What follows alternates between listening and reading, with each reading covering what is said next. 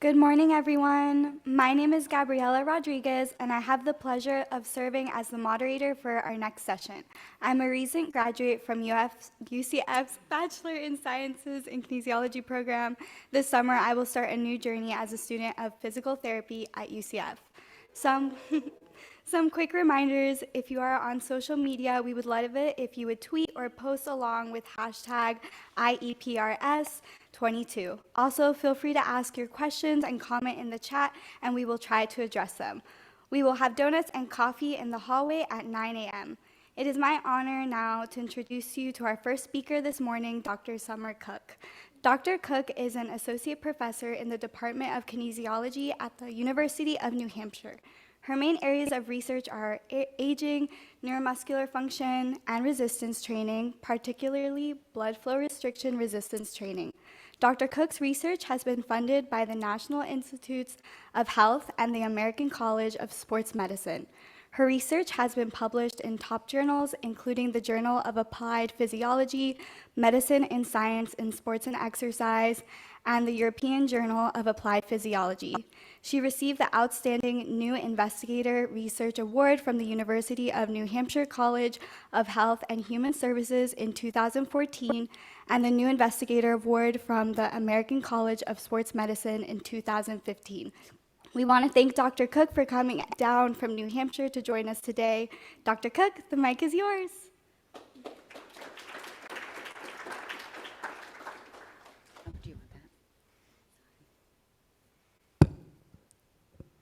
Thank you, Gabby. Thank you to Dr. Stock and all the other professors at the University of Central Florida for inviting me down. I got out of a snowstorm that was in New Hampshire where my family says we got about 12 inches of snow. So being here where it's almost 90 degrees is much better than being back in New Hampshire. So I'm going to talk today about blood flow restricted exercise, and particularly I'm going to focus on just a little bit of the basics of it, a little bit of the history, and I'm going to go into, and I'll talk a little bit about my research, but also give you some insights on feasibility and acceptability of blood flow restricted exercise. And so with our outline today, we want to focus on, like I said, the basics of blood flow restricted exercise, some history. Does it really work? Why might it work? And the feasibility and acceptability, and then just a take-home message. So as you all know, with resistance training, it can lead to increases in muscle strength and in muscle size. And according to the American College of Sports Medicine and the National Strength and Conditioning Association, you typically need loads that are greater than 70% to induce muscle strength, improvements in muscle strength and muscle hypertrophy. And they recommend around 6 to 12 repetitions for hypertrophy and then less reps for muscle strength, but at higher loads. And this is one of my favorite research studies. These are some comparisons from Campos et al. Early on in 2002. I often use this when I'm teaching undergrad students to show them where the parameters and the guidelines for training come from. And in this study, they had participants engage in high load, low rep training and low load, high rep training. And low load was probably around 50% of 1RM. High load was about 80 to 85% of their 1RM. And after training for several weeks on high load training, you could see that you had the most hypertrophy occurred within that group. So the blue bars are pre-training, the gray bars are post-training.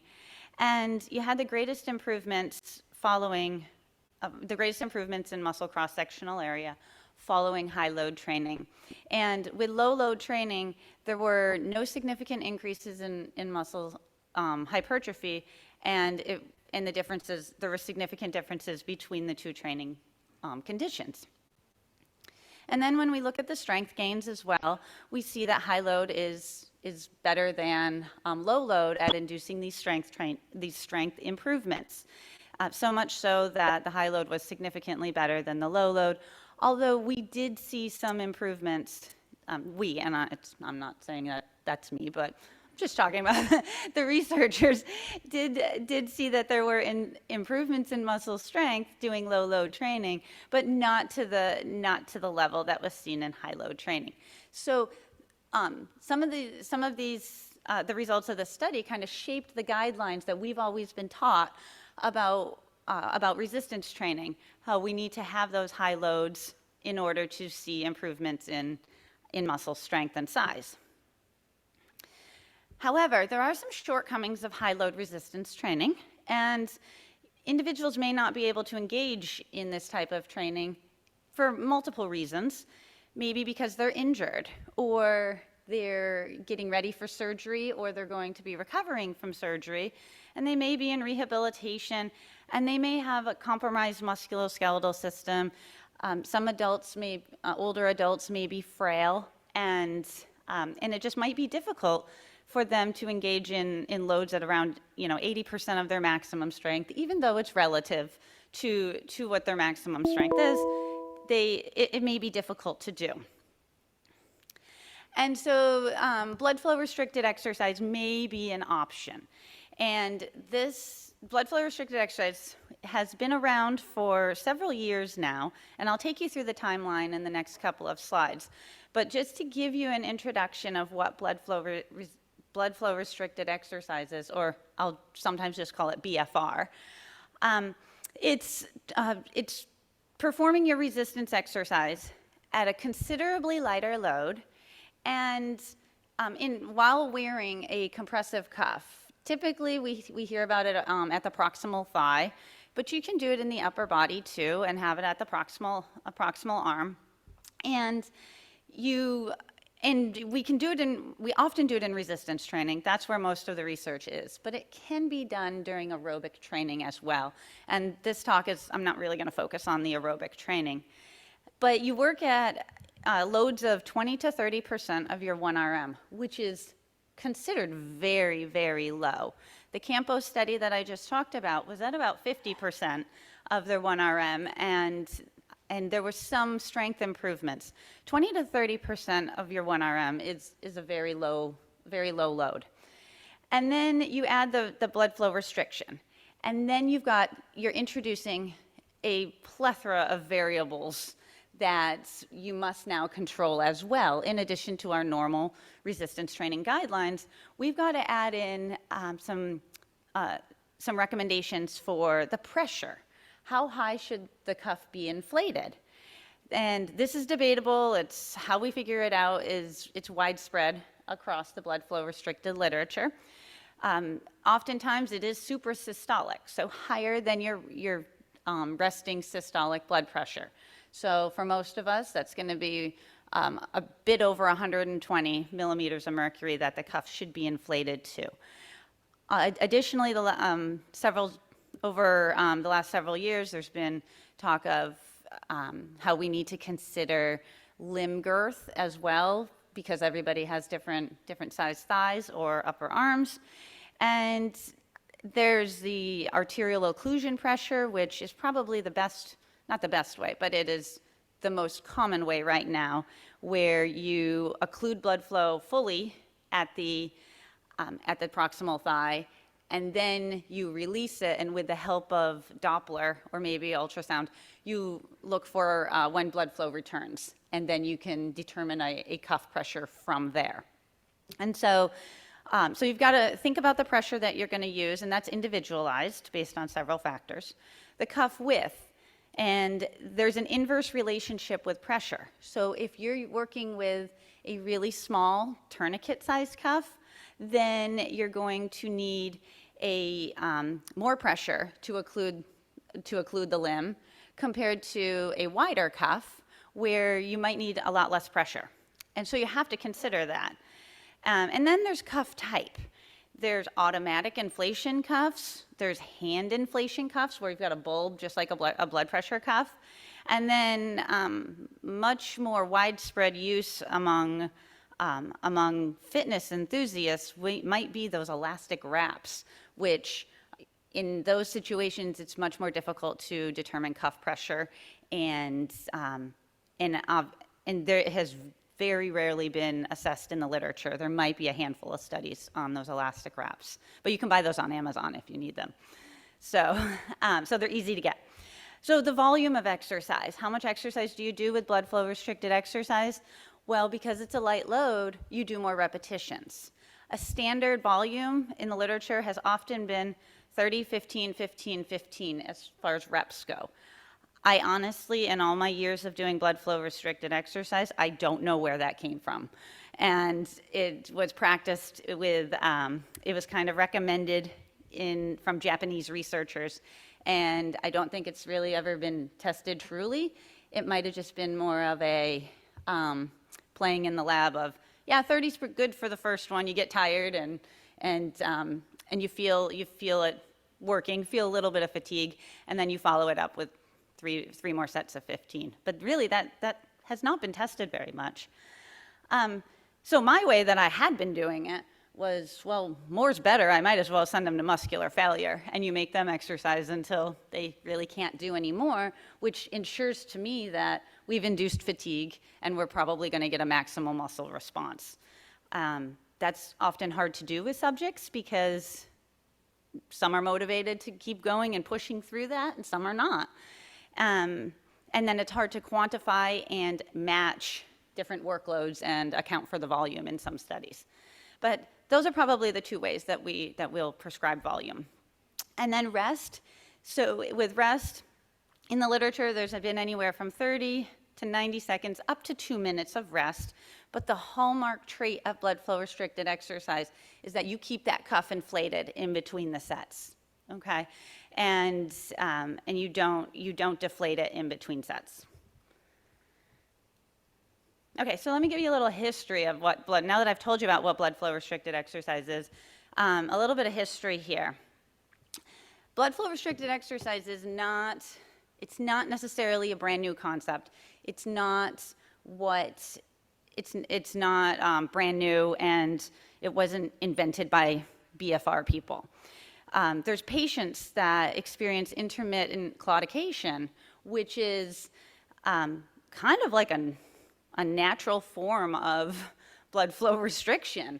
And these patients, will have peripheral arterial disease, and every day they're walking around with reduced blood flow to their legs. And so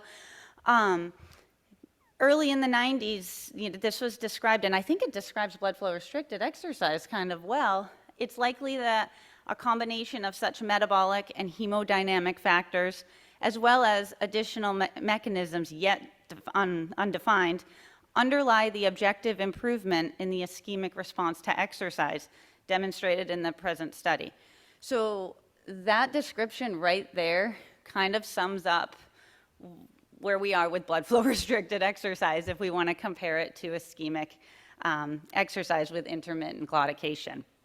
And then this also has been done. It's done in laboratories, cardiovascular labs, where they'll couple ischemic hand exercise with, using a hand grip dynamometer with an occlusion, and that has been shown to increase flow-mediated dilation more than occlusion alone. So it's used as a clinical tool to measure flow-mediated dilation, especially in older adults, because they found the response was enhanced when they coupled it with exercise. So it's been around, it's been done, but not necessarily in the way that exercise physiologists might be using it and other clinicians might be using it now.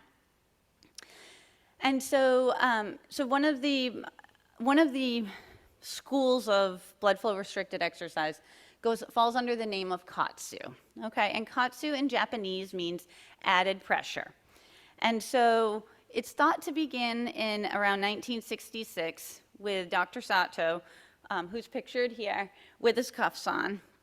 And it said during that time, he's quietly experimenting with blood flow restricted exercise. So he was using it on himself during that time and rehabbing from various injuries. I think he had a ski injury, and he was using it, as a form of rehab on his own.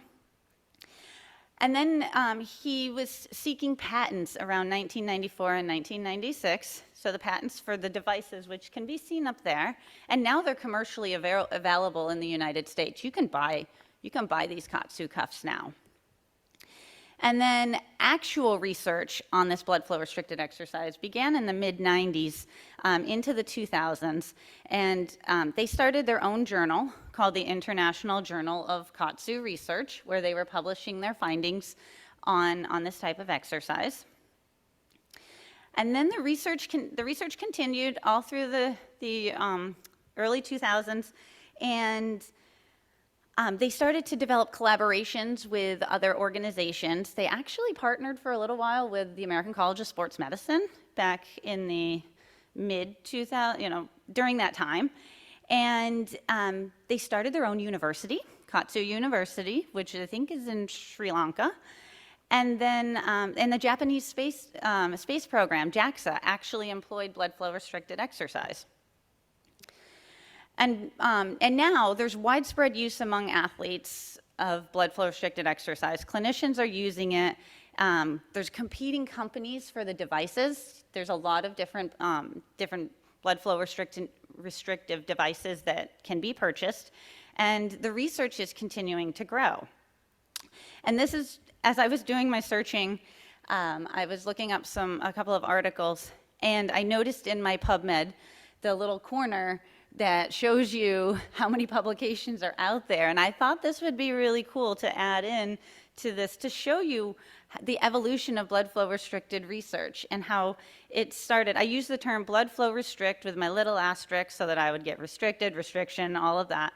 And then you can see how it just ramped up since the 2000s, the early 2000s, that it has ramped up. And over the last 22 years, there are thousands of blood flow restriction publications. And so you can just see, this is just a slide showing the use of blood flow restricted exercise among professional athletes. And you can see we've got Galen Rupp, Michaela Schifrin, and I forget Michael Andrew, he's a swimmer. He used them. They were talking about this a lot in the Beijing Olympics. And then this has actually steered one of my students in the direction of a new research study, is seeing Colleen Quigley, an American steeplechaser, wearing these Be Strong cuffs. They have a magazine, she's on the cover, and it shows her running in them. And my student's a track and field athlete, and she said, "Hey, do you think we really can run with these on?" And right now we're doing a study trying to see if we can run with the cuffs on. But you can see there's many other claims that go along with blood flow restricted exercise. I typically think muscle mass and muscle strength. That's really what I'm looking at here. But you can have BFR can improve your mood, and less weights, less time, better results. There's the best cardio and interval workouts, and these athletes have secrets with their blood flow restricted exercise that it works. So they're really marketing it as a tool to get fitter, but all for other aspects of life as well. So how did I get into studying BFR exercise? Well, all my great ideas often start at a bar. And this is a bar on campus at Syracuse University where I did my master's and my PhD. And maybe you guys have something like this with your program here, but we have we used to have journal club. And a student would bring in an article, we would read it ahead of time, and then we'd all get together and sit and drink beer and talk about these articles. And one of my colleagues brought in this article from Takarada in 2000, which was rapid increase in plasma growth hormone after low intensity resistance exercise with a vascular occlusion. And what they found in this study was that if you do blood flow restricted exercise compared to rest, and so the black dots are blood flow restricted exercise, where they did, I believe it was 5 sets to failure of knee extensions, and They measured growth hormone for pre and all the way to 24 hours afterwards. And then I believe the other line was a low load, either a low load group. Sorry, I'm forgetting it. It might be a control group where they did nothing. Regardless, pay attention to the black line, the one with the black dots, because what they found was a 290 times fold increase in growth hormone following a bout of this exercise. And we know that the increases in growth hormone following exercise are often signals that anabolic processes are happening and muscle growth will ensue. And so we thought this was crazy. This is a lot, 290 times resting levels. And we were of the school of thought that no, only high load exercise works. You can't use a light load, and it's not going to work. So in our lab, under the direction of Dr. Lori Plout-Snyder, we set out to prove that this was hokey and it did not work, and that we were going to show everybody this doesn't work because science. We were following what we were taught in science class. And so I'm going to show you a couple of studies that I have done along the way, and really we want to know, does blood flow restricted exercise really work? And so after we had read that article, we were all riled up, and we actually replicated that study in the lab, and they found a 9-fold increase in growth hormone, not 290%, but 9, which was still decent. It was like, okay, so we can induce and we can increase growth hormone. And then I set to work on a protocol. I had so many questions. Do we leave the cuff on the whole time? Do we take it off in between? How high do we pump the cuff up? So I had a study that was published in MSSE that looked at all the protocols. And from there, we were able to come up, all right, this is probably the best protocol that we're going to use. And so Takarada came up with another study and showed that it works during disuse after ACL surgery. And so we then set off to do an unloading study. And we were funded by NASA, and we recruited 16 males and females to undergo unilateral lower limb suspension. And if you look at the picture over here, this is somebody demonstrating it, and you may not be able to see it very well, but the bottom on her right foot is a shoe, and it's elevated. It's got a thick sole on there, and it lifts her up to be taller, and then it just lets the left leg just dangle, okay? And that was kind of a good ground-based analog to study muscle atrophy that astronauts may be experiencing in space, because we didn't want to immobilize them, because the atrophy process is much more rapid if they undergo an immobilization. And so this was our model for 30 days. College kids ambulated on crutches, and I had to pay them a lot of money at the time to do this. I'm not sure how many of you would want to volunteer to walk around on crutches for 30 days. But every subject got graduated payments up to about $1,000 to do that. And so half of them just did unilateral lower limb suspension. The other half exercised with a blood flow restriction twice a week on the knee extensors, and the load was 20% of their max strength. They did 3 sets to failure. And then we measured muscle strength and muscle mass. And muscle mass was assessed. There's a picture of an MRI image. We used MRI, and then lots of muscle strength measurements of 1RMs, isometric strength as well. And so here are the results, which were pretty surprising here, in that subjects. So we look at muscle mass in the right and in the blue box. So we can see that with unilateral lower limb suspension, all the subjects lost about 8% of their muscle mass of the quadriceps. And in the orange bars, we can see that they lost about 15% of their overall muscle strength. The ULLS group with the blood flow restriction training, they actually attenuated their losses of muscle mass and strength so much so that it wasn't a significant loss. So we pretty much attenuated their muscle mass and strength by having them perform blood flow restricted exercise during 30 days of unloading. So I did that for my dissertation. I graduated and said, never again will I do another unloading study. I don't want to do blood flow restricted exercise anymore. And I want to just get back to my roots of aging, and I want to study. That's what I want to study. But when you become an assistant professor, sometimes you got to follow the money, and you got to go where that takes you. And I got some grants from the American College of Sports Medicine to do more blood flow restricted training.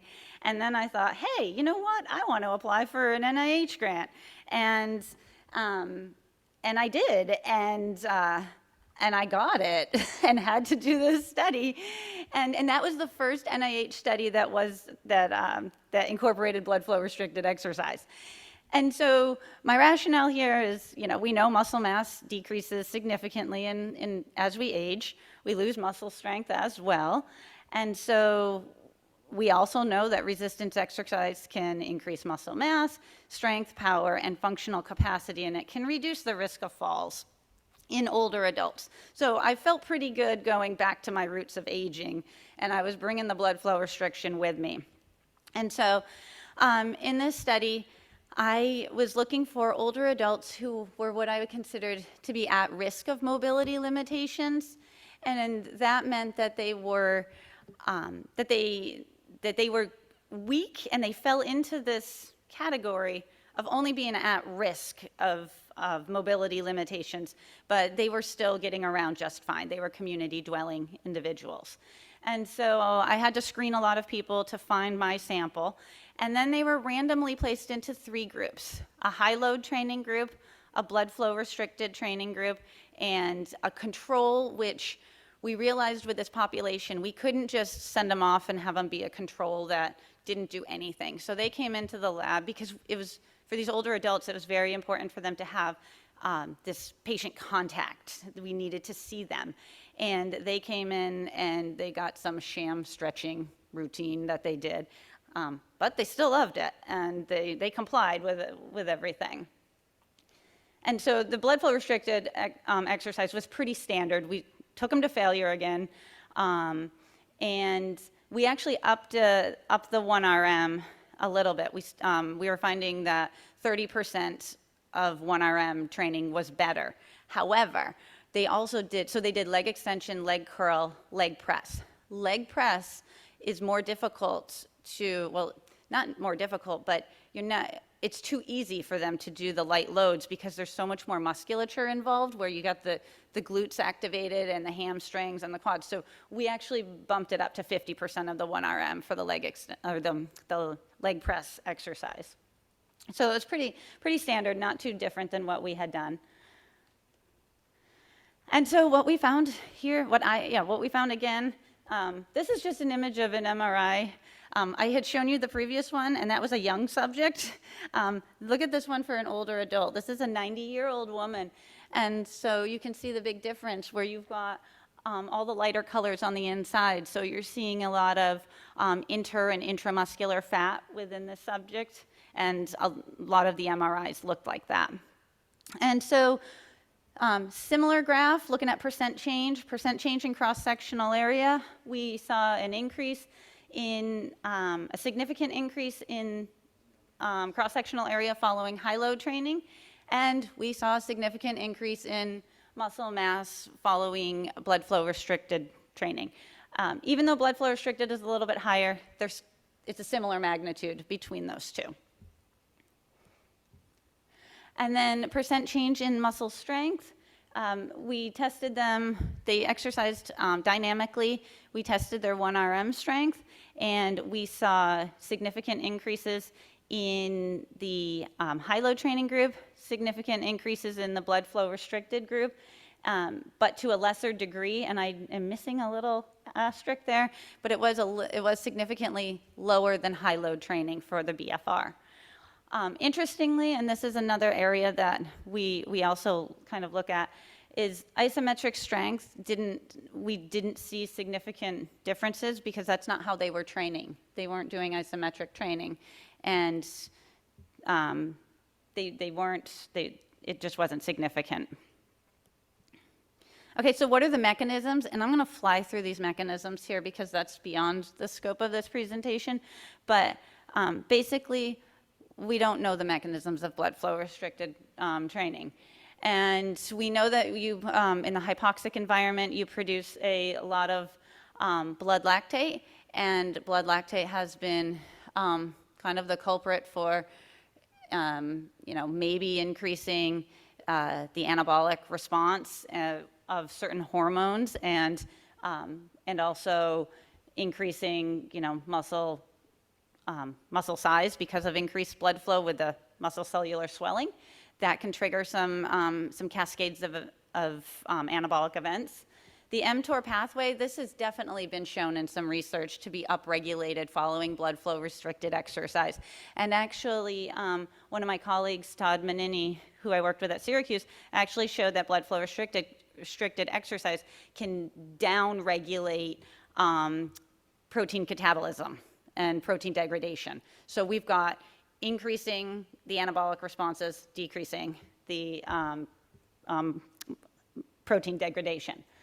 There's some good studies coming out of Europe in satellite cell activation, and those were very well designed, and there is a proliferation of satellite cells during blood flow restricted exercise.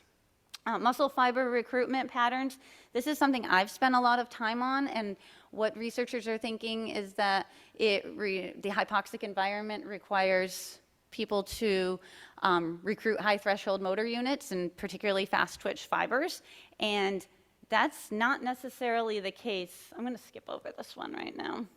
I'm going to skip this one, sorry, because I'm just running out of time here. But that's not necessarily the case when we look at muscle activation. We've seen in some studies that at the lower loads, so the top triangles up there is blood flow restricted exercise. The circles are a matched low load, matched for volume. And if you're looking at electromyography and EMG, when you're matching the loads, the blood flow restricted exercise does have a higher muscle activation. So you might be recruiting a few more fast twitch fibers. However, my research has shown that when you go to failure, it doesn't really matter. The high load exercise is recruiting the high threshold motor units, fast twitch fibers. The blood flow restricted, you can see by the error bars, regardless if it's low load or low load blood flow restricted, you're not increasing that neural recruitment. So that's not necessarily a mechanism, and we need to figure out these neural mechanisms because the strength and the muscle changes are not congruent, and that was that last graph that I skipped over really fast, but we know that neural changes are the predominant reasons for strength changes early on in resistance training. And so it's not all hypertrophy that's driving these changes in strength. So we've got to focus on some neural factors. So just a summary, blood flow restricted training attenuates muscle loss during unloading and strength. It increases muscle mass, it increases strength, and the responses are typically greater than low load, but it does not appear to be as robust as high load training. Muscle activation in acute sessions, the EMG is lower than high load, and it's pretty similar to low load, or maybe a little bit more than low load when it's matched for volume. But more research is definitely needed. So the feasibility and acceptability here, like who likes to do this? Who wants to do blood flow restricted exercise? And so often we do feasibility studies before full-scale randomized clinical trials, and evaluate, can this work? Does it work? And will it work? And I think the literature's been pretty good on can this work, does it work in blood flow restricted exercise. But what we don't know is, will this be effective in real life? Non-treatment contexts, settings, cultures, and populations that might adopt this as practice. I don't think we have any studies that have sent people off out into the real world with their own blood flow restriction cuffs and had them do this on their own. And would they even comply? Would they want to do this? And so acceptability is how the participants react to the intervention. And in my blood flow restricted studies, I've done 3, you could call them clinical trials, but it was intervention research. And I had 96 to 100% compliance in my studies. But then look at my little note. I paid them all. All the subjects were paid to do these studies. So of course I had high compliance. Would that happen in real life? There's some other studies out there with interventions, and yeah, the subjects were probably compliant. Another way to look at this is through ratings of perceived exertion and pain. And if you look at the one on your left, the graph on the left is looking at session RPE, like they rate how difficult was this each session for 6 sessions. And you can see that that the high load training was the line above the highlighted one. The highlighted one is blood flow restricted. So the participants in this study actually said that high load was harder than blood flow restricted training. And over time, though, everybody begins to tolerate it and maybe get used to it. But if you ask them the RPE a different way about their pain, you can see that in that table, BFR, the pain levels start at 8.12 on a scale of 1 to 10, whereas high load training was 6.2. May not necessarily be, I'm not sure that was significant between the two, but they're still rating blood flow restricted exercise as being painful. And it goes on, it decreases over time. Maybe they get used to it and start to tolerate it, but it's still higher than high load training.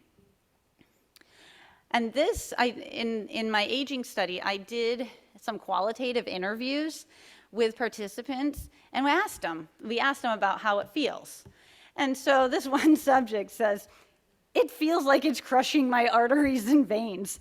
So anyway, that was a negative, but I made an adjustment to it and complained every time, and in kind of a lighthearted way, so they all knew. And I did find out that I have company on that count, so I'm not the only person. And then she says, "So then I questioned whether or not if I were in a position to need some quick strengthening as an elderly person who's been immobilized for one reason or another for a while, and this was a therapeutic option, I'm not sure I would take it." And then she went on to say, "I would say I want to get stronger, but I will do it the old way. I'll do it the slow way and take longer. I understand the theory, but having done this, I'm not sure I would do that." So that to me doesn't sound very acceptable or possibly feasible, that if they're not going to want to train that way. And then this is another study about acceptability and feasibility when they put it together in patients that were getting knee replacements. And if you look at this table gives a lot of information about their acceptability and feasibility. But you can see the compliance was variable with these patients, and their overall session Borg CR10 scores were all over the place too, as how they were rating these exercises. So some thought it was easy, some thought it was hard. The average session pleasantness was interesting to me, and pleasantness 0, which seemed backwards to me, but 0 was pleasant. 0 was the most pleasant, and 100 was the worst pleasantness, I guess, or the lowest. And so you can see somebody actually rated a 0. They must have loved it. And then it got all the way up to 3, 6, and then 74, 86, and 92. So it's highly variable for whatever reason. And pain also. These were people right before surgery, and you can see that that is highly variable as well. So we need some work on the acceptability and the feasibility of this. Here's some areas of future research that is wide open to anybody who wants to do some blood flow restricted exercise. It all leads to the end here where we need more randomized control trials of this. And we also need the feasibility and acceptability studies that go along with it. But anyone who's looking at the mechanisms, keep doing that, because I think that's the most fun part of blood flow restricted exercise, is trying to figure out what is happening, because something is, but we just don't know. Also, incorporating more diverse populations here. The majority of the research has been done on males. So there is not a lot of stuff done on females, and particularly there's differences we know there's differences in RPEs, tolerances of pain between males and females. And I had done some research with a master's student years ago, and we found different rates of fatigue between males and females. So we should be looking at that. We should be looking at other populations and different cultures and race as well. And so my take-home messages for you. Yeah, blood flow restricted exercise works. It reduces strength and muscle loss during periods of disuse, and it can improve muscle strength and mass in older adults. I found young adults too, and in certain patients. The feasibility and acceptability of it is variable, and it appears to be discrepant among populations and different health conditions. Thank you.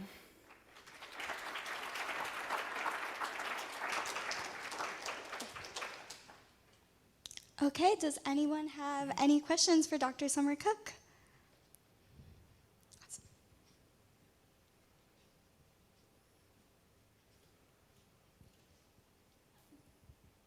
Good morning. I was just I had a question about, have you looked into someone having chronic hypertension or hypotension?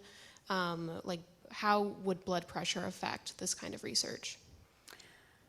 Unfortunately, I screen all those people out. I am not, and actually, now that you make me think about it, I should have added that future research. We need more research on the safety of this.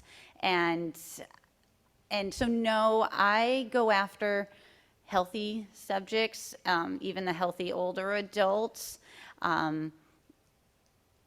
There's been studies on some cardiovascular effects of blood flow restricted exercise, and we do know that it increases heart rate and blood pressure significantly. So it probably should be contraindicated in those individuals, but I would, if it's becoming widespread use too, I'm not sure how safe that's going to be if individuals with those conditions, do it. So that is definitely an area that I will add to my slide for if I have to give this again. Thank you. Thank you.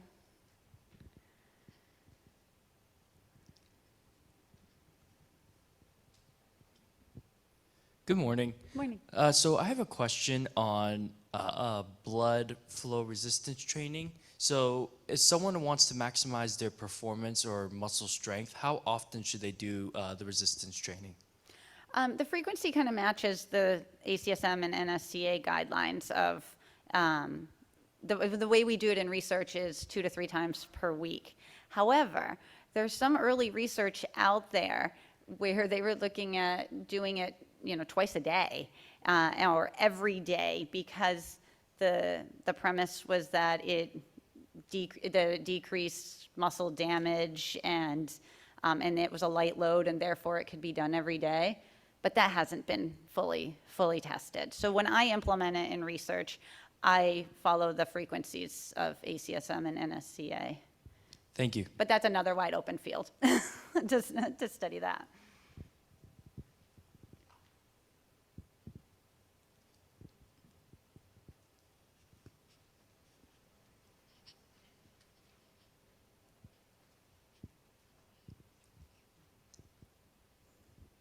Hi, good morning. Morning. So I had a question about the tempo of the training. Mm-hmm. That's kind of something that we didn't talk about. would like a lower tempo, especially like with eccentric training, be more or like cause better results? I think there's been a couple of studies on looking at concentric versus eccentric training.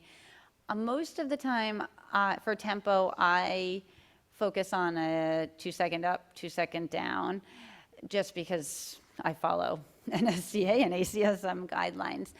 I imagine the slower you go, the closer it gets to isometric, where it may actually be more difficult because you would have, in an isometric contraction, you kind of already produce ischemia in the muscle a little bit, and you've got a cuff on. So I imagine the slower the tempo, the more difficult it would be. I did do a study, and it's not published yet. I did it a little while ago, and I'm so slow at it. But looking at high velocity blood flow restricted training, because with older adults, we want to make sure that we maintain their power, and I thought that might be a better intervention for them. So I don't remember what the results were because I did it pre-pandemic, and so that's a way that I'm manipulating the pace of the contractions. So just to follow with that, the chart that had a lot of variability with the perceived exertion and the perceived pain, did they have a set tempo they were working with, or did they kind of go off of like a normal pace that they would go at? It was a research study, so I imagine that was controlled for. And like I said, in all of mine, it's 2 seconds up, 2 seconds down, and I don't think there's many studies that deviate from that. So my guess is everybody was doing it the same because it was in a study. Thank you. Yep.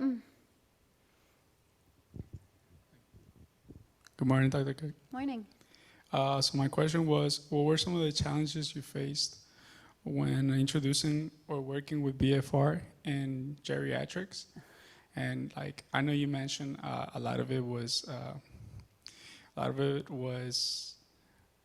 you justified it by giving them, money, right? It was like $1,000 or whatever. But how did you manage these challenges with geriatrics? Yeah, that's a really good question. Thanks for asking that.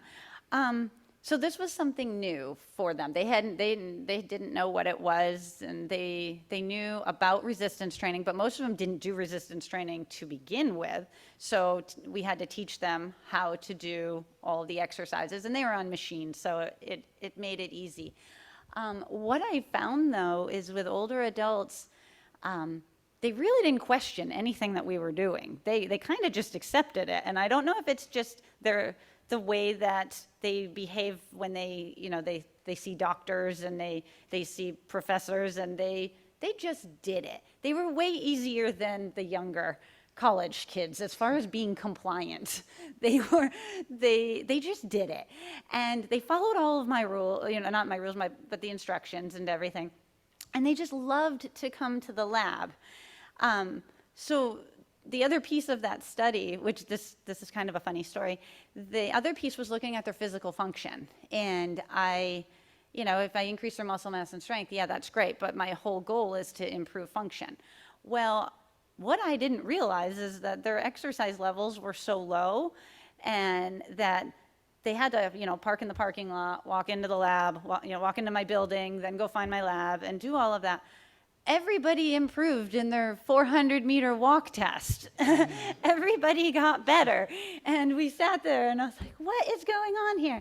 And I realized that just them coming to the lab and then going home was a lot for them, and they enjoyed it. So that data was messed up. So that was a big challenge, because I really wanted to show that it transfers to function, but I couldn't, because that alone helped. So that was a good piece of it.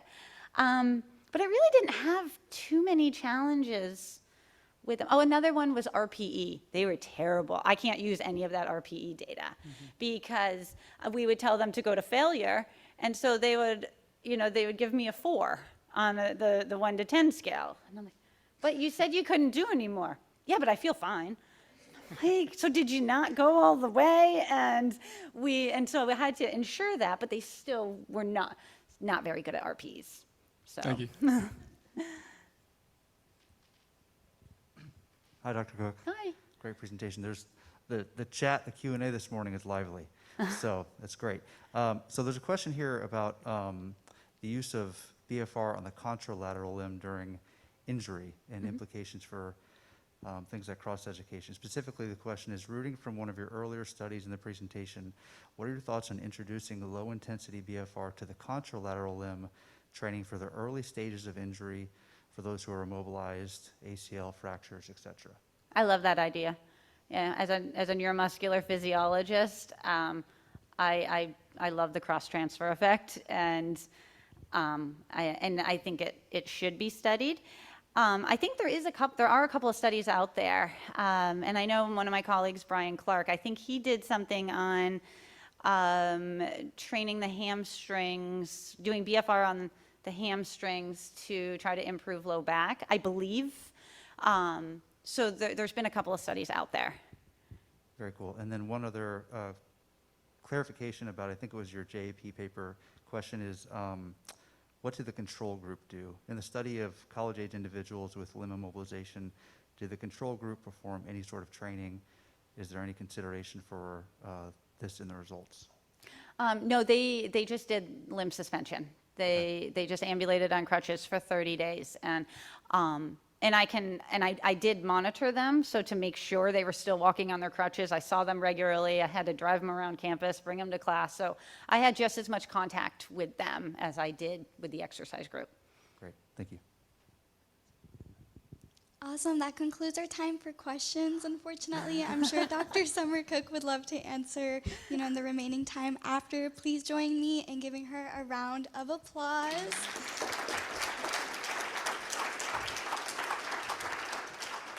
Thank you so much. So we have another 10-minute break. We have coffee and donuts outside. And again, if you take any pictures, please remember to use our hashtag. Thank you, everyone.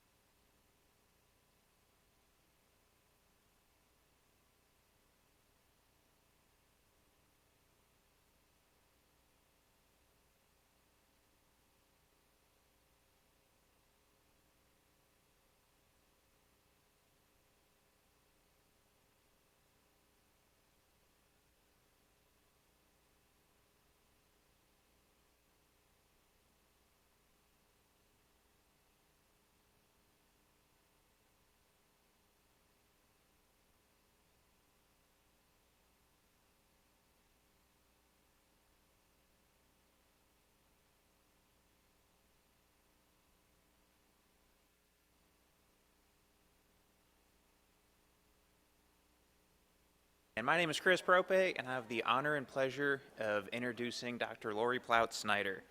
And Dr. Lori Plout-Snyder is a professor of movement science and the dean at the University of Michigan for the School of Kinesiology. She received her PhD in physiology with an emphasis in skeletal muscle and exercise from the Ohio University.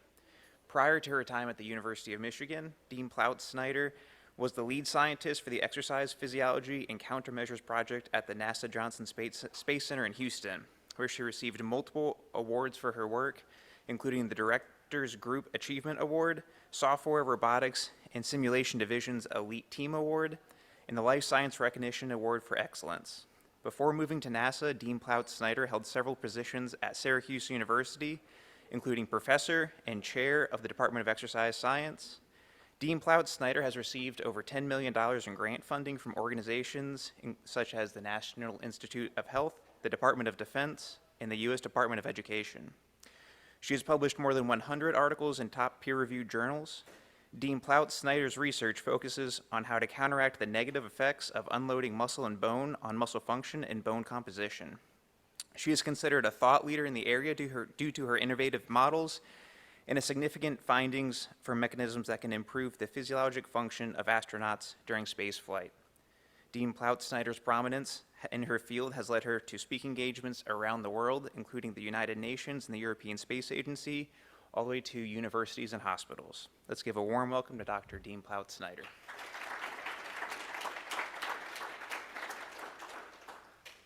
Thank you very much for the invitation to come here. I'm going to tell you in a minute why coming to the University of Central Florida is one of my favorite places. So it's a good story. And one of the questions I get the most is, you've been in and out of government, you've been in and out of universities, like how did you have a strange path. So I'm going to spend a few minutes talking to you about my strange path, the first just 2 or 3 minutes. I grew up in Athens, Ohio, home of Ohio University, attended Ohio University because I wanted to swim and they had a new pool, and I had a tuition waiver because my dad worked there. So just very practical reasons for choosing my undergraduate. I was really fortunate, though, to meet Dr. Gary Dudley there. So I was there when he was there, and that had a big influence on my life. I graduated from OU, and I went to Simon Fraser University to study environmental physiology, except that didn't work out very well. And by then, Gary Dudley had moved to the Kennedy Space Center, not far from here, and things didn't work out for me very well at Simon Fraser because I just didn't like it. And I had the opportunity to come to Kennedy and work with Gary and do my PhD at Ohio University, and I spent a lot of time going back and forth between Merritt Island and Athens, Ohio with this joint degree. After that, I did a postdoc at Michigan State, and then spent a lot of time going back and forth because I was also teaching physiology at OU. After that, I spent a lot of time at Syracuse University, and kind of grew up there academically from an assistant professor up to a full professor and department chair. And then I went to NASA at Johnson Space Center. So I have this Kennedy Space Center, Johnson Space Center. And the reason I want to tell you about that is that when I thought of this during Summer's presentation. So it was actually Gary Dudley that came up with that limb suspension model. It was his idea. He taught it to me. I taught it to Summer. How cool is that? And the very first limb suspension study done in the US was done at the University of Central Florida because we couldn't pull it off at the Space Center because none of the employees wanted to do it. And we found a partner at UCF, which at the time, this is mid-90s, the place was very different. It was tiny. But for that reason, I will always love UCF because it was the first limb suspension study and should be famous for that, but I don't know that very many people know that. And it's because of that work that I had the opportunity to spend 8 years at Johnson Space Center really implementing a lot of the research that we did at Kennedy to say, okay, does this really work in space flight? We finished up all that work, and then I had the opportunity to go to Michigan And people ask me, well, why'd you leave NASA to go to Michigan? And it was because we finished these projects that I'm going to spend the next half hour telling you about. And Michigan has a school of kinesiology, which is a really unique model. And a lot of the skills that I learned in the strategic planning and budget and government work, you really can transfer in and out of universities quite well. And if we have time at the end, I'll tell you a little bit about some different career paths that are kind of interesting, not in universities. And if we don't have time, you can catch me on a break, and I'll tell you about it. This is what really makes me happy, though, the family, and we'll get back to that in the end, too, that you can do a lot of great work, but if you don't actually like it, you might not be so happy in the end. So I'll talk a little bit about that, too. And I'm going to spend some time talking about airplanes, rockets, and hospitals. We're not going to talk a whole lot about the airplanes, but we'll talk a little bit about that. And how can these things be used to support exercise physiology research? First, we're going to talk, though, about deconditioning and spaceflight. So spaceflight is a fascinating model because what we do is we take pretty healthy people, not super healthy people. These are not the right stuff people from the movies. These are your average 50-year-olds. But they're pretty healthy people. And we put them in spaceflight, which has got to be the most extreme unloading model. So they're just floating around. They do a lot of upper body work, but they don't do much lower body work. So it's got to be the world's extreme physiology class model of disuse or deconditioning. The stays on the space station now are 6 months. A few people go up to 12 months. So this is long-term unloading. And so we could spend the whole time on this slide, but we're going to just give a brief overview. And I'm not even going to walk through all of these except to say what you imagine with deconditioning, that's probably on here. So think of detraining, think of, I don't know, being in bed rest, space flight, everything about bone declines.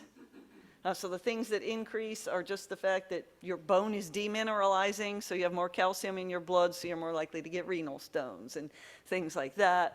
Everything about skeletal muscle declines. However you want to measure it, whatever you like to measure, you want to measure enzymes, whole body function, performance, power, it all tanks. Everything about balance and sensory motor declines for some very interesting reasons, that the otoliths are pretty gravity dependent, and when you unload them, they have adaptations. Everything about the cardiovascular system that you would imagine with deconditioning happens. The one cardiovascular benefit that's fascinating is arrhythmias improve or decline. Now, we don't send people into space that have clinically relevant arrhythmias, but as we're going through this, just think about deconditioning, and that's probably what happens. For 50 years, ever since the advent of American spaceflight, exercise has been recognized as an important and key contributor to maintaining this. And that's one thing I loved about working at NASA is exercise was respected, and it was at the core of the mission of the institution. The astronauts spend 2 hours a day of their 8-hour duty day on something related to exercise. This is 25% of their time devoted to exercise. As time went on, the exercise equipment became more robust. Resistance exercise wasn't really added until into the 2000s, so pretty late in the game. It started with aerobic exercise or hokey resistance exercise, for the very professional term. The other thing that's changed a lot over time is the population under study. So originally in what we call the pioneering missions of the 60s and the 70s, these were the right stuff sort of people. They were young, though they did smoke quite a lot. And they tended to not very many of them overweight. The current astronauts are now, I think they're now up to average age of 50. So, they're people like me. who might have a bit overweight, some orthopedic concerns, 50-year-old knees, age-related vision changes. We're now flying sort of the pretty healthy middle-aged person because they're selected based on their capabilities to do experiments on the space station. So mostly their science and engineering background. There are standard exercise countermeasures on the space station. The y-axis here shows a percent change in fitness. This would be a cardiovascular, like VO2 max. The first yellow bar represents 10 years of healthy aging. So in this population, we see about a 10% decrease in VO2 max with 10 years of healthy aging around in the 50s. And what you can see, those other bars show how space flight relates to aging. So 14 days in space flight with poor or no exercise countermeasures led to a 25% reduction in VO2 max. So it's unmitigated, it is a large and dramatic decline.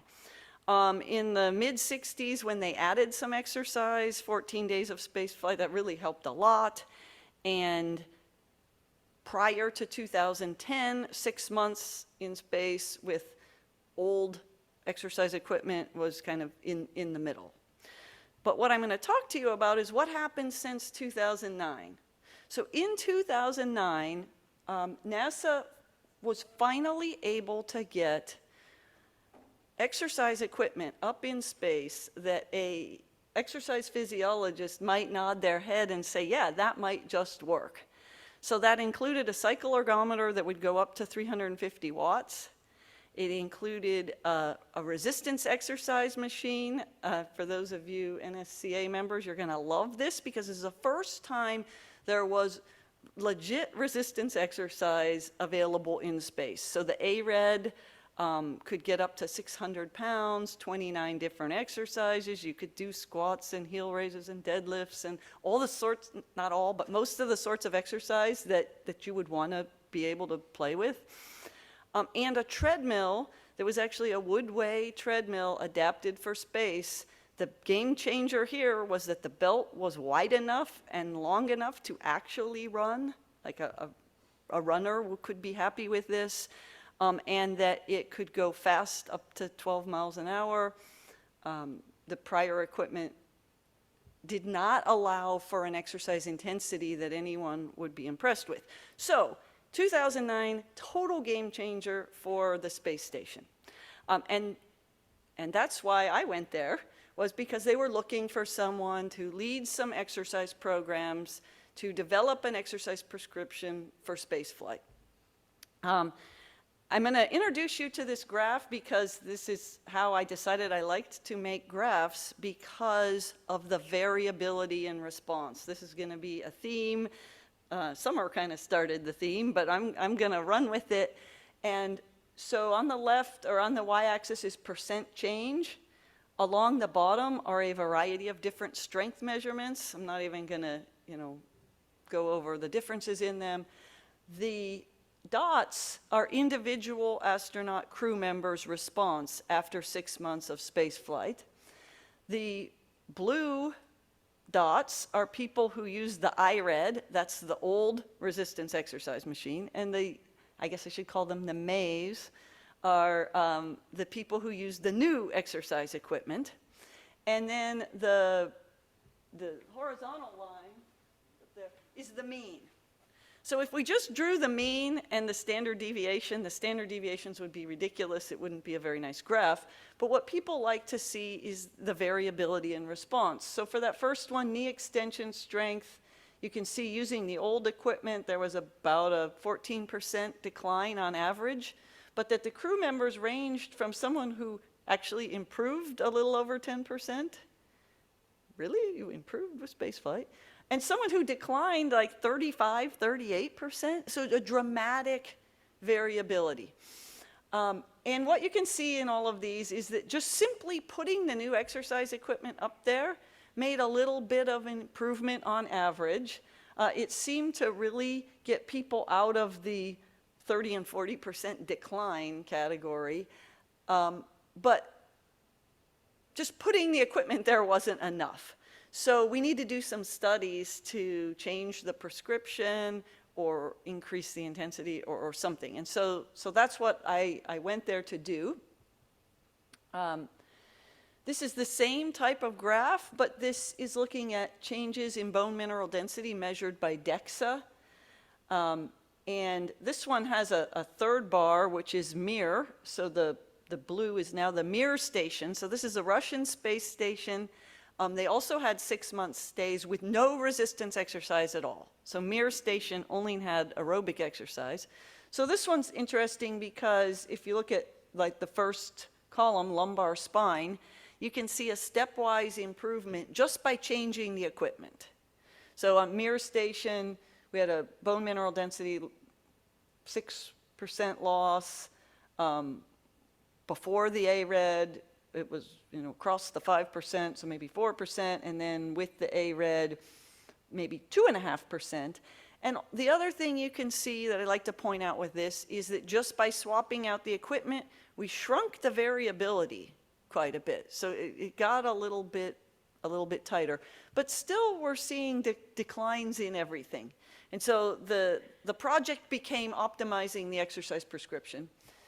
The other thing I will point out is that bone is harder to measure. It's slower to respond, but it's really important. And we had an important question of whether measuring muscle could be a surrogate for what was happening in the bone, because if they changed together, then in our studies, we could have shorter time studies. If you're doing a bone study, you need 70, 90 days minimum, and that's a pretty bare minimum. And what we did was we just did some correlations where we combined a bunch of muscle contributors, I've listed them there, and several bone site contributors, and said, do they change together? And in fact, we had an R-squared of 0.9, which was pretty impressive, suggestive that muscle and bone change together. And this was a long time ago that we did this, but more recent research there's been a lot of research on the connective tissue and the relationship between muscle and bone that's really very interesting. The space station is also a lab, so there are they can take their own blood and urine, they can centrifuge it, freeze it, send it back to Earth, so that provides the opportunity to look at some more nutritional factors, hormones, other things. I'm not going to spend a lot of time on that except to just give you a couple of bone slides that we are looking at markers of bone breakdown on the left panel and markers of bone formation on the right. And the x-axis is pre-flight, and then FD means flight day. So flight day 15, 30, 60. What we can see on the left is not much difference in bone breakdown markers. So bone is still breaking down, increased bone breakdown with flight. But where we see a difference is in the formation markers, where the blue line, the crew members who were working on the ARED, or the new resistance exercise equipment, they were actually starting to form bone after flight day 30. Keep that in mind. I'll tell you what happens at flight day 30. But this is pretty exciting because bone formation being induced during space flight. So it appears that exercise is enhancing the bone formation, but not really impairing the bone breakdown. Bone turnover markers support that as well. And so with all of this was the time to optimize exercise. And so when I came there, it was sort of some fun questions of, well, what should we do for exercise? But we're training a jack of all trades, master of none. So we're not training a marathon runner or a lifter. We're trying to protect cardiovascular function, skeletal muscle function, bone, and while we're at it, if sensory motor could be protected, that would be great too. But you can only have 0 to 3 participants per year based on the number of of astronauts. They have to volunteer. There are lots of studies that they're being pitched. They might not pick your study. It takes a year to do the study because they have to get ready to fly, and come back. A lot of things can happen during that time. This is a lesson in out of control studies. So there's so much that you would want to control. We actually have a hard time getting some of this stuff published because it's not controlled well enough. They do that. The astronauts conduct their own VO2 max test. They take their own blood sample. We only have 4 people per group. We don't know what they ate. We don't know how much they slept. We know their circadian rhythm was dramatically altered. Nothing is controlled. So that's a bit of a problem.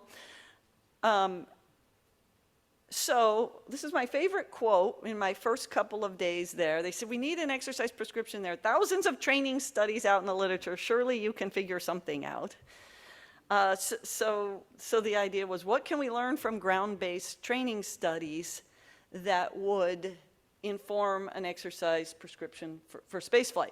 And it might be one of my favorite presentations to give, which is a whole presentation on what was the evidence-based approach that we took to scour the literature, decide what studies we could use, which ones we couldn't, and how to put them together, particularly how to put together the aerobic and resistance exercise in a way that didn't conflict with each other. And it really became a project in translating the research literature to real-world problems. And it forced me out of my comfort zone a little bit, but now I have a new comfort zone, and I think this whole notion of translational science is really a wave of the future, particularly in a lot of the disciplines here, like physical therapy and athletic training. How do you take these research studies and move them into a real-world application? And some of the things that Summer mentioned, does it work, but can it work? How feasible is it? Will people do it? So it's really a lot of fun. So there's my plug for that.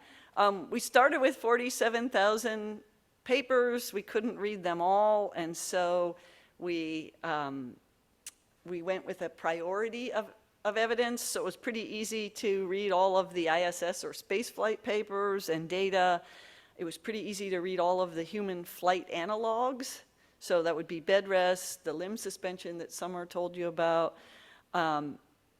We couldn't read all the human 1G exercise training studies, and we could read the animal flight analogs, particularly related to bone.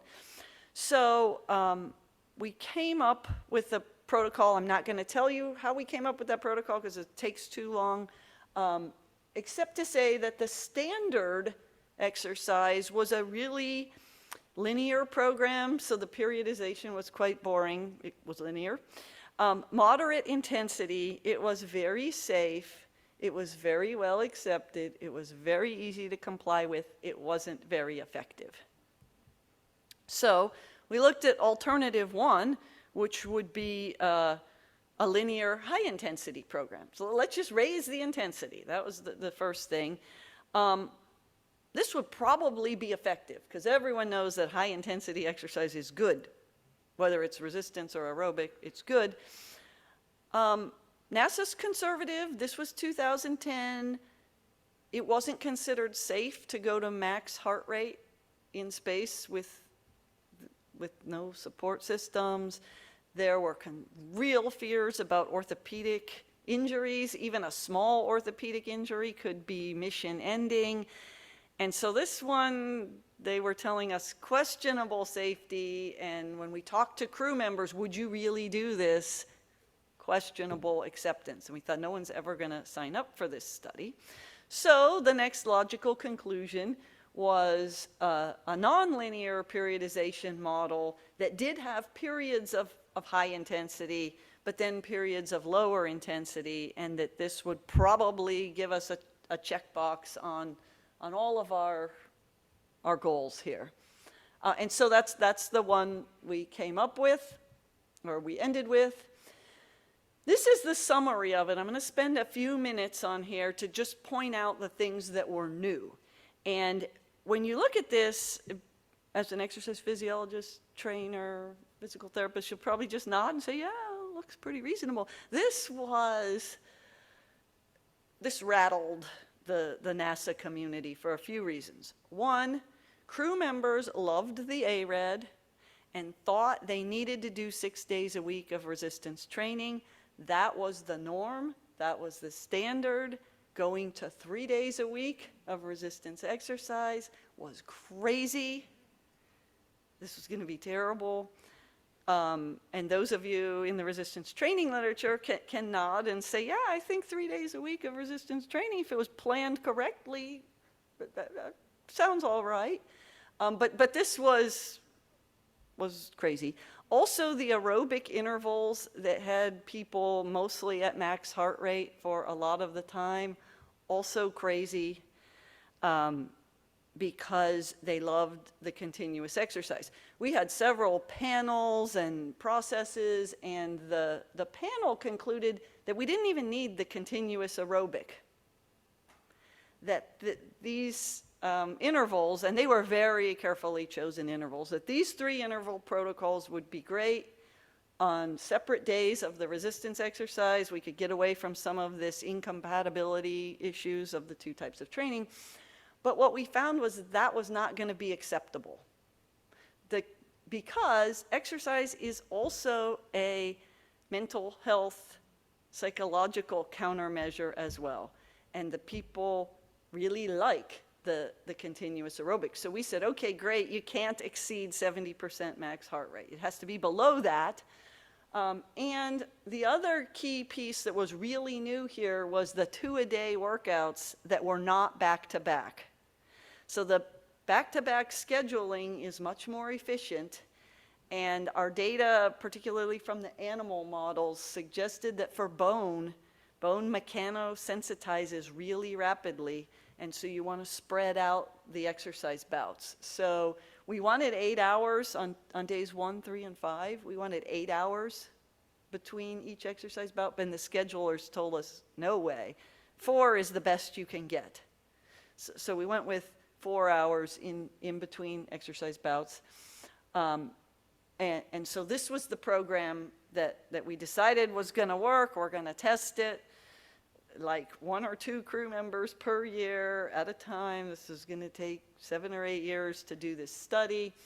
One of the things that happened over the 8-year study was standard care was our control group. Guess what happened to standard care over 7 to 8 years? It changed.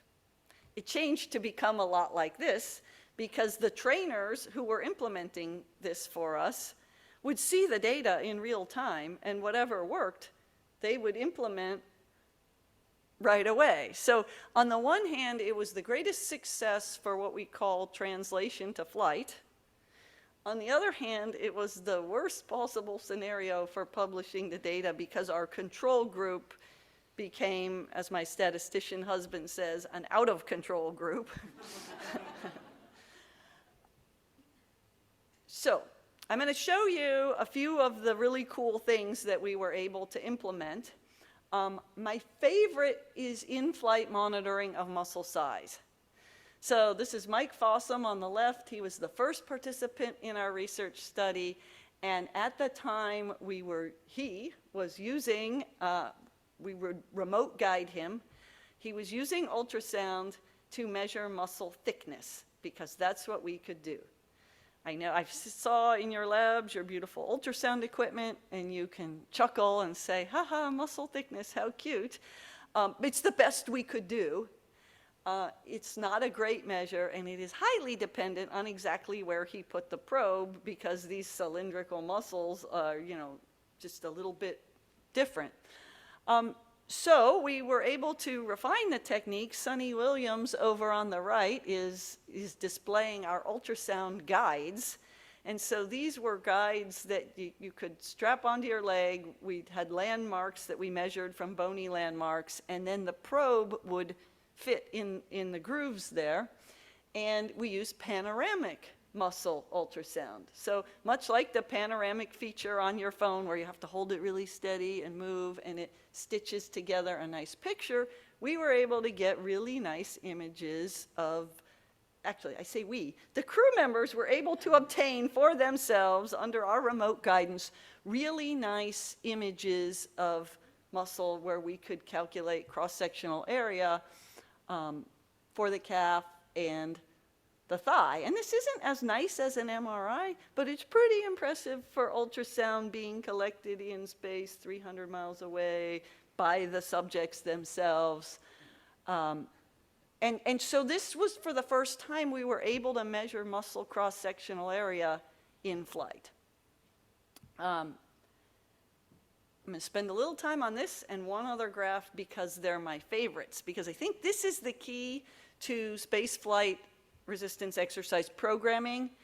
And this is where we line up a chart of muscle size versus training load. And you can then just see what training load does this person need in order to change the dynamic here. So the way this graph works is this right pre-flight, this was their pre-flight squat training load. We estimated that this is what they need in flight, 75% body weight replacement. And the colored bars are what they actually did. And they couldn't do a really high load because when you put all that extra weight on your back and try to do a squat with not perfect biomechanics, I will add, it's too hard on the back. So it took the crew member quite a bit of time to get up to the target, like 10 weeks, and they weren't even quite there. But gradually they were improving. And then if we look at the muscle cross-sectional area up top, you can see that it declined. But then at about week 4-ish, it leveled off. And maybe even started improving out at week 17. And so then you can drop down and see what training loads were associated with those changes. And there was a rapid decline in those early weeks when the crew member was under 200 pounds. But I think this is the key to going to Mars and long-term space missions, is going to be monitoring people in flight, customizing the exercise prescription for what they need. Same idea with heel raise. I want to spend the last few minutes talking about means versus individual data. So what the journals want to see, quite honestly, what the NASA managers want to see is an average that works. And what we would say is, well, I can give you the average exercise prescription, but this doesn't work the same for everybody. Not everyone responds the same way. And they said, oh, well, the reason not everyone responds the same way is because they don't try as hard, they're eating differently, their sleep, what they're doing outside. You could all come up with all the usual suspects for why there's so much variability in an exercise training study. So we did a bed rest study. We could do this much faster. We could do this with more throughput, and we could do this with better control. So we rented out a floor of a hospital at University of Texas Medical Branch in Galveston. We set it up and ran 10 weeks of 6-degree head-down tilt bed rest. We had 3 groups, 8 or 9 people in each group. So, I mean, the throughput on this is amazing by spaceflight standards. We had, call it Arm A. They just had a diet intervention. So this was a no exercise control group. Arm B had the same diet plus exercise, which was the same program that I just told you about. It was the spaceflight program. Arm C had diet plus exercise plus testosterone. Let's just throw them everything, right? And it was a pretty cool cycled testosterone program that they had developed clinically there at UTMB. So people are in bed rest, strict bed rest, 10 weeks. I'm not going to spend a lot of time on the diet, except to say that they had to consume all of the food.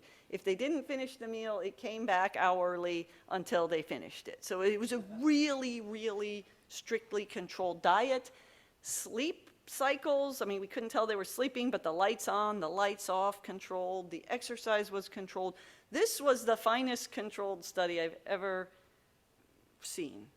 And so we were expecting very tight results on the exercise, right? Because we're controlling all of the things that people say. We had astronaut-like subjects, so they were a little younger than the astronauts, but same fitness level as astronauts. We developed, this was really fun, we worked with Quantum, their exercise manufacturer in Houston, and they custom designed resistance exercise equipment for us so that we could do head down, tilt, squats, heel raises, like the exercises that we needed to do. Supine cycle, commercially available, really easy.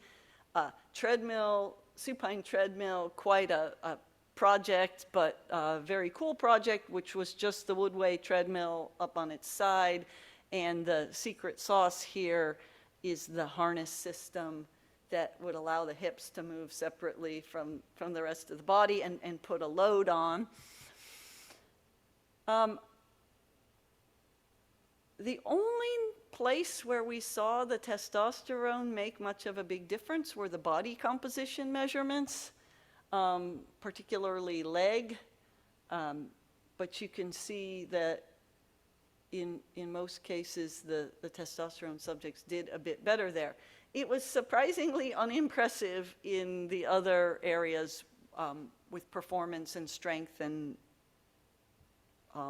anything else. So that's a whole nother conversation.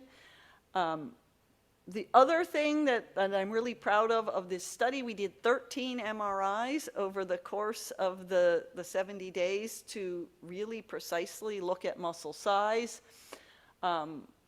If you look at that red control group, a linear decline over 70 days, this was a big deal for me because everyone was saying it was an exponential decline. That this has been like an age-old Gary Dudley era issue. How does muscle decline during bed rest or unloading? Is it exponential or linear? It's linear for 70 days, so we answered that one. And you can see here that the two exercise groups did really well. They improved a tiny improvement, but they were able to completely maintain their quadriceps muscle size during 70 days of strict bed rest. They didn't even get up once for anything. With this 3-day-a-week resistance exercise program, and they had the running too. I just got to say it. They had an hour a day max of exercise, could compensate for 23 hours of lying in bed. There is no drug that has that kind of efficacy. It works. I'm not saying that clinical patients in hospitals can do this kind of intensity. We didn't talk about that, but it's pretty high intense exercise. But proof of concept that it works. I want to spend my last 5 minutes here talking about the variability in loss, because this was the perfectly controlled study, and we weren't going to see variability in loss because they were eating the same and they were sleeping the same, and we left no stone unturned measuring their cortisol levels and you name it. This is just variability in muscle loss of the control subjects. Controls did no exercise, and they're arranged in order. This is the soleus, because this was the worst situation. And there, well, I'd say the soleus is blue. It's the worst loss. Some of these people were 30% loss. The hamstrings and the quads are the other colors. They're arranged in order of soleus loss. There is no relationship among muscle groups or between subjects. So this was a little depressing for us because we concluded that there's no clear surrogate muscle for spaceflight monitoring. We can't just monitor the quads and say, oh, the other muscles of the lower body probably change similarly. This is a bit surprising and challenging. And also, if you look at the 1 through 9 subjects, how did number 4 maintain their quad? What the heck? Like, these people were watched 24 hours a day. There's no chance that they jumped out of bed. And how did some people have a 30% loss of soleus? This is cross-sectional area, not strength. Right? It's mind-blowing. So then we thought, okay, well, maybe the exercisers fared better. Maybe, you know, the controls are just all over the place, but maybe the exercisers. So this one is a percent change. I switched it up. This one's knee extension strength. Because really, the strength is more important than the cross-sectional area anyway for astronaut performance. And you can see that the different groups, controls are in blue. So we had a control who lost 45% of their knee extension strength in 70 days. That's a lot. But the best control subject, the best blue one there, they only lost 9%. So what we can say is if you lie in bed and eat this nice diet, you will lose anywhere between 9 and 45% of your knee extension strength when we control everything else. All right, how about the exercisers? Well, you can see on the far right, we had 3 people improve. They were in the exercise group. The next 2 were exercisers. Okay, then we start to pick up some exercise plus testosterone people. We're doing pretty well until we get to that first blue bar.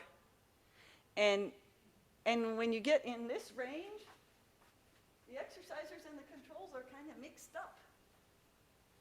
So I mean, those people are all losing, so it's not great. But in that 10% loss range, so this deserves follow-up, is my point here. And so in conclusion, the high-intensity interval exercise was a really effective way to mitigate aerobic capacity. I took those slides out for the sake of time, but it was. The high-intensity resistance training had differential effectiveness on different muscle groups. The quad showed the best outcomes, the muscles in the calf the worst. That was expected. The variability was stunning and not what we expected. And that's a really good area for follow-up.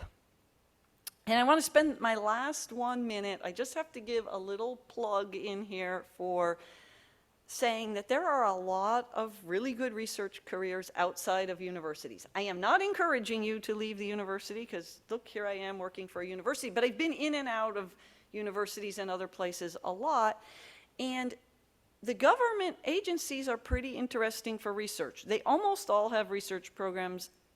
Many of them have really unique training opportunities. The research tends to be more applied and problem-driven.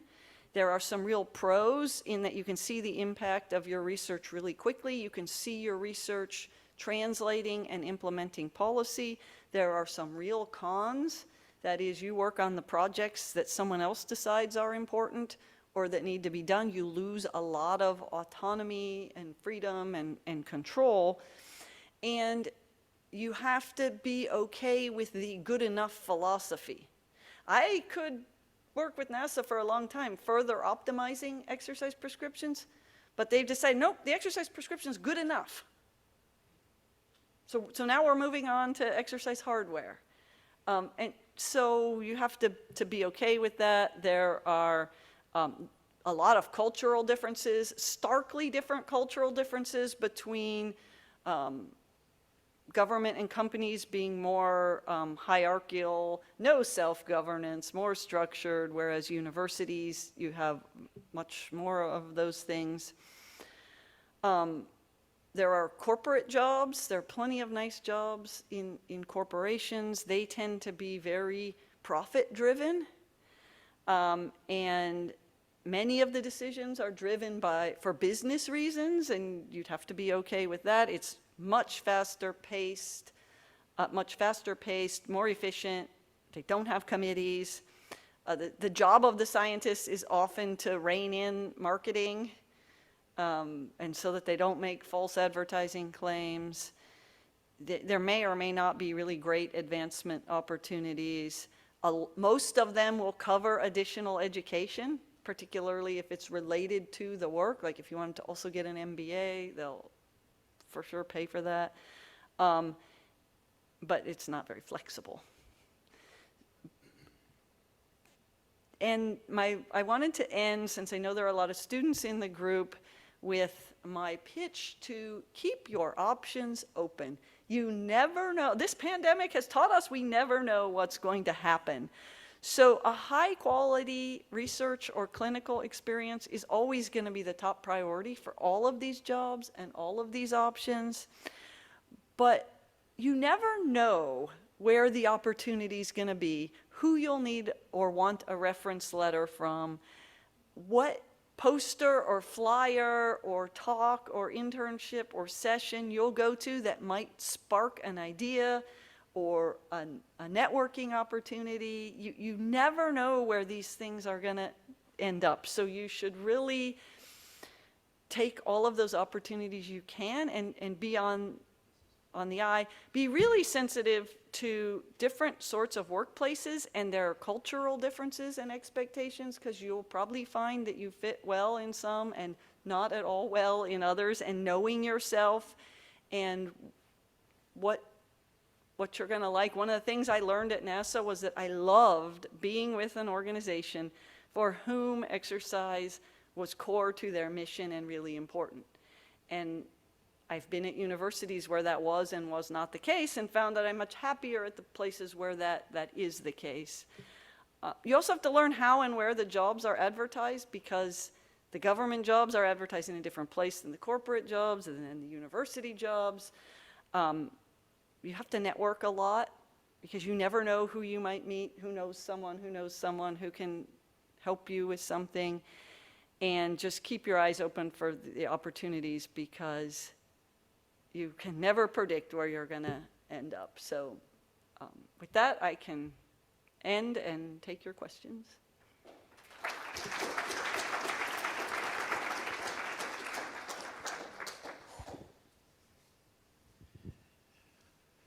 The study with the testosterone, how much testosterone were they taking? I was afraid you were going to ask that. I'm not sure. I'll have to get back to you on that. What I do know was that it was a cycled testosterone, where it was 2 weeks on, 2 weeks off, and it was a pretty low amount on average.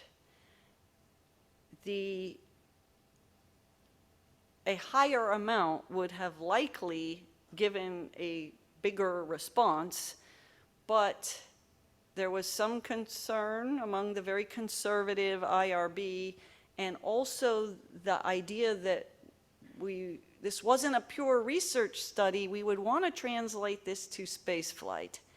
And this was a dose and a cycling that they were willing to try in space and send it up there, and but I don't remember the dose. Yeah, it just looked like the exercise did better. Yeah. I think that's actually been our only question for this session. We're going to have a short break and then come back in about 10 minutes.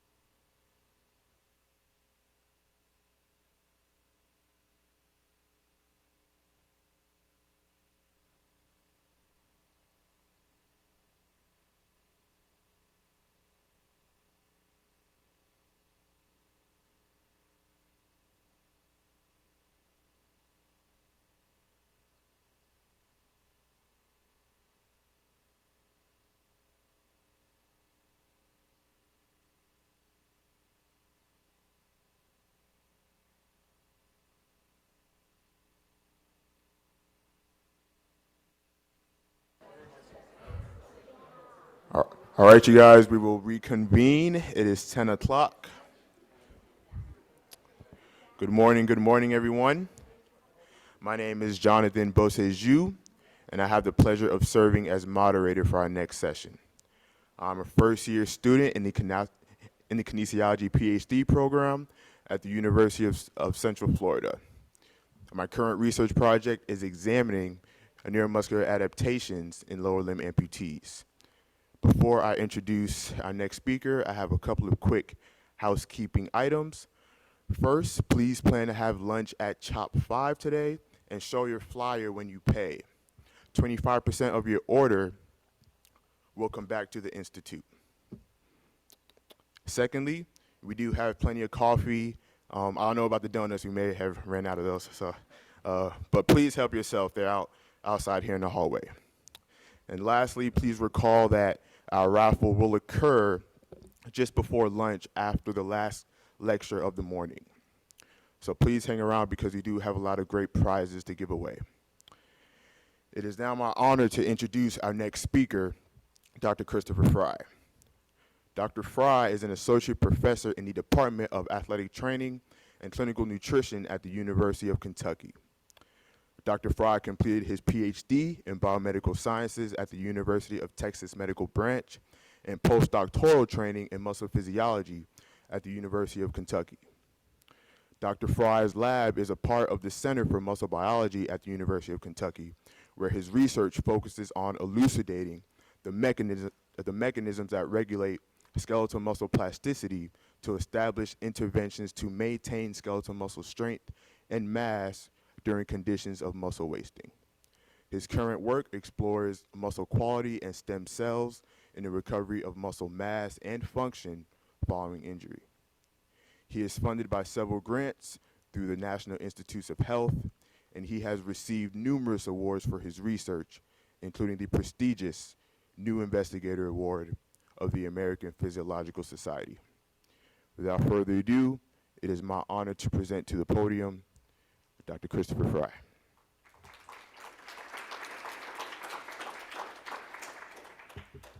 Thank you, Jonathan. Thank you, Matt. Thank you for the Institute. I've really enjoyed the quality of presentations thus far, and look forward to sharing some of our current work with you all today. And so with the introduction, I am at the University of Kentucky. The Center for Muscle Biology shares, I think, a lot of similar ideology to the Institute here. Our motto, muscle powers health, and we try to bridge the translational spectrum going from very mechanistic preclinical models all the way to clinical trials.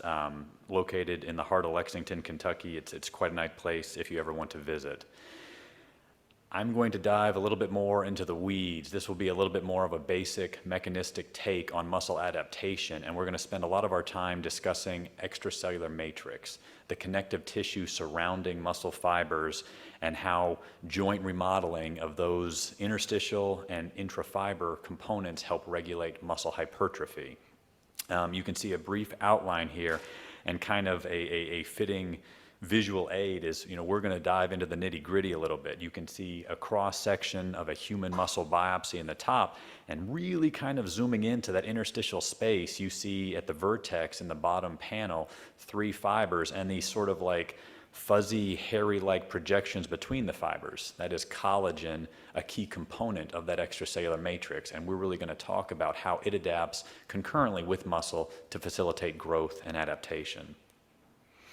And so what is this ECM? At its most gross anatomical level, you can kind of thinking of it in a hierarchical manner. If you're looking at an individual fiber highlighted in green, you have the endomysium. This is the connective tissue, that interstitial space surrounding each individual fiber.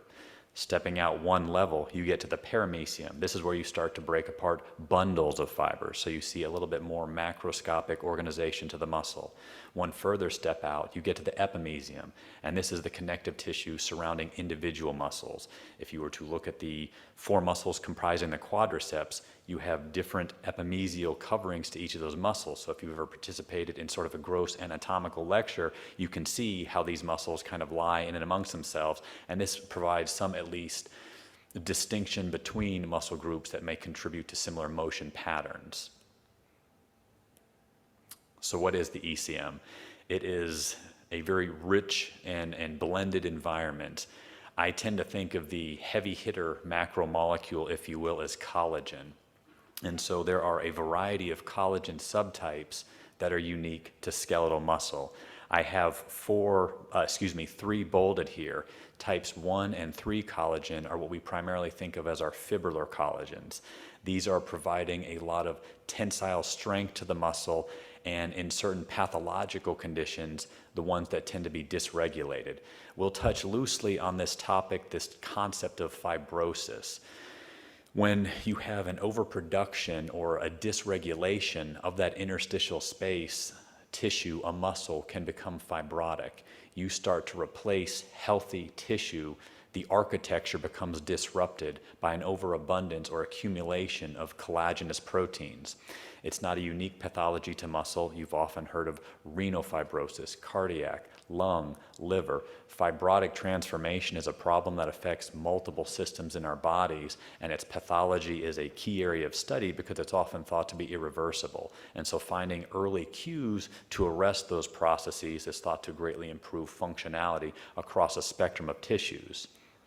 But in addition to collagen, there are glycosaminoglycans, proteoglycans. You remember those from Dr. Petrosimone's talk. They help provide some of that compressive functionality. You know, the muscle is able to withstand some compressive force because of the extracellular matrix. Laminins, fibronectins, this is meant to just highlight the multitude of macromolecules, proteins, glycosaminoglycans, all sorts that comprise that interstitial environment surrounding our muscle fibers.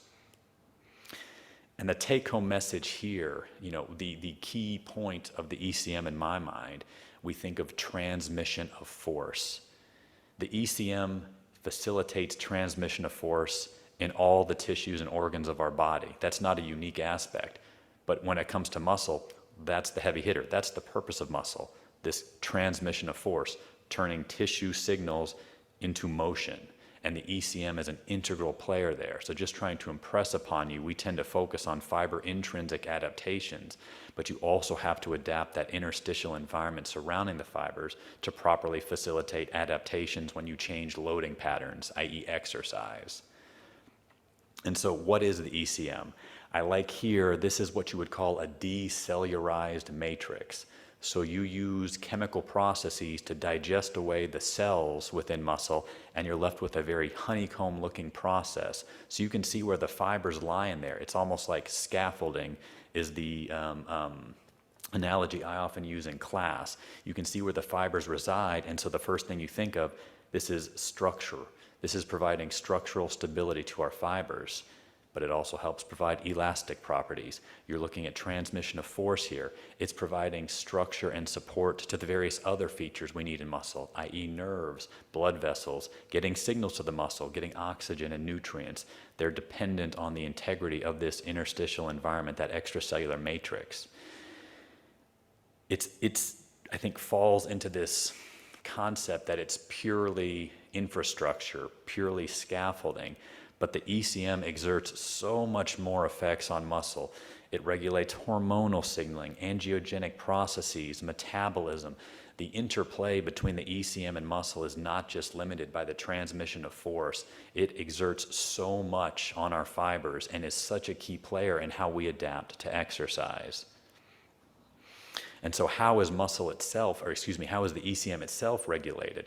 I'll spend just a moment or two, but we have a series of enzymes that help regulate both synthesis and degradation of these processes. Focusing just on the degradatory process, a class of enzymes known as matrix metalloproteinases.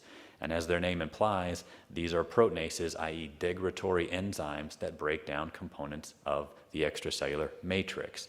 And so within muscle, we have several specific ones that target various collagen isoforms and other components of the ECM. We don't need to commit into memory, but there are enzymes here that are key for the remodeling of muscle that we'll touch on later. Those enzymes can be inhibited by other enzymes. So when you start talking about the inhibitors of those metalloproteinases, it's like anything else. We've had some fantastic lectures on the balance of protein synthesis and degradation. It's a seesaw that helps regulate muscle mass. Much in the same sense, a balance between synthesis and degradation of the ECM facilitates proper remodeling and adaptation. And so what are the cast of characters, per se, that are key here from a cellular basis? So we're going to take a quick trip through cellular anatomy, but there are a number of cells that contribute to the regulation of the ECM. What is producing it? What's breaking it down? And the important thing with these cell types that we'll touch on is they're all responsive to load, mechanical stress, and upon loading or stress, we can start to see that they adapt. And through the advent of some very cool molecular techniques that we'll touch on, we can start to identify key roles and processes that these various cell types are playing to help facilitate that remodeling. So when we think of like collagen production, most people tend to focus on your quintessential cell, the fibroblast or a fibrocyte. This produces collagen in our muscles. You can think of it as a little collagen producing factory. And so I give here just, a couple of genetic markers that we use to identify these cells. That'll come into play a little bit later. The last 10 years or so have identified various progenitor or stem cells that also can make collagen. One of these is called a fibrogenic adipogenic progenitor. And like its name applies, it can become one of two cell types. So it is a stem cell sitting in your muscle, and it stands at a fork in the road. If I go left, I become a fibrogenic cell. I make collagen. And if I go right, I start producing a lot of lipid, and I become an adipocyte. And it's really cool. You can isolate these cells, put them in a petri dish, and then it's kind of like place your bets. Which is this going to cell become? And you can see real time, maybe lipid droplets start forming in these cells, and you can see it under a microscope, and it's like so cool. And then trying to backpedal a couple of steps. Why? Why did it become an adipocyte? Why did it start producing collagen? What can I understand about those processes to improve the health of muscle? Much of the time spent will focus on satellite cells. Dr. Cook, talked about them. These are your intrinsic muscle stem cells. You talk about exercise adaptation. As your fibers grow in size, as they hypertrophy, it's these stem cells, satellite cells, that fuse into the fiber. They help facilitate that growth. And they are also the only cell that can repair muscle. You went a little hard at CrossFit the other day. You induce micro tears to your muscle that has to be repaired. That's satellite cells. You take them out of the equation, muscle cannot respond to injury, but they have so much more function in muscle that we'll talk about today. And then what about muscle itself, the fibers? What's their role in modulating, their outdoor environment? You can think of them like a house, but how are they controlling the lawn surrounding their house? What do they themselves do? At the end of the day, with all of these, they are all very load-sensitive cells. Exercise is a passion of all of ours. Why I got into this, I wanted to study how to make muscle bigger. What are the molecular drivers of hypertrophy, and how can we exploit them? And so looking at these cells, they can each respond to those mechanical cues, that increased load, and they adapt to that. And so, molecular biology has advanced so rapidly. When I started grad school, I finished my first project for my dissertation, about 2008. We took biopsies from people like Dr. Cook, who had done some blood flow restricted training. And I studied the expression of about 9 different genes from those muscle biopsies. And I thought I was crushing science. It was so cool to be able to look at these individual genes and how they're modulated by BFR. I was like blown away. Through the advent of sequencing power, in the last 10 years, we can now look at the expression of 15 to 20,000 genes at a single point in time from tissue samples. You are able to break apart the entirety of what we call the transcriptome, the summation of all the genes being expressed in a tissue, and look at how each one of them are adapting to situations like exercise. And then even in the last couple of years, this concept of single cell sequencing has come about. And we'll touch on this briefly, and it's very data heavy in terms of analysis, but you take your tissue sample on the left, You hit it with a bunch of enzymes to digest, to liberate the free cells or nuclei. They are each put into a droplet, 1 cell per droplet that also has a barcode in it. All of the genes being expressed in that 1 cell are sequenced, so we know every gene turned on in that cell, and it's tied back to its individual barcode. And we can do that for 10,000 cells at a time, 20,000 genes a cell. You can see how it's an exponential increase, but then we can look at an individual cellular basis of heterogeneity. I could not agree more with what Dean Plout-Snyder talked about, this concept of heterogeneity. You know, we look at how different people are in their response to disuse or resistance exercise, and that's where the money is. You know, why does one person respond more than another? Here we can get down to a cell basis. I have satellite cells.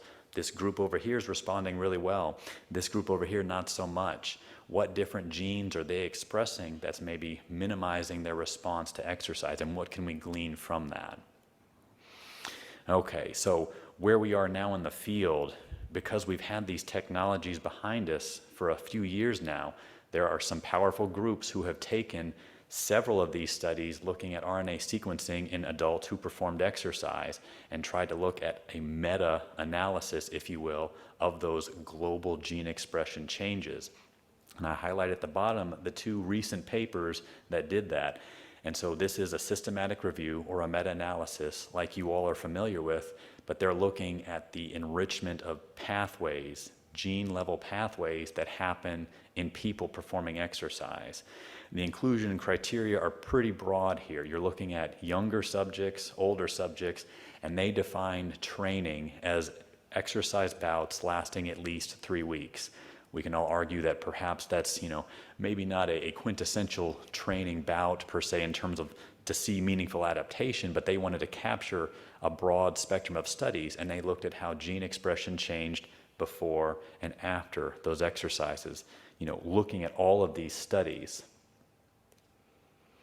And so they found, if you focus on the box with the maroon heading, the ones upregulated with resistance exercise training, many genes associated with ECM organization, the remodeling and structure of that interstitial environment was a key factor when you relate to exercise responsiveness. And so I highlight too that some of the other enriched pathways have to do with angiogenesis or immune function. They all have ties to the ECM. The ECM is supporting how new capillaries are sprouted and maintained following exercise adaptation. The inflammatory response, you go exercise one time, IL-6 comes up, you have this immune response that's acute and it's good, it facilitates adaptation. You know, it comes back down, then you adapt, and you have this kind of stepwise progression. But those inflammatory cells also help to remodel the ECM.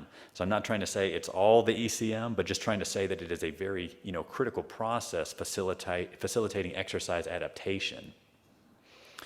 But what happens as we get older? We all know that we can put younger and older individuals through similar training programs, and often the older adults will not respond as robustly. And so something that was gleaned from some of these meta-analyses was that differential expression or activation of pathways relating to the ECM jumps out.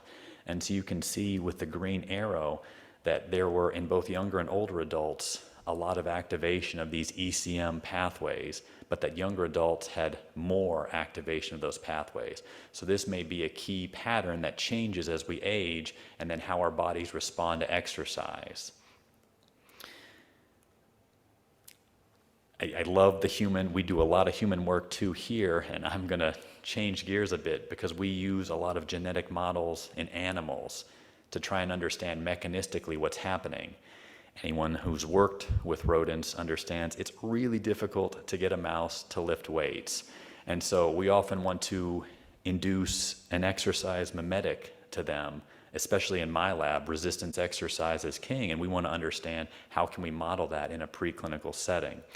And so we often employ, as do many other labs around the world, a surgical approach that I'll talk about. It's a synergist ablation. So if you can think of the lower part of your limb coming up on your tiptoes, you're thinking about your calf musculature, the gastroc, the soleus. And in the mouse, they have an additional muscle there termed the plantaris. It's more of a vestigial muscle in ourselves, but you can surgically go in and remove part of the gastroc and the soleus, leaving the plantaris behind. This places a pretty robust functional overload on that plantaris. You're forcing one muscle to now make up for three. So every step that mouse takes, every time it rears up on its hind limbs, every time it is loaded, that muscle has to adapt a lot. And so you see dramatic hypertrophy in a very condensed time frame. It is not an exercise model in terms of we're not constantly pumping iron every second of every day. And it has its own drawbacks that limit some of its translational potential. And I just want to make sure we're on board there. It's irreversible.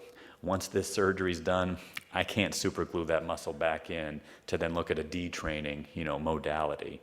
It is supraphysiologic growth. The muscle will double in size in about 2 weeks. You could pump a whole lot of stuff into a human with the best exercise program. These are never gains a human being could realize in that amount of time. It's invasive. It is a surgical procedure that involves its own inflammatory response. It's also not progressive. I can't continually challenge the animal once the surgery is done. And then it is the plantaris muscle that is pretty glycolytic.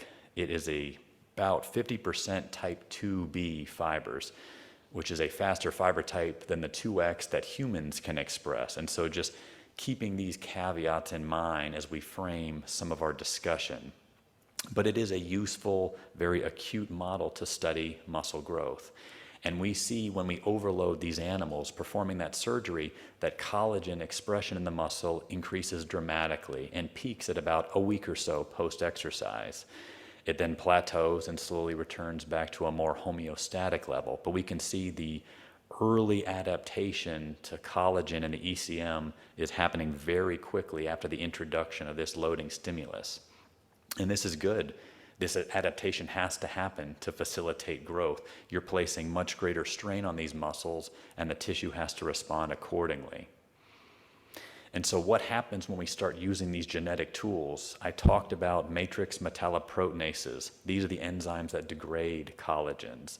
When we genetically knock those out of an animal and subject it to this surgery, we see it's completely blunting the growth. If you look at the bars on the right, the overload and the sham control show no difference in muscle weight. We completely, destroy that ability of the muscle to grow when we take away the ability to remodel that ECM by eliminating that matrix metalloproteinase. To try and keep it, somewhat relevant too, there has been some really nice human exercise studies that have shown that an individual's expression of MMP2 at the onset of training, whether you were younger or older, was a key gene predictor of overall hypertrophic capacity. So your own intrinsic expression of some of these factors might dictate how well you respond to exercise. It kind of comes back to the old adage, you got to pick good parents to make sure you respond well to your training. And so looking at just one more concept here, I pulled a paper that just came out where they looked at a growth factor, connective tissue growth factor. And as its name applies, it is very much tied to collagen synthesis. So this growth factor comes up in tissues, collagen is produced. What happens if you overexpress it or knock it out in muscle? And so this group here out of Ohio State did just that. They saw that CTGF expression peaked 3 days after overload, and expression increases dramatically, and so they thought it might be a key player in exercise adaptation. And so when they overexpress it in these animals, and you can see the bar graph on the left, their genetic model led to a several-fold increase in its expression. It actually led to an increase, an elevated amount of hypertrophy, looking at just the tissue wet weight.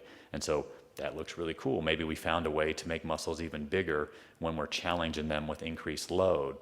But digging down a little bit deeper, they could see that when they looked at the individual fibers, that area of the muscle was not different. And that excess weight of the tissue was due to an increase in collagen content, which makes sense. If I'm overexpressing a growth factor that synthesizes collagen, I'm probably going to make more collagen. And so, is that true hypertrophy in the sense, you have an increase in the size of your muscle, but it's not an increase in contractile tissue per se. And when they knocked out CTGF, they found that you're actually blunting hypertrophy. So very similar to that MMP2 study. You remove these factors that are key for ECM organization, you limit the ability of the muscle to grow. And so that's just something I want to impress upon with these two studies is through genetics and preclinical exercise models, we're able to understand the role of ECM remodeling and how it dictates hypertrophic adaptation. And so my lab in particular has been interested in satellite cells a lot. And so one of the debates with satellite cells, we know they activate in response to exercise and they fuse into fibers. And a debate in the field right now is whether that's a necessary step. Do you need to fuse in a satellite cell to facilitate growth? And so we know satellite cells respond dramatically to exercise. And then some work from other groups has shown that satellite cells are very responsive to their own environment. The collagens and whatnot surrounding them can influence the activity patterns of these muscle stem cells. And so the results for the next few slides will come from the 4 papers you see here that were collected from about 2012 to 2020. So much like Dr. Plout-Snyder, the investment in these lengthy science stories can take a lot of time, and you can see how the story builds across time to hopefully come to a meaningful resolution. So this is a crash course in mouse genetics, but how we look to elicit the models we build. And what you have is, it's termed Krelox technology. And so at its very basic sense, we take 2 mice and we breed them together to create a mouse that has unique aspects of both. And so one of these mice, we will turn the PAX7 Cre ERT. So if you can think of satellite cells, they express a unique transcription factor, terms PAX7. This is a gene that is unique to that cell, so it is expressed solely by that cell. You can think of it as conferring specificity to satellite cells. So only in cells expressing PAX7, you have this downstream element, what we call a fused protein, Cre, and it's a modified estrogen receptor. What is that? Cre is a pair of molecular scissors. Think back to elementary school. You're handed a piece of paper and told to cut it. You're going to cut it along the dotted line. Those molecular scissors recognize specific DNA sequences, and they can cut the DNA there. It is fused to this modified estrogen receptor. This estrogen receptor is not responsive, cannot bind natural ligands like estrogen. It was mutated to only bind a drug called tamoxifen. This allows it to be an inducible model. We inject these animals with tamoxifen. It binds to that modified estrogen receptor, and you could think of that as like VIP access. Now these molecular scissors can get into the cell's nucleus and start chopping DNA wherever they see that dotted line. That's one animal, and it's bred to a different animal that has a very bad poison attached to its gene, the diphtheria toxin. And so that sounds like a really bad thing. Why would we want to put that into a cell? But just before the diphtheria toxin, you have a stop codon that is preventing the diphtheria from being expressed. However, surrounding that stop codon, we put dotted lines. So we're telling the scissors where to cut.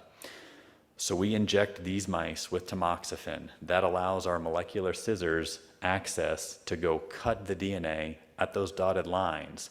This removes that very helpful stop codon. Now we get expression of diphtheria toxin. This allows us to kill the satellite cells from within, so to speak. So we can genetically deplete them and then study how the muscle adapts in their absence. And so it's an effective model. When we do this, we can get rid of 90 to 95% of the satellite cells. So this allows us to test when we overload these animals, what happens? Do we need a satellite cell for growth? And that was the first question I had as a postdoc doing these studies. And so we took these animals and we subjected them to our surgery and wanted to understand how the muscle would hypertrophy. And so we saw whether they had their satellite cells or not, they grew pretty well through 1 and 2 weeks, pretty similarly. At that point, however, the mice who had satellite cells continued to grow. And you can see the red dotted line for those black bars, they kind of hit a plateau. They stopped hypertrophying when they did not have satellite cells. And so I thought, okay, that's cool. So you can grow a little bit, but you can't continue to grow if you fail to fuse in a satellite cell because you don't have any.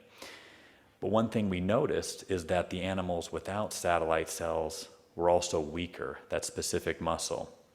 We didn't see it on an individual fiber basis, but on the whole muscle. And so that, in my mind, made me think that maybe it's the interstitial environment that's somehow dysregulated here and reducing the amount of force the muscle could produce. And so lo and behold, when we looked at that, we saw that an accumulation of ECM, the initiation of a fibrotic phenotype in these animals who did not have satellite cells. So maybe this is somehow limiting growth of the muscle, and I really wanted to study that more in depth. So to get even more in depth, we then isolated these types of cells, both satellite cells and fibroblasts, from mouse muscle, and we sought to study them in culture dishes. I didn't want to put them together, and so I would study one cell type in an insert that sat in a well of the other cells. This prevented direct contact, but any sort of secreted molecule, growth factor, cytokine, could be, communicated between cell types. And so some of our experiments showed that when you took fibroblasts and you cultured them in the presence of these activated satellite cells, collagen production was lower. Satellite cells appeared to be secreting something that was putting the brakes on collagen expression, if you will. And so in theory, when you don't have satellite cells in your system, those fibroblasts are like, pedal to the metal. I'm just going to make as much collagen as I want. I don't have that brake in place. And so through probably 5 years worth of work, we arrived at this secreted molecule as an exosome. This is a really small vesicle that cells can release, and it contains genes and proteins, and is a relatively new means by which cells can communicate with each other. And we saw that satellite cells secreting these exosomes serve as a way, as a molecular brake, if you will, to stop collagen production. When we isolate those exosomes from satellite cells, they're able to stop that collagen. And so improving the health of that interstitial environment, stopping too much collagen from being made, if you will. And so I'll skip this next one, but we then took a genetic reporter, a fluorescent protein, and we engineered our satellite cells to turn bright red. And you can see it on the fiber in your top right. So they have a lot of this protein, very aptly termed TD tomato. And so they are tomato red, and it's pretty easy to see. And so we took these mice that expressed this red protein, and we subjected them to overload. And then we isolated via fluorescent sorting those red cells. And not surprisingly, we could see that satellite cells were red. Shocker, we engineered them that way.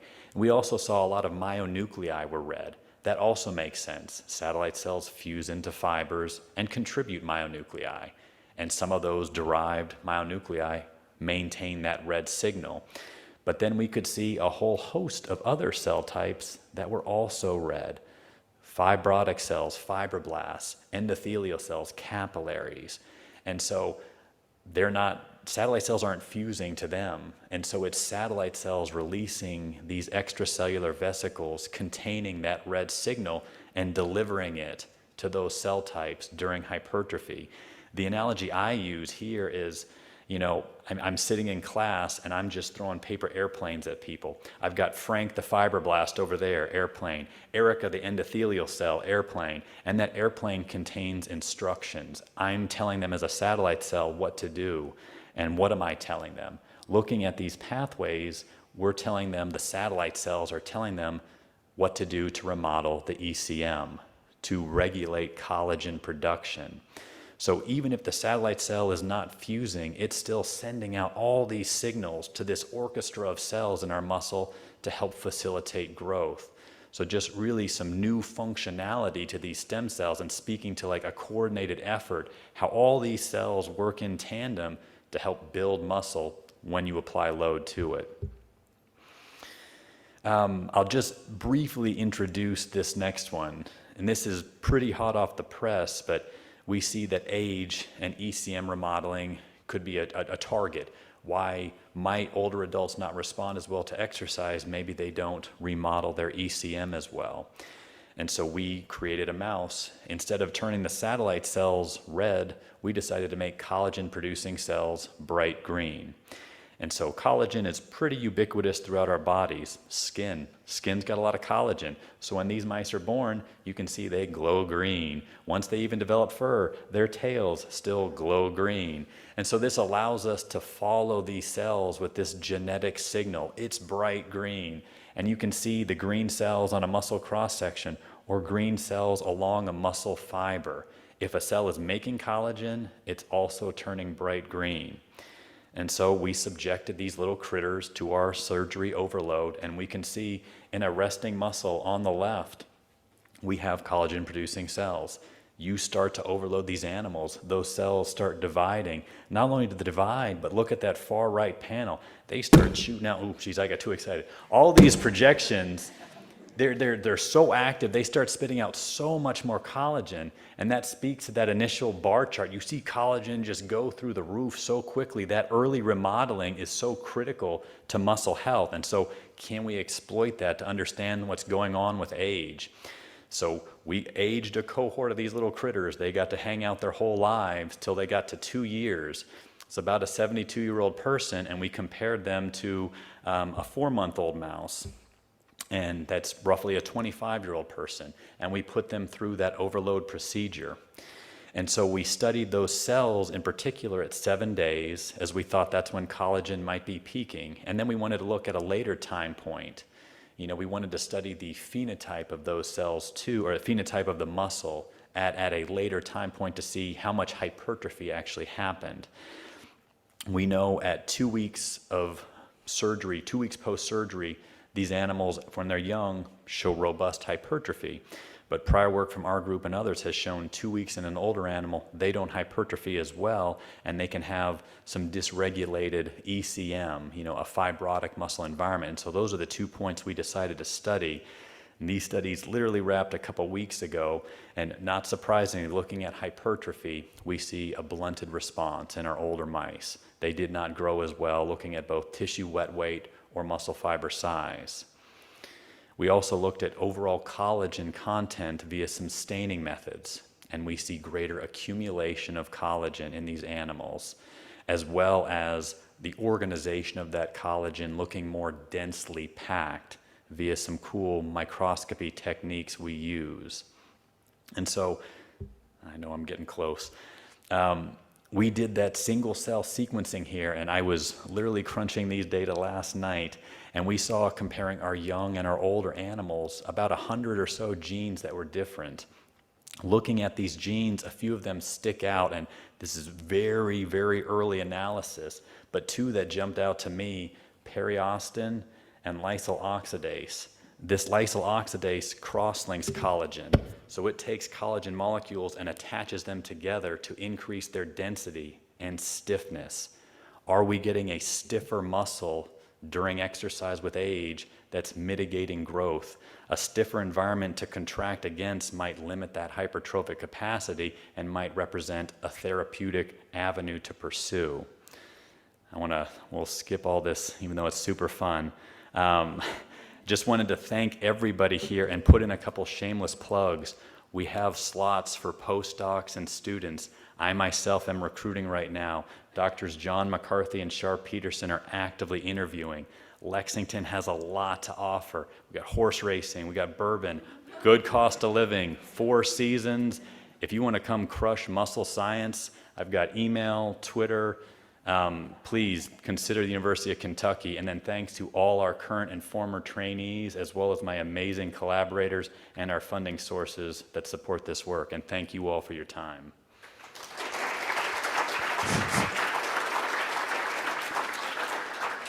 All right, we will now open the forum for any questions.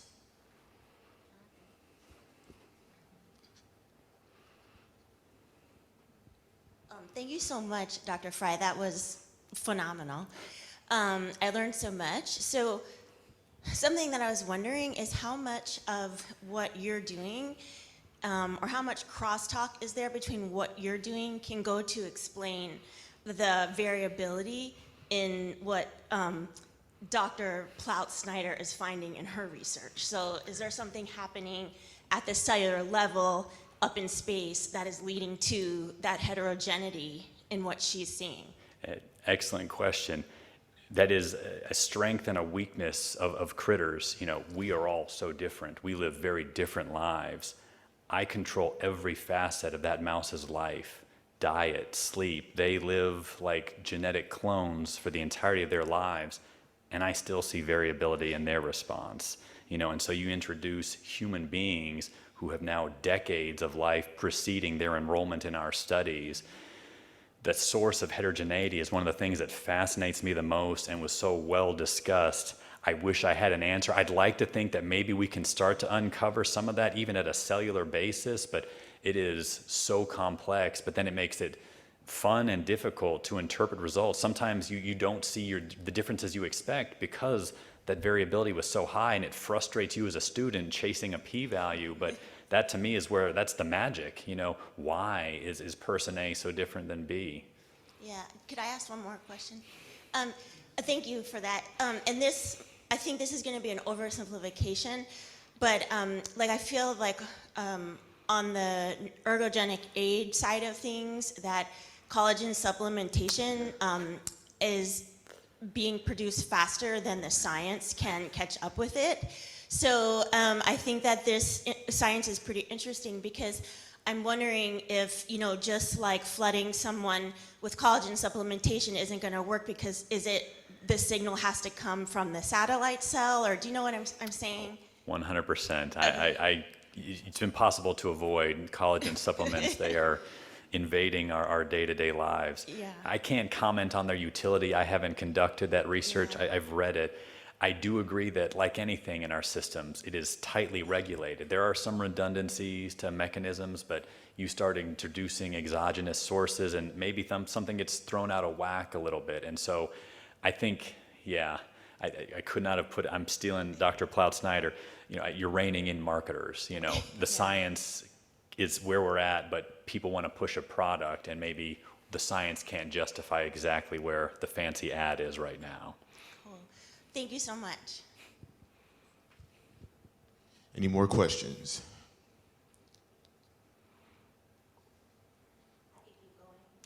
I'm gonna hold you to that.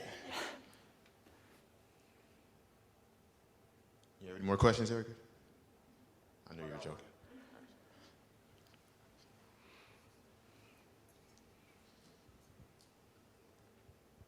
Thanks, Dr. Fry. My question is regarding strength adaptation. I know you talked a lot about hypertrophy, but I was just wondering if you could comment on the role that the ECM plays in strength adaptation. That's the question that probably interests me the most. It's fun to make muscles bigger, but you want that functionality. Thinking about how the ECM can be problematic and understanding its role in strength adaptations. You know, we try and introduce or study genetic conditions where collagen might be dysregulated.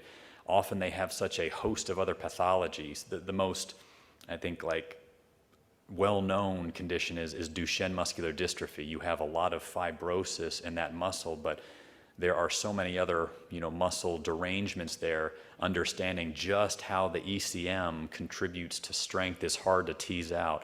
I guess it's a you know, a cop-out on my part, but it's hard to develop a model where I can just perturb collagen per se and understand how that in and of itself affects strength. But a few groups have sought, and we're developing models too, where if you influence that cross-linking, a certain degree of it is good, but if you have too much, then strength does start to decrease at a greater rate than muscle growth is blunted. So you're seeing even a weakening. Hypertrophy will occur to a bit, but actually, you're less able to use that improvement in muscle mass, perhaps due to how the force is transmitted and how that becomes problematic. So I focus exactly on hypertrophy, but I think there are very real, functional ramifications too. Thank you.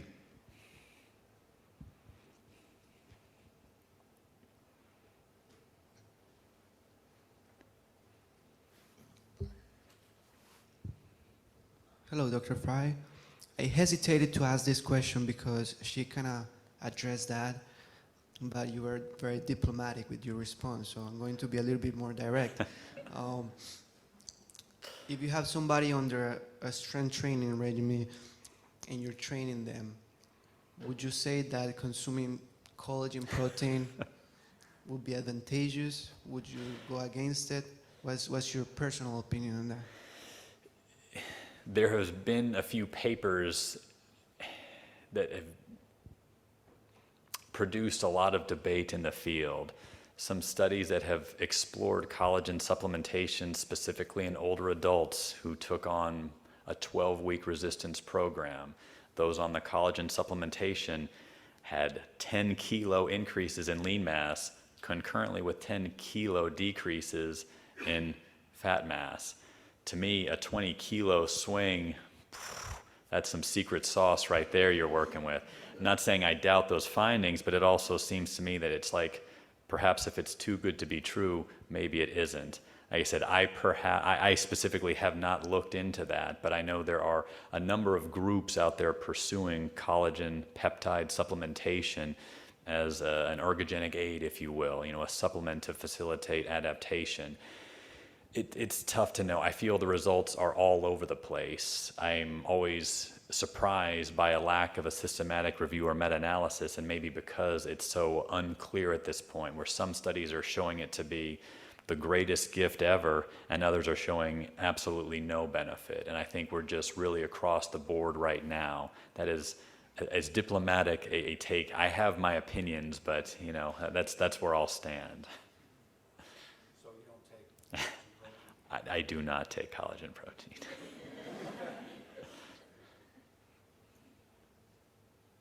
Any more questions? Good morning. So a question that I have was, most of your research is done on a very strictly controlled group of mice, right? When do you see that, and have you tried to, transcend that to humans? When can we see something like that? It's one of the challenges in moving from an animal to a human. We can assess how genes are expressed in people and try and speak to their predictive ability. Like the one study I highlighted, that one matrix metalloproteinase, at least when you measured its expression prior to doing any exercise and then compared it to the amount of muscle accrual a younger or older adult had, it seemed to have some predictive power. I can't manipulate the genetics of a human. Maybe gene therapy will take us to that kind of doping in the future, but right now we're at a correlational level where we can try and identify, factors that would predict exercise responsiveness, and that's where I am. If I can identify through genetic manipulation in a mouse something that has a problem, I'll go look to see how that might explain variability in a human. But when I'm producing 20,000 genes, I could run a whole lot of, fishing expedition correlations. And so I try to have a little bit more evidence to support going down a particular path, at least as it might relate to clinical relevance.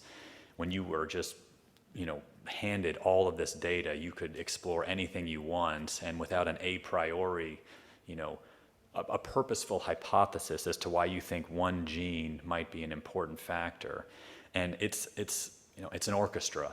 There's so much complexity to how these systems are maintained that we're not going to find a singular gene. Maybe we can find patterns that help dictate exercise responsiveness? And then could we identify your unique signature of those, pathways to then better tailor exercise programming to you, the individual? That's where I'd like to see this go. And that's where large consortiums like the Motor Pack, molecular transducers of physical activity, that's their goal. Can we identify those kinds of conserved molecular factors, or what's different between people that explains responsiveness, to then start getting into this individualized prescription that I think so many of us have touched upon, over the course of the last day and a half. Thank you. And with those processes that you have seen in mice that are very like micro, have you, I don't know, on your as a hobby or in your spare time, tried maybe human genetics to see if they actually match up a little bit? And so we'll often, when we get our gene sets back from rodents, we compare to everything we've done in humans to look at overlap there. And so it's one of the most sometimes enlightening when things overlap, and then other times, no, they don't, because a mouse isn't a person, and there are unique structures and genetics there that don't have clinical relevance. And I think it's an incredibly difficult bridge to make, but so many people on a more rodent-based trajectory go down avenues that in my mind have very little clinical bearing.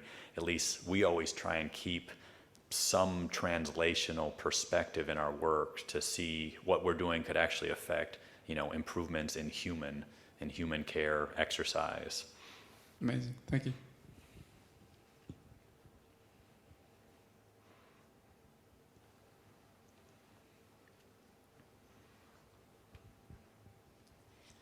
So, I mean, your imaging, your whole presentation shows a lot of the positive effects that you're seeing in your mice. I think the collagen especially, have you seen any downfalls, any negative consequences in your mice?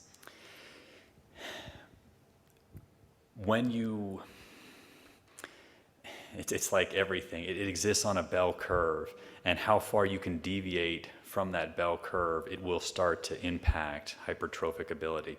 You take those little satellite cell derived vesicles out of the equation, that's a brake pad in my mind. If that brake is released, that collagen production goes unchecked, and you produce too much of it, and it becomes a rate limiting factor in the growth of those muscles. And so, I want to impress that adaptation to the ECM and collagen is a necessary, a requisite part of the ability of muscle to grow. But like anything else, it needs to be kept in check. Too much, too little, your muscle will not adapt as well. If you fail to synthesize collagen or you produce too much, you're going to limit your responsiveness to an exercise stimulus.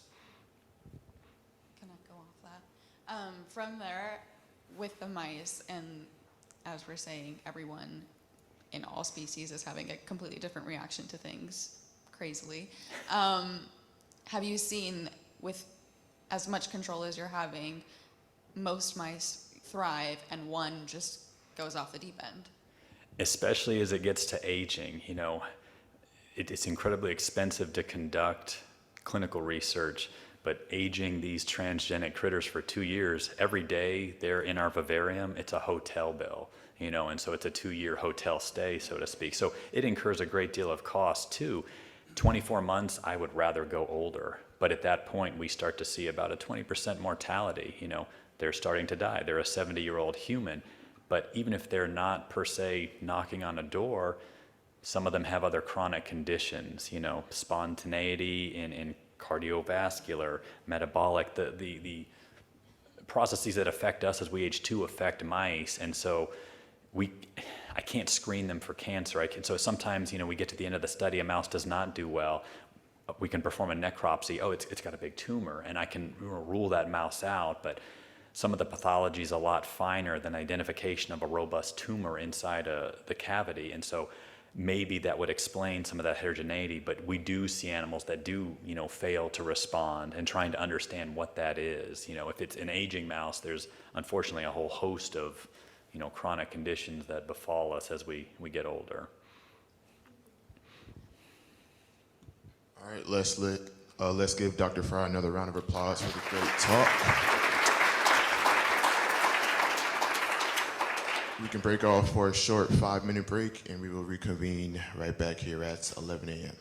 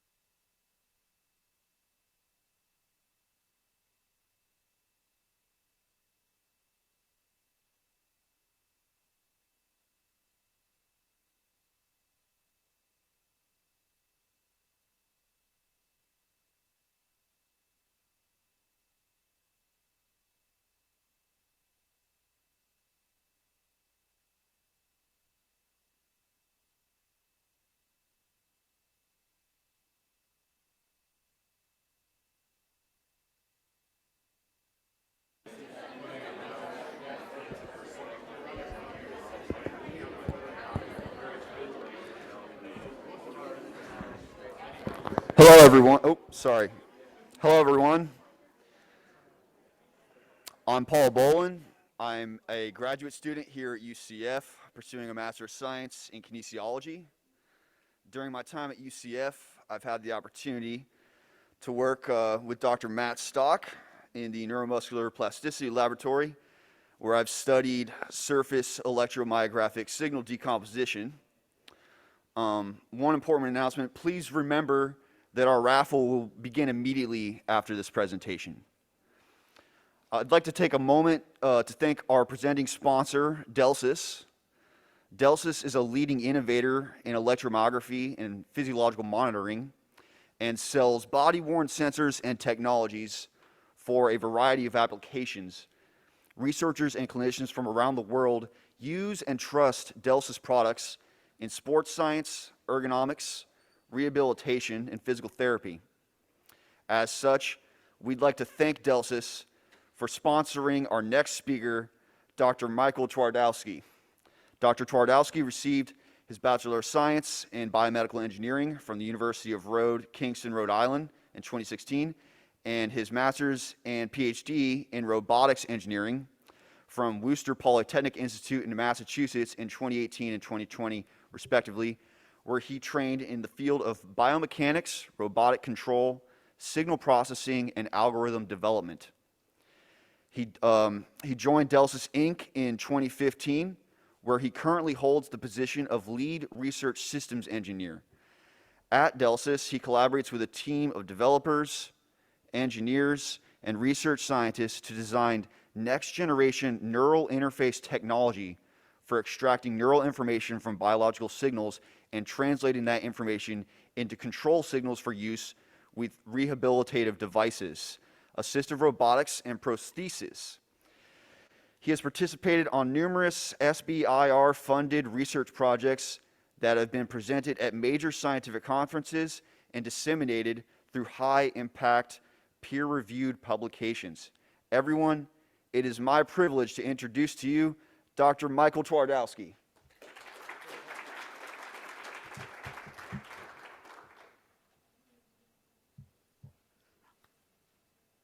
I'll take this. Okay, perfect.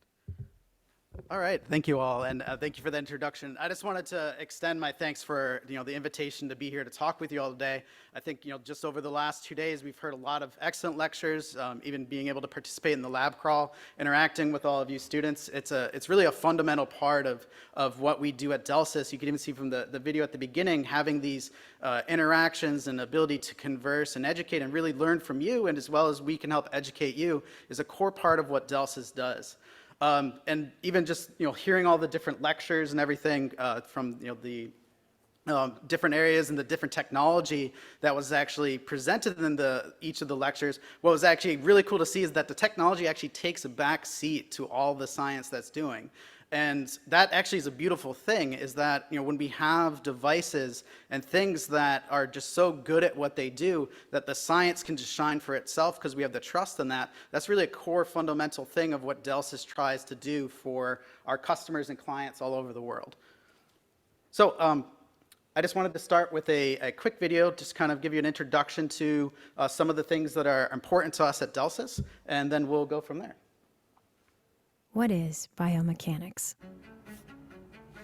It's the story of us, how we move through the world, forward, backward, up and down, under and over. It's a story about technology, science, music, medicine, sports, and art. It's written in equations, steps, rotations, collisions, code, and sweat. It's full of setbacks and successes. Biomechanics is a story built on the past, informed by the present, and envisioning our future for a better world in motion.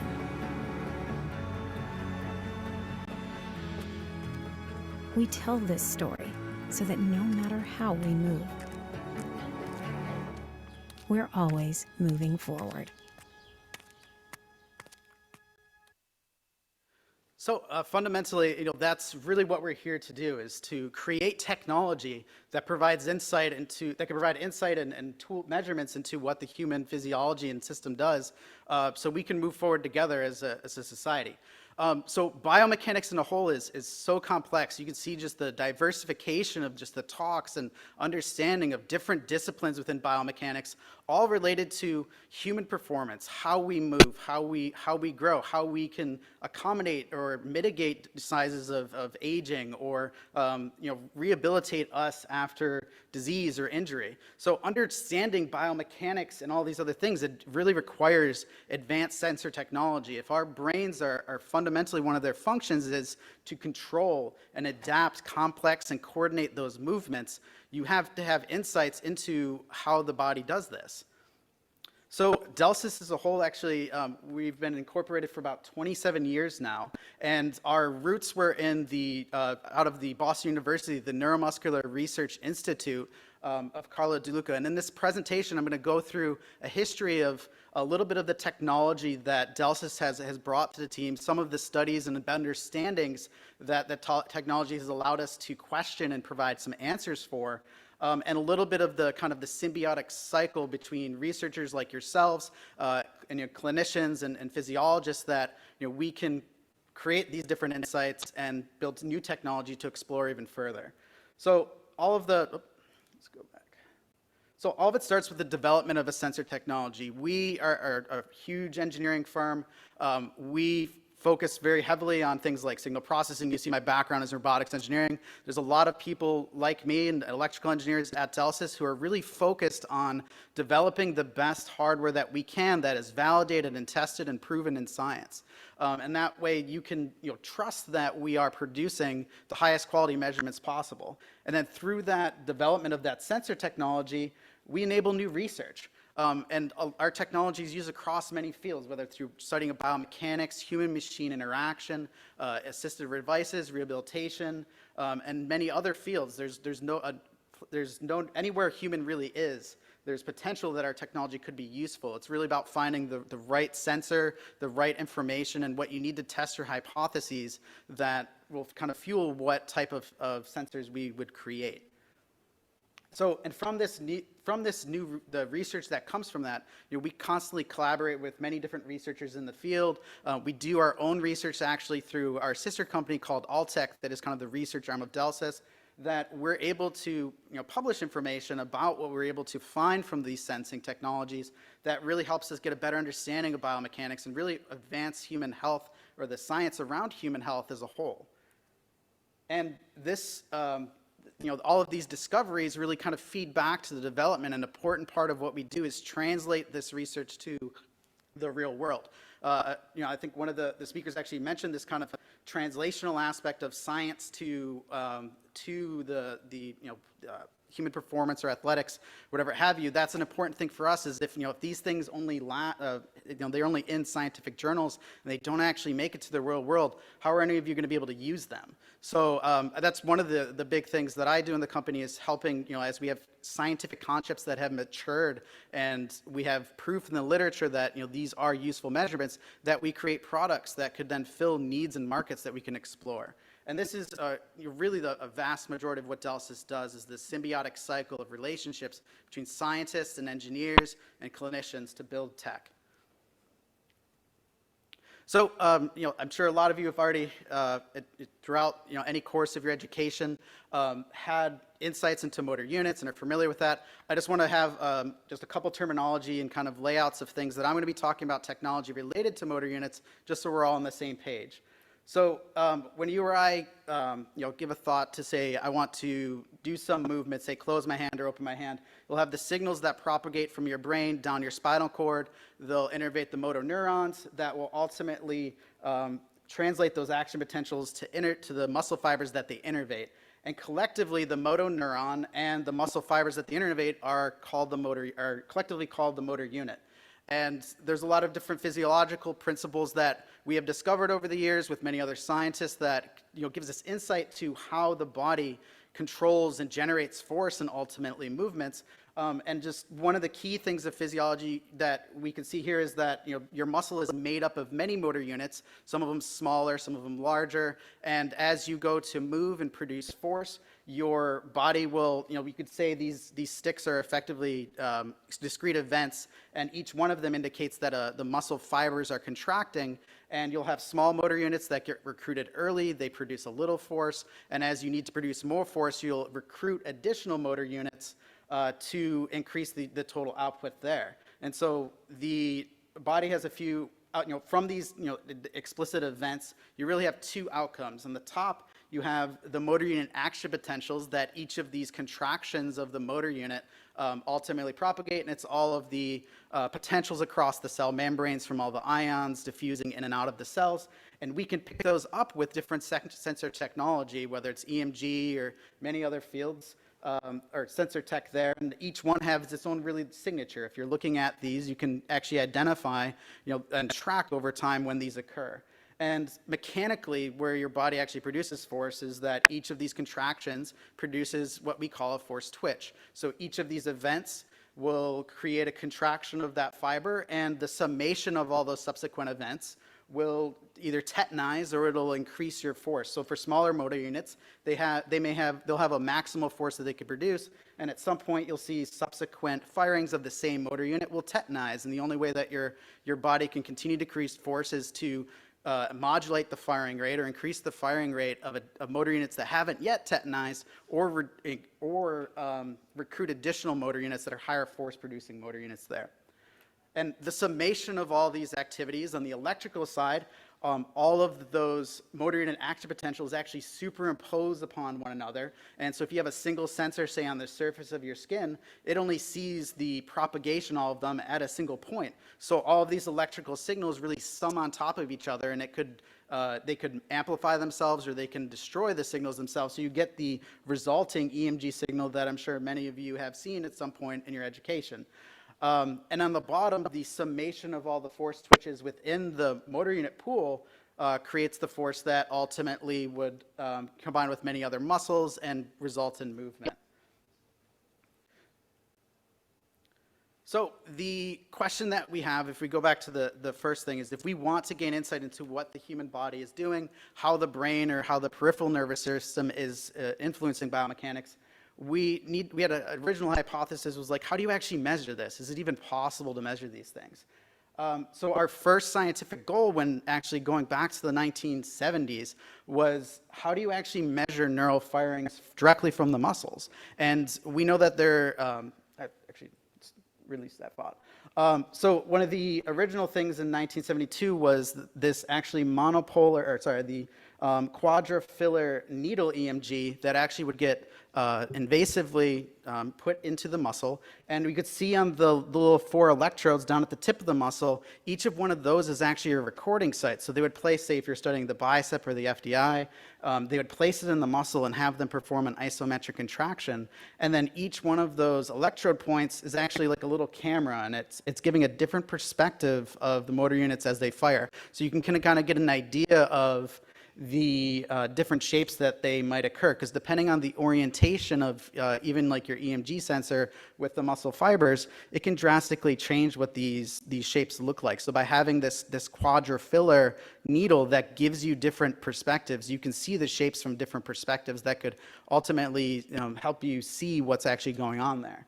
And so back in the 70s, this would be the task of some very poor grad student that would actually have to sit here for many, many hours, probably years, and that would be their whole dissertation. They would find the trace and say, yeah, that's the motor unit, that's the motor unit too. And they would go through it, and that would be your dissertation. And you could see that would be exceptionally tedious, and it really is limited to isometric contractions, low force producing, where the motor units themselves aren't superposing. So you and I visually really couldn't resolve a superposition of a motor unit. It'd be near impossible.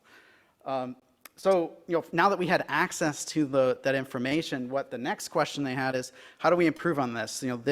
How do we move beyond the visual? Can we automate this in any way? And in the early 1980s, actually 40 years ago this next month, in the beginning of March, they released this paper that was actually the first semi-automated algorithm for identifying the motor unit action potentials in an algorithm. So they would use the same needle with those perspectives. And the idea was that by having those unique perspectives, they can identify those templates. We can use AI and machine learning to actually start to identify those shapes and track them as they occur. And so, leveraging that technology, it produced a way that you could then speed up that process, and you could actually start to learn quicker what these insights were. So just generally how the automated process works, if you have your EMG signal at the top, the system would scan through, this is just one channel of representation, but it would find the motor unit action potentials in the signal, and it would look at them from different perspectives and identify unique templates in the signal that you can then track. And what's interesting with pulling these out, the size of these motor unit action potentials are actually physiologically related to the physical size of the motor unit itself. So with Henneman's size principle is a very foundational aspect of neuromuscular research, and that motor units that have smaller electrical amplitudes or smaller peak-to-peak motor unit action potentials are correlated to motor neurons that are in smaller diameter, and that's a key fundamental thing. And additionally, the smaller motor neuron or motor units are correlated to ones that produce less force. So this helps us automate and segment and really take apart that EMG signal so you can actually start to study a full spectrum of the motor control system.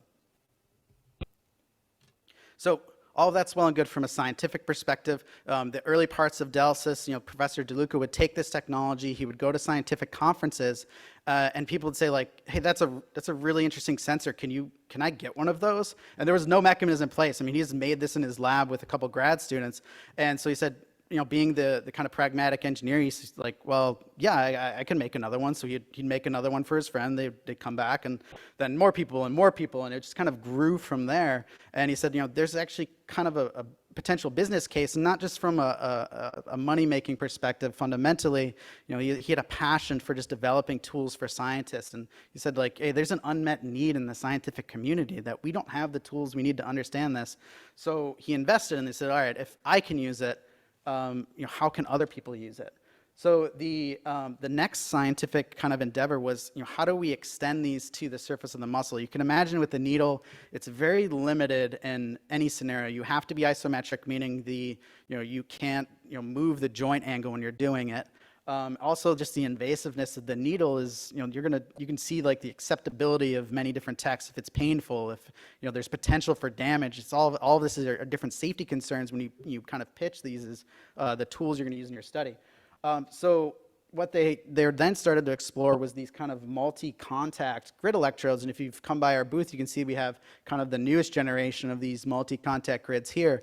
But to kind of replicate what the needle was doing with the multi-point contacts, we needed to replicate it on the surface, because the attenuation of the signal from the needle to the surface of the skin vastly different. I mean, you have to go through all your subcutaneous tissue for different people, the adipose tissue layers. It's like it varies wildly for person. So the needle itself is incredibly crisp, clean, but limited in what you could do because it is a needle, where the surface has a lot of other compounding factors.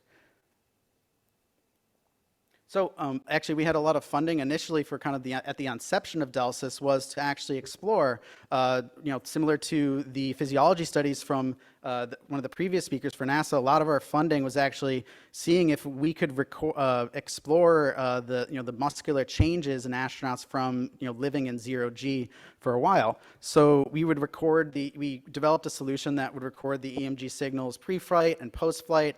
And then the system that we were talking about that automated to decompose them, we additionally were kind of looking for how could we better provide this for physiologists to actually explore these questions. And then we reported the results on both the tech side as well. So here's some of the early examples of the engineer. I forget the astronaut's name. I know her first name is Wendy, but I forget her last name. But Professor Duke is in the back, and you can see on the images going left to right, there's two systems side by side, and this is kind of the inception of the surface systems, where on the right you have the needle and the FDI, and then the left, on this leftmost picture, you have the surface electrode, where we're actually comparing the results and seeing, do the action potentials we see from the needle, are we able to find similar looking shapes there? And then ultimately, do the algorithms that we developed for the needle system actually translate, and how do we need to adapt and update them to work from the surface one? So many different studies, either from the hand or looking at the quadriceps during isometric contractions of knee extension. And you can even see on the far right where we actually, some of the systems we have worked on too are fine wire electrodes, where it's not necessarily a needle going in, but they're very, very small multiple wires that would go into the skin, and each one would have a reference point similar to the needle. So those are just a couple different variations from our past of how we've been able to, with scientists, kind of move this technology forward. So all of that was kind of the baseline for the studies that we would need the information to develop the algorithms themselves. And what it ultimately ended up with is what some of you may have seen in the past. I know Professor Stock has one of these systems in his lab and has extensive experience with this. But ultimately, in 2006, we released the first surface decomposition system for studying motor unit data. And it had this non-invasive sensor that was on the top, and you can see it kind of has small 5 pins. They do not go into the skin, they just rest over the top.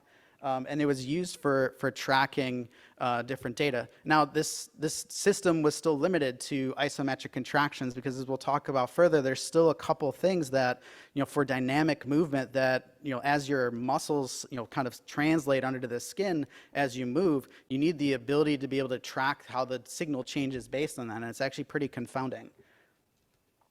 So really the next type of the prototype is, I can use it, so how can someone else use it? So we made this sensor solution.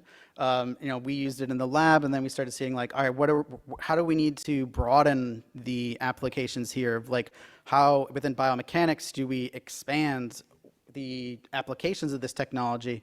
Isometric movement is a very small subset of how we can study how you and I move. If you want to go outside of the lab, we're very dynamic in how people move. There's so much variability. You need tools that can provide the flexibility for that.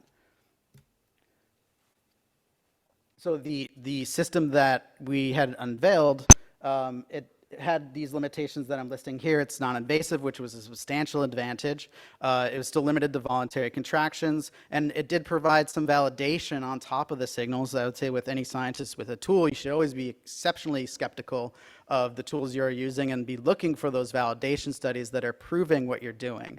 And part of this technology, whenever we do recording, is, if we're identifying motor units and their firings and their locations, is that we provide a validation that's scientifically backed of the accuracy of the algorithm, which is very important if you're trying to, you have an hypothesis that you're testing. You need to have the trust in the tools that they actually took the scientific rigor to prove what they are saying they can do.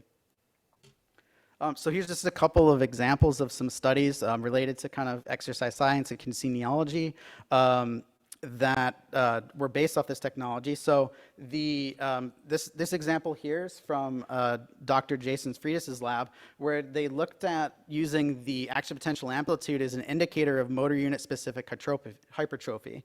And what they found, you could see on the kind of the bottom side here, that before the grayish kind of dashed line, this was before they had their exercise regimen, where they would look at on the y-axis is the motor unit action potential peak-to-peak amplitude, and on the x-axis is where those motor units were recruited as a percentage of MVC. And then what they saw that, both on the right, that as they performed these interventions, that there was actually a difference in when these motor units were recruited over time. And additionally, they also validated that the changes that they had seen in the motor unit action potential size, they actually validated with ultrasound to demonstrate that the relation between the motor unit action potential, which we had shown in previous studies to be related to force production, that the changes that they saw actually were exhibited in actual changes of the motor unit size as well.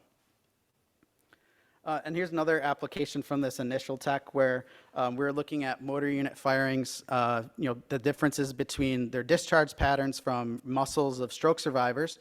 And so on the the right side is the left side is the affected limb, and you can see the behavior of the limb that is affected from that stroke, and then on the right side is the contralateral, the unaffected limb. And what you can see is actually for the affected side, there's actually a really big compression of the motor unit firing rates. So all of them, are very close to the level and they're firing at similar rates. You can see that the outcomes of, how their motor control has adapted or changed post-stroke, that you can see the differences here versus, and this is in an individual, so that it has that stroke in itself did change some of the outcomes there. And then historically, a lot of our technology too has been used for studying peripheral fatigue. So, and this state here, this was actually from Alltech, where we had, a couple different things where we're exploring. And in here you can see from left to right, we're looking at how the changes in the motor unit firing rates adapt as you're fatigued. And what you'll see is that going from early fatigue contraction, meaning there really weren't fatigued at that point, all the way to the right where there's late fatigue, to maintain that level of force, the body would need to recruit additional motor units, and it would also need to modulate and increase the firing rates to maintain that force level in late stages of fatigue. So numerous articles have been published, looking at the things I talked about, whether it's application-specific areas. If you have questions, I'd be more than happy to point to any of these after the talk. But also, with the technology too, is the importance, I would say, is that kind of independent verification. It's great that I'm telling you, here's all this technology. It's awesome. It works. There's other people outside of Delsys that have taken this technology and really beat it up to make sure that, our claims and what we're saying the technology can able to do is actual based in reality and good scientific process and thought. So the next section they would be kind of looking at is like, all right, can a non-expert use it? I would say we as a company don't want to limit this technology to people that are really good at motor control. That's a pretty small subset of the world, and it's not really going to help, general study of human biomechanics. So the next study that we'd actually had looked at is how do we break out of this kind of isometric, fatigue-based and world. And in 2015, we actually published some work that explored how do we adapt or update our algorithms to work in dynamic scenarios, which could open up a world of different things you can task. Now you can look at human performance. You can look at how many different types of dynamic activity. And a key to the algorithms here was, as I mentioned earlier, as the muscle kind of translates underneath the skin during dynamic movements, you need an algorithm that can actually track those changes. And what we had found is that the motor unit action potentials, you can see on this plot here on the top left, that as you kind of go out throughout a cycle of, say, a bicep curl or a squat, the amplitude of the action potential will actually increase and decrease based on its relationship underneath. So as the action potential will translate kind of underneath the sensor, its amplitude can increase, and in some cases it actually can flip because it depends on what side of the electrode that it's on. So now, given that research, and that's actually part of the system that we have now, NeuroMap was released in 2015. That's open, and we've removed kind of the wireless restrictions. We've provided different sensor solutions for and demonstrated use cases in dynamic activity. The question is, how can we continue to improve onto this? You look at it and say, Michael, like, it's great, you're showing me all these stick plots of firing instances, firing rates. How do we actually start bringing this into the reality and allow you to have interpretations built on this? And this is an active area of our research group to kind of expand and gain insight into the motor control system so we can create measures that are scientifically true and valid to our best knowledge. But we can find cases that we'd have here. So I have a series of just some of our pilot data that we have for a couple different studies that we've used to explore this. One area could be in the use cases of clinical biomarkers. So on the right, you see normal control subject contraction. This was from the VL muscle during a squat. You can see just the broad range of motor unit action potential peak to peak. So you have very small motor units going up to very large, and from there it's spanning from 50 to 100, probably a couple hundred microvolts there. And then from a myopathic patient, we were doing similar studies, and we would find that, in some cases, if they were doing a similar contraction, their motor unit action potentials would actually be substantially smaller. So these are some things that you can explore as scientists and see, in these use cases, how could you start to explore, are there differences in myopathic cases? Are there differences in neuropathic pathologies? So the distributions of themselves were pretty spread out there. These last couple applications I'll go through a little bit quicker because we only have a few minutes left and I want to get to the end of my slides. Here's an example of using the timing of the firing rates that come from the motor units in a gait study. The black trace is a gyroscope that is on this gentleman's lower limb there. So you can see, throughout the cycle, you can identify the toe off, the swing, and the heel strike there. And since we have a fully time synchronized system, you can actually use this to study the firing rates of the motor units in different muscles at different parts of the gait cycle. Here's an example of from squats. On the bottom, you'll see the firing rates over a series of 5 squats. And the top plot is actually highlighting the middle contractions where we're taking segments of both the eccentric or the flexion part of the squat and the concentric where we're extending the knee. What we're kind of plotting on this regression here is it's looking at the peak motor unit amplitude versus the average firing rate here. And so from this plot, we can see that the firing rates in this example for the concentric part of the contraction are substantially higher than the eccentric part.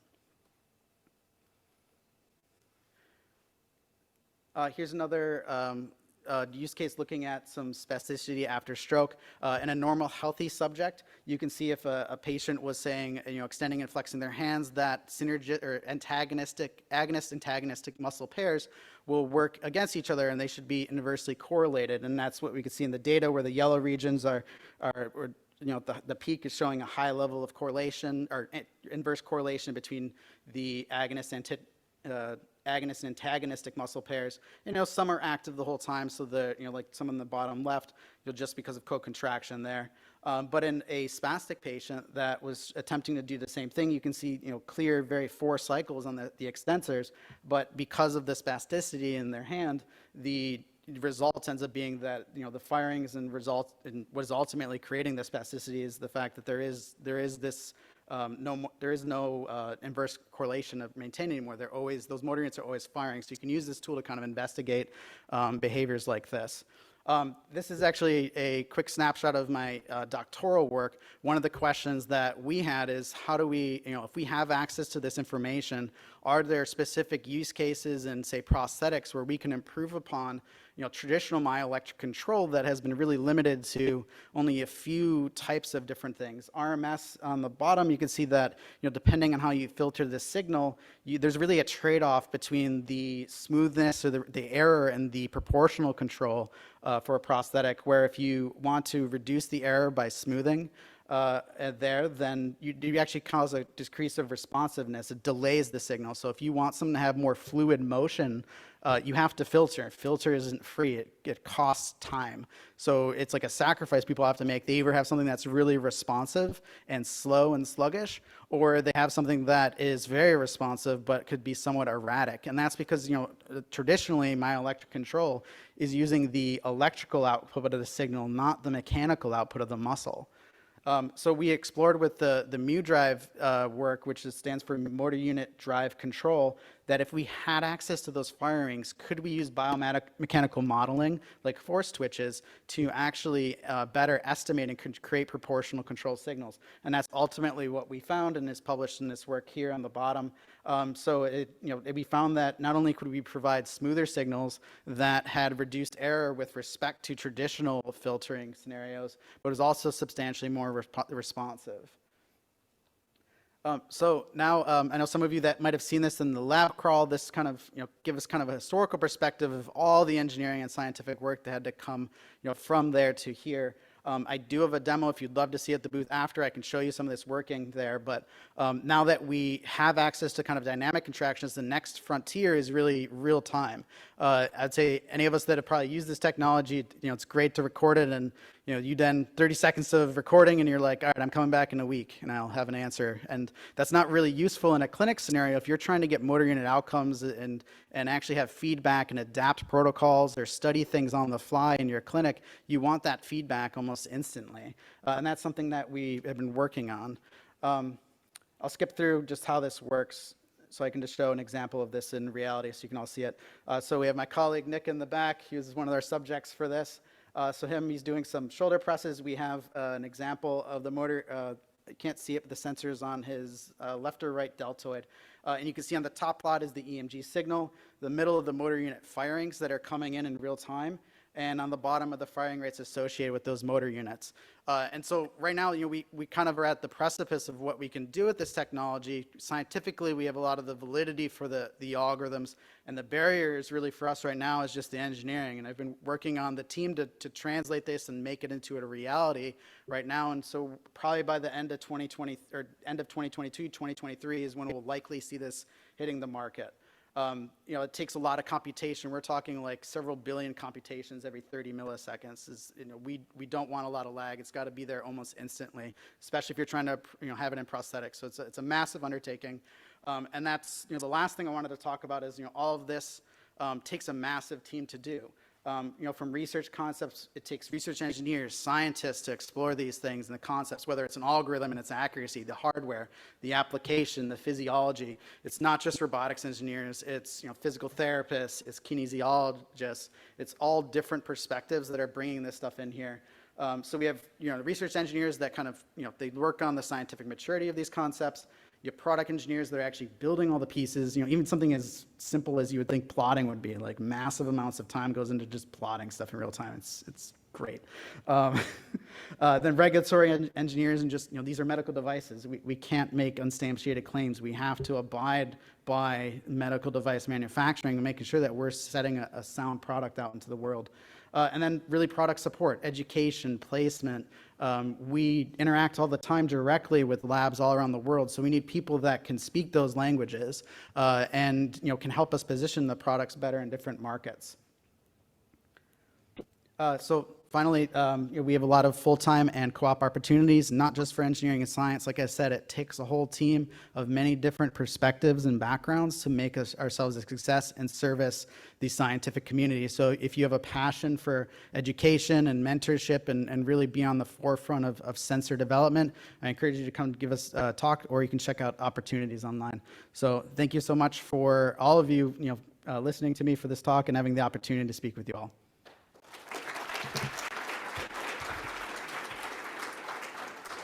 Thank you, Dr. Twardowski. That was cutting edge. Are there any questions?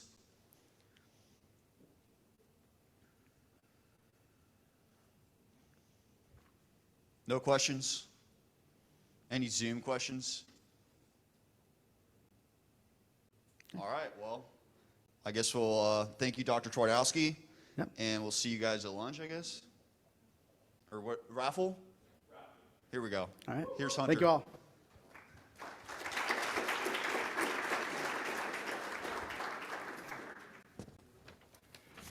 All right, hi everybody. How's everybody doing? Good, good. So I'm Hunter Miller, and I'm a second-year student here at the Doctor of Physical Therapy program.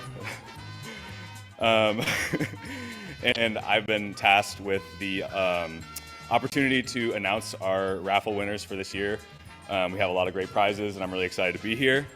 So we'll start off with our big prize, our Condor Sentry Plate carrier weighted vest from Rogue. And so our lucky winner for that today is Enrique Moreno. So our winners, we'll get in touch with you soon. We'll get in touch with you in the next couple of days. Sorry about that. So next we have a pocket anatomy and physiology guide from F.A. Davis. I can actually attest that this is a really great resource, so whoever gets it's really lucky. So our winner for that is Kimberly Ortega.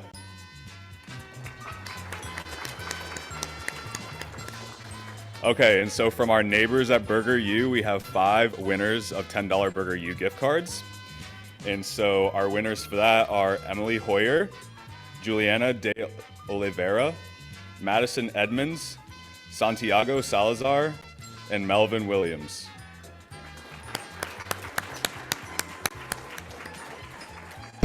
So next we have 2 tickets to the ISSN conference in Fort Lauderdale in June. Really big one. It's going to be a really great experience, and our lucky winners for that are Colin Creasy and Kessa Lazar. And so then we also have 1 ticket to the NSCA Florida State Conference, and our winner for that is Emily Goldsmith. And then next, we're going to give away some swag bags per Dr. Stock's recommendation. And so we have 3 winners from UCF's athletic training, and they're going to get some merchandise here. And so our 3 lucky winners for that are William Hammert, Jeremy Fleischman, and Anna Claire Biapot. All right, and so lastly, we have 3 UCF kinesiology merchandise packs, which includes a towel, a gaiter, and a drawstring bag. And so our final prize winners for that are Gabriella Orlando, Lisa Dubrick-Epstein, and Taylor Elsenheimer. All right, thanks everybody for listening to me at the end of this long little stint of lectures. And shameless plug, Chop 5 right now is doing partial proceeds, so would definitely recommend for lunch. And we'll resume at 1:30 p.m.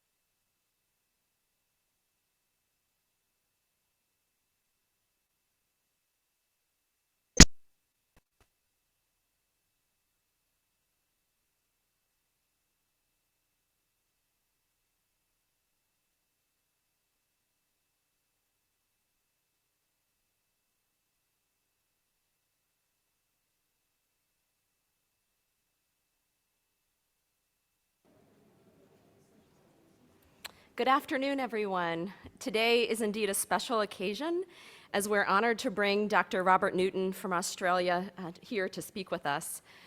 But being a leader in innovation, we had to do this in a special way.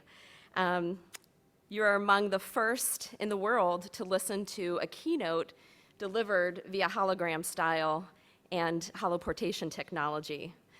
So my name is Barry Hoffman, and I'm Associate Dean in Clinical Affairs for the College of Health Professions and Sciences here at UCF, and I have the honor of working with some of the leaders that are here today from the college, Dr. Stout, Dr. Matt Stock, and all of the fabulous faculty. And I just want to say congratulations on putting together such a phenomenal program with speakers and learners here. In our college, we are always looking at new ways to transform healthcare and improve lives. And innovation is in our DNA. And so what you see here today is one of the ways that we are looking to elevate the education of our students and our communities. So we're excited to show you how we're using this cutting-edge technology to train our future rehabilitation, health, and wellness specialists. Some of you might be familiar with this technology, as it has been used in the entertainment industry, most recently in the Super Bowl, beaming in many football players. You may have seen some of the headlines with rap singers beaming into their families' living rooms to sing happy birthday. That was all over TMZ just recently. So we created the pathway here at UCF to use this technology, seeing its advantages in healthcare education. And I want to highlight the visionary thinking of Dr. Stock, who's leading this conference and the Institute, and Dr. Stout, leading the School of Kinesiology and Physical Therapy, and the Institute Planning Committee, who had the vision to use this technology to essentially unlock geographic constraints and bring to you such a remarkable leader in exercise medicine. So I hope you enjoy this experience. It's been a pleasure being part of this with you. And as you are the first to experience this keynote delivered in this technology-driven way, I hope you enjoy it. And without further ado, I will move on to the program.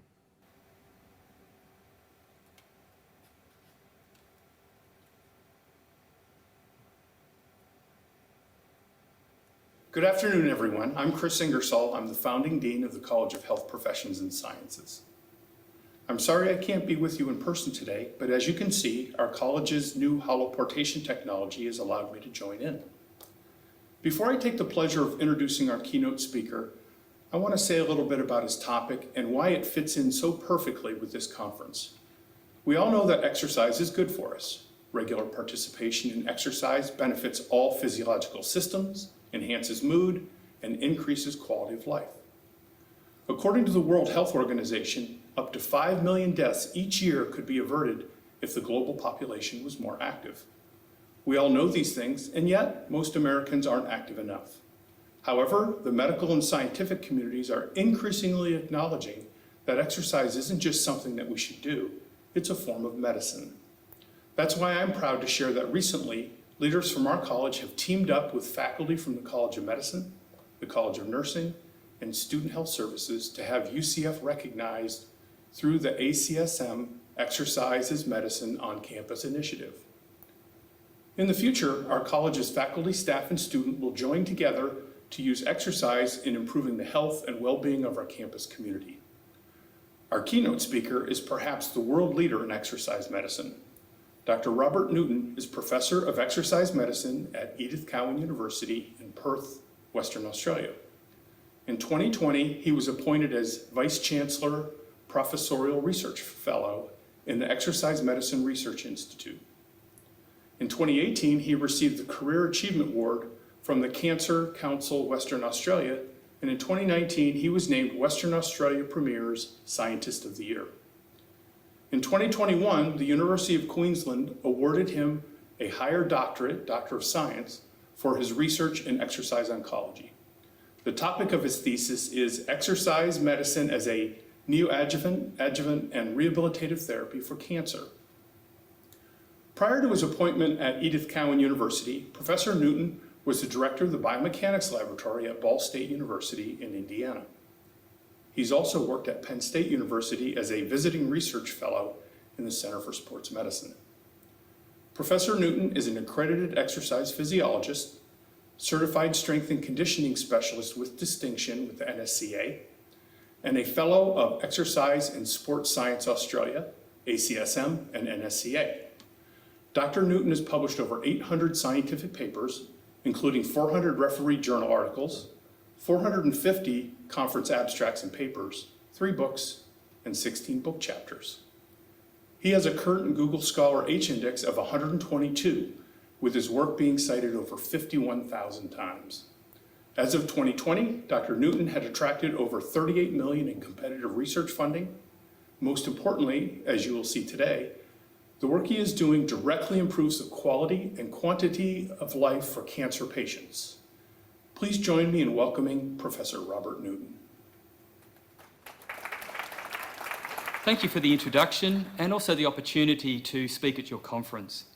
My name is Rob Newton and I'm from the Exercise Medicine Research Institute at Edith Cowan University in Perth, Western Australia.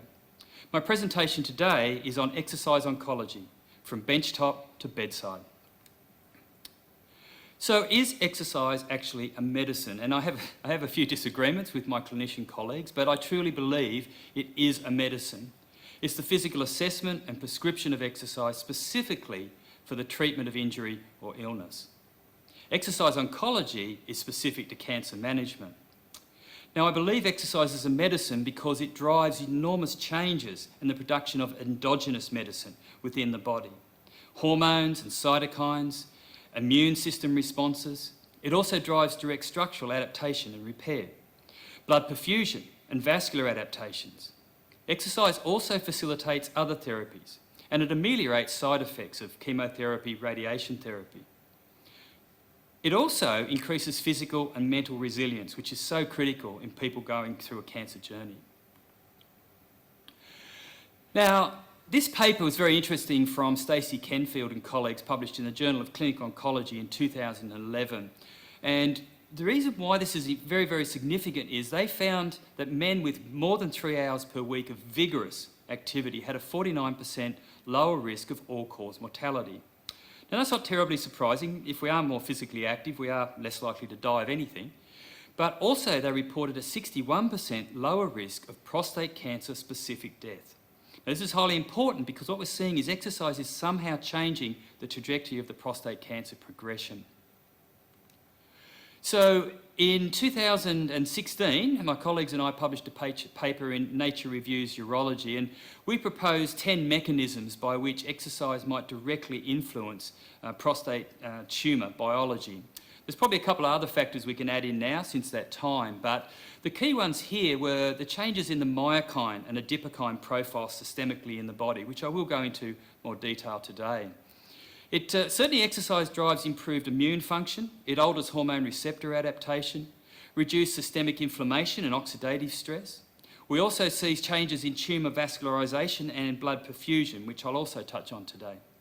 Modulation of gene expression, some epigenetic modulation, telomere alterations, and modulation of other circulating factors, for example, insulin, growth factors, and sex steroid hormones. Now, this was a later paper which we published in 2021 in Nature Reviews Urology, and here we really delved into these exercise-induced myokines and their effect on prostate cancer. And these act through a range of mechanisms. When we exercise, the muscles pour out these myokines, and then these myokines travel through the blood circulation to the actual tumour.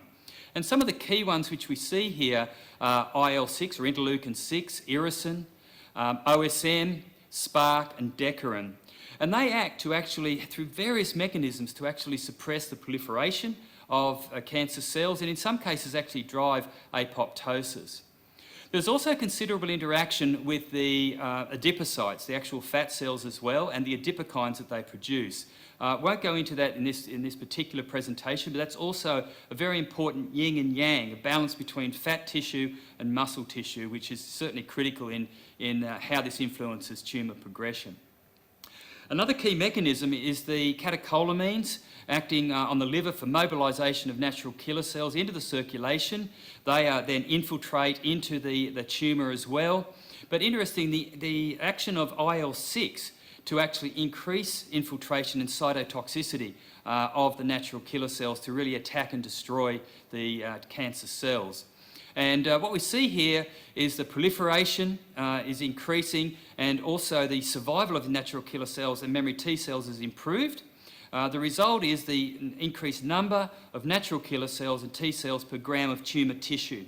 And so we have this very effective immune response which is actually seeking out tumour cells and destroying them.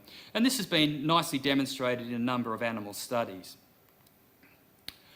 So let's step back to some of our other clinical trials that we're currently running. One of our largest trials is funded by Movember Foundation, and this is a global action plan, or GAP4 plan, and it's intense exercise for survival among men with metastatic castrate-resistant prostate cancer. We call it interval GAP4. And at this stage, we've got about 100 plus patients recruited across 20 trial sites around the world, 10 countries. And a key thing here is we had no serious trial-related adverse events.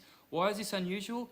These men have stage 4 metastatic prostate cancer. These men are palliative. They cannot be cured of their disease. At this stage, we're trying to actually see if we can improve their survival. Now, the paper which we published with the protocol you can see here was published in BMG Open in 2018. The primary outcome here is overall survival. And the median survival for these patients is generally around 35 months. And we're looking to see if we can improve that to 44.6 months through a very, very sophisticated and quite intense exercise intervention. And we can see what the supervised exercise arm there. A total number of patients will be 866. And the supervised arm, as I say, is getting a very sophisticated, periodised exercise program consisting of both aerobic exercise, including high-intensity interval training, as well as resistance training, periodised and also self-regulated. And the self-directed exercise arm receives the ACSM guidelines for exercise for cancer patients and some psychosocial support through newsletters. So just some early data from this. We've got about 104 patients randomised across the site, and you can see where they're at in terms of year 1 and 2. It's actually a 12-month supervised intervention followed by a 12-month self-managed home-based program there. Now, 22 patients have passed away on trial, and you can see there 9 deaths in the intervention, 13 deaths in the control. We don't have enough statistical power as yet to see if there is a survival advantage. The key thing is, in working with this patient group, where they're very unwell, they have metastatic lesions within their skeleton, is can they actually exercise? Can they, in particular, exercise at a high intensity, including resistance training? We've observed no serious exercise-related adverse events, none to date, and we have now well over 100 patients that have been through the trial here. You can see the sort of grade here. Most of them are grade 1 or grade 2. Certainly no grade 3 adverse events related to the actual exercise intervention. Of course, they will have grade 3 events, including being deceased, but they are not related to this exercise trial. So it appears as though the trial and this intervention is very safe. And you can see the adverse events probably or possibly related to the trial, generally related to your normal exercise side effects, if you like. Muscle strains, a little bit of bone pain there, fatigue. One patient vomited after getting their CPET. So what we've done then is we drew blood pre and also at 6 months. And this is some early data from the trial here, where we've actually analysed their blood for these key myokines, which have been demonstrated in preclinical trials to actually have an anti-cancer effect, to actually have a cancer suppressive effect. This paper is currently in press with prostate cancer and prostatic diseases. And what we saw, we were quite encouraged because we're seeing that, for example, SPARC relative to body weight in the control group has significantly declined but maintained in the exercise group. OSM has declined in the control group but has actually gone up in the exercise group. And we saw no change in decorum. So what this relates to is that the actual myokines at rest are actually being elevated in the exercise group compared to the usual care group. So something about their training over time is actually altering their systemic environment, their milieu, to be more anti-cancer. Now what we then did is we took the actual serum that we extracted from these individuals, from the control group and the exercise group. Remember, this is pre and then at 6 months post, but it's resting blood. And then we poured it over prostate cancer cell lines. And the cell lines we chose were actually castrate resistant. So the cells are very, very similar to the cancer cells which these patients are actually have in terms of their cancer. And what we observed is that there is a significant suppression of growth among these cells of around 20% suppression there. So the key to point out is that this was from resting blood. This is not exercise conditioned, which is what most of the studies involve. Exercise bout, take blood, exercise them for a period of time, and then take post-blood. So it's exercise conditioned. This is not. This is resting blood, but pre and post a 6-month exercise program. Now, next what we did was to look at, well, what is the acute effect in terms of myokine changes? And so we took a subset of these patients involved in this trial. They'd had at least 3 months of exercise on the trial. And then what we did is we put them through an acute exercise bout. And this included a warm-up, and we would take blood previously. They would then do a series of bouts of 4 minutes high-intensity cycling. And they were getting up to a Borg scale of perceived exertion of around 7 to 8. And then, so a total of 24 minutes, and then we would take their blood post-exercise, immediately post, and then 30 minutes post, as you can see in this diagram here. And then we exposed we analysed this serum for the cytokines, the myokines of interest. interleukin 6, 15, irisin, decarin, oncostatin M, and Spark. Now, what was interesting was that we saw a significant elevation of serum OSM from baseline to post, not at post 30 minutes though. Similarly, we saw a significant increase in interleukin 6 at immediate post. We saw for Spark, immediately post, an elevation significantly there, and also for interleukin 15. For decarin, we saw a significant elevation, which was interesting for an acute response here. We didn't see it in the chronic adaptation, but we're seeing it here in the acute response. A significant elevation, as you can see there at post. It was back down to baseline at 30 minutes. And again, also with irisin, we didn't see any significant change there. What was interesting, we then did a correlation between lean body mass percentage and oncostatin N. Oncostatin N was the one where we saw the greatest change, as you will see from the previous slides. And what we saw was a significant positive correlation between lean body mass percentage and oncostatin N response. So what this indicates is how important it is for people going through cancer to maintain or increase their muscle mass. If you like, we're trying to increase the size of the internal pharmacy, the drugstore within, trying to make it as big as we can, and then we're trying to stimulate it through exercise to get it to dispense these anti-tumour chemicals.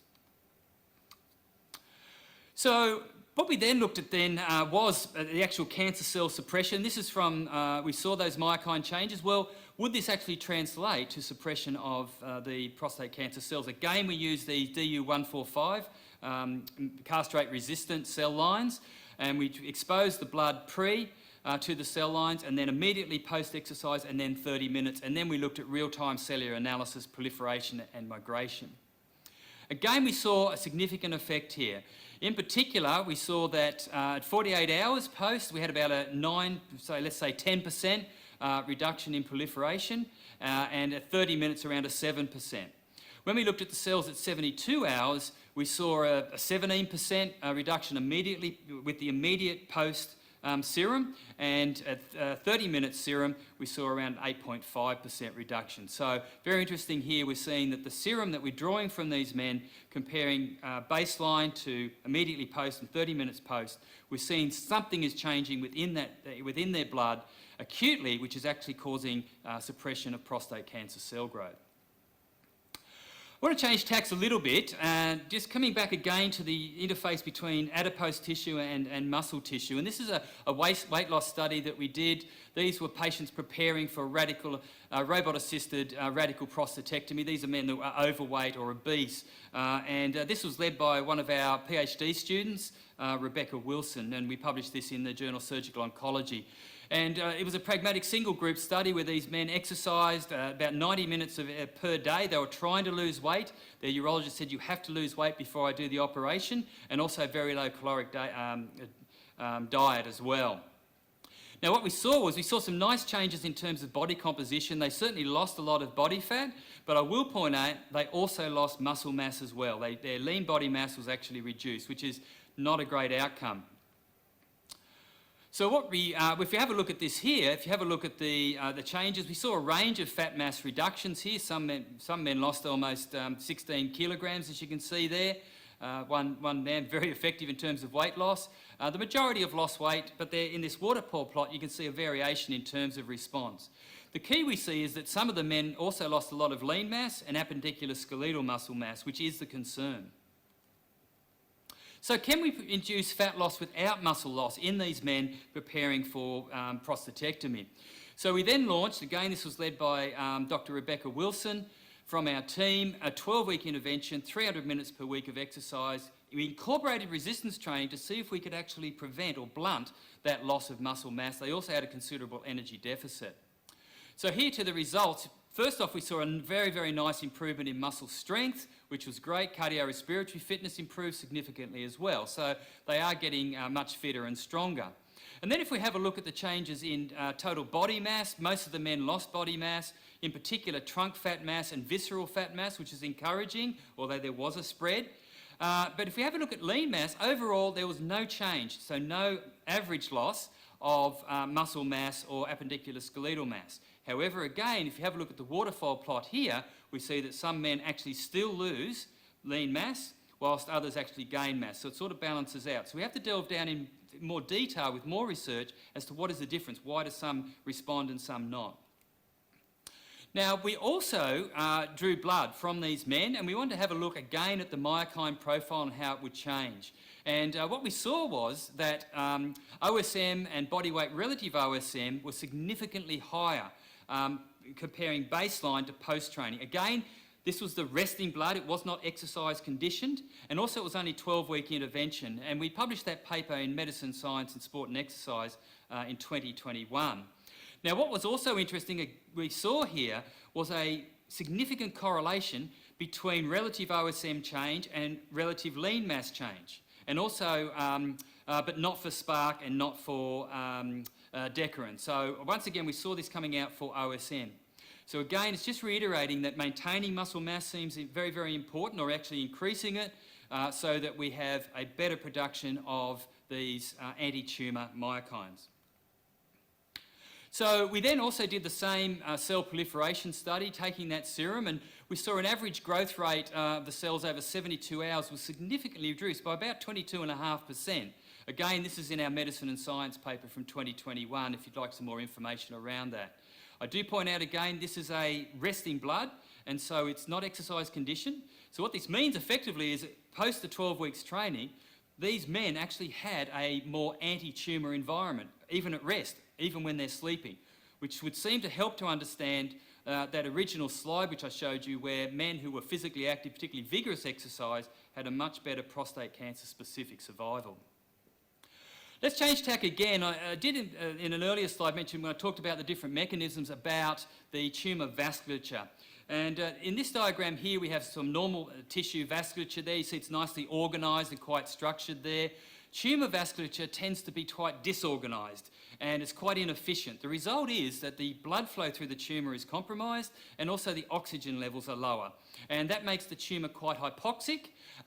Cancer cells quite enjoy a hypoxic environment because they tend to rely on glycolysis for energy rather than aerobic energy production, so they're reasonably happy with that compared to healthy cells. Also, that environment tends to drive the cancer cells to change and to metastasize as well. So these are major problems. So in this particular study, what we were looking at was how could we actually improve the perfusion of blood and oxygenation within the tumour itself. And these were men, again, with prostate cancer. And we looked at the effect of acute exercise on blood flow through the tumour prior to radiotherapy. And the reason for this is that we were looking to see if we could increase perfusion of blood and oxygenation, because we know that that will improve the kill rate, so the effectiveness of the radiation therapy. And so we took a baseline assessment. We then had them exercise and then do an MRI scan to look at their tumour perfusion, and then they did exercise and radiation treatment for 4 to 8 weeks, and then a follow-up assessment. Now, this is very early. We've still, one of our PhD students, Oliver Schumacher, is leading this study. But it's very interesting, our initial data. So this is very sophisticated MRI techniques here, and we're looking at rest, and then after the exercise, that acute bout of exercise just before they go in for their radiation therapy. And you can see the areas which are in red and yellow. They are areas which have much higher blood perfusion and oxygenation. So it does appear as though we can increase oxygenation within the tumour immediately before they receive their radiation therapy, which should help to enhance the effectiveness. This is changing tack again, but just coming back on this same theme of the importance of the balance between muscle and fat. And this is a systematic review with meta-analysis led by another one of our PhD students, Pedro Lopez, which we published in Prostate Cancer and Prostatic Diseases last year, 2021. Now, I show you this, but the reason why is that if we have a look at overall survival from a fairly large number of studies here, we see that the hazard ratio in terms of low fat mass versus high fat mass doesn't really affect survival. However, if you look at low muscle mass versus high muscle mass, we have a survival benefit in those patients that have a higher muscle mass. So the take-home message here is that maintaining or increasing muscle mass would appear to be more important than reduction of fat mass in men with prostate cancer in terms of their survival outcome. And also it could relate to the fact that the muscle tissue we now know is the largest endocrine system in the body, pouring out these anti-tumour medicines. So we have to maintain that endogenous internal pharmacy or drugstore.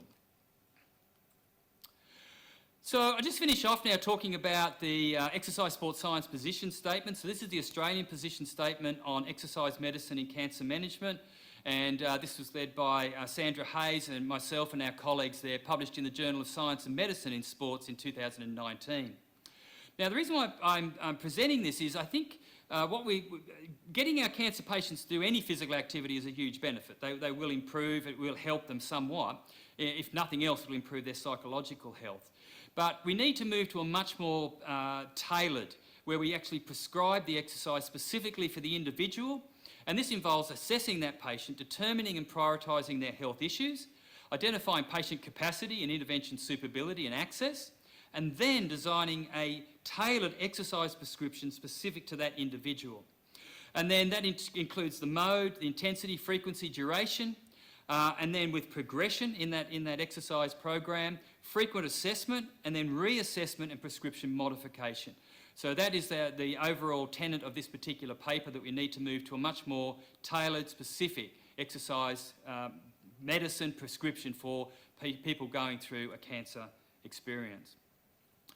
And just to finish off, COVID, of course, has affected us enormously. When COVID came in early 2020, we had to pivot all of our clinical services and all of our research trials.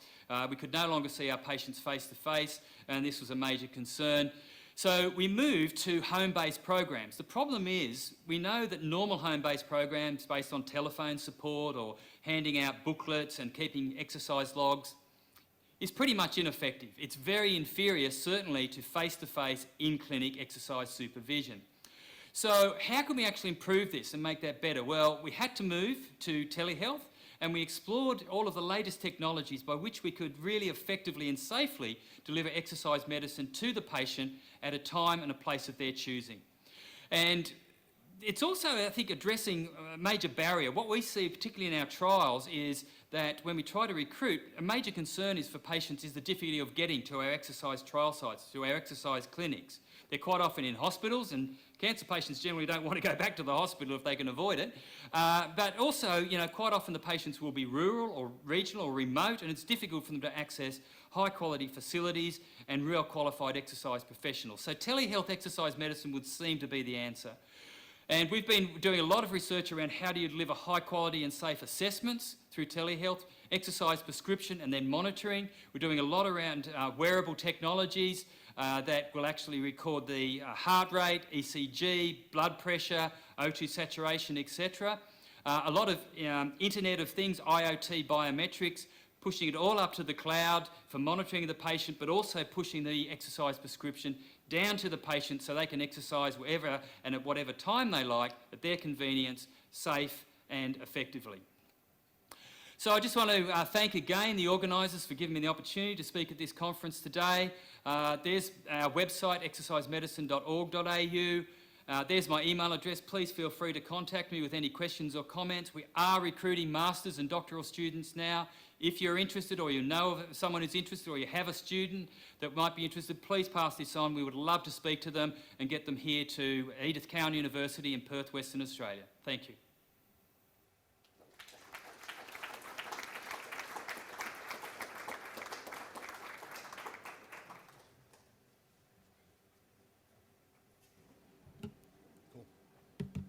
Can you hear me? Oh. Can you hear me? Cool. So my name is Ryan Gertz. I'm a PhD student here at UCF. I work under the wonderful Matt Stock in his neuromuscular plasticity lab. So first and foremost, I just want to say thank you, Dr. Newton, for that awesome talk and the incredible format that we had right here, as well as to everyone who helped put that together. So one more round of applause for all of them. That was awesome.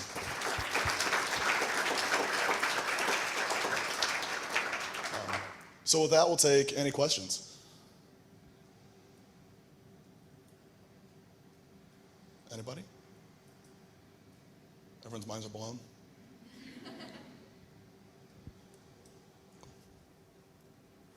Hey, good afternoon. Can you hear?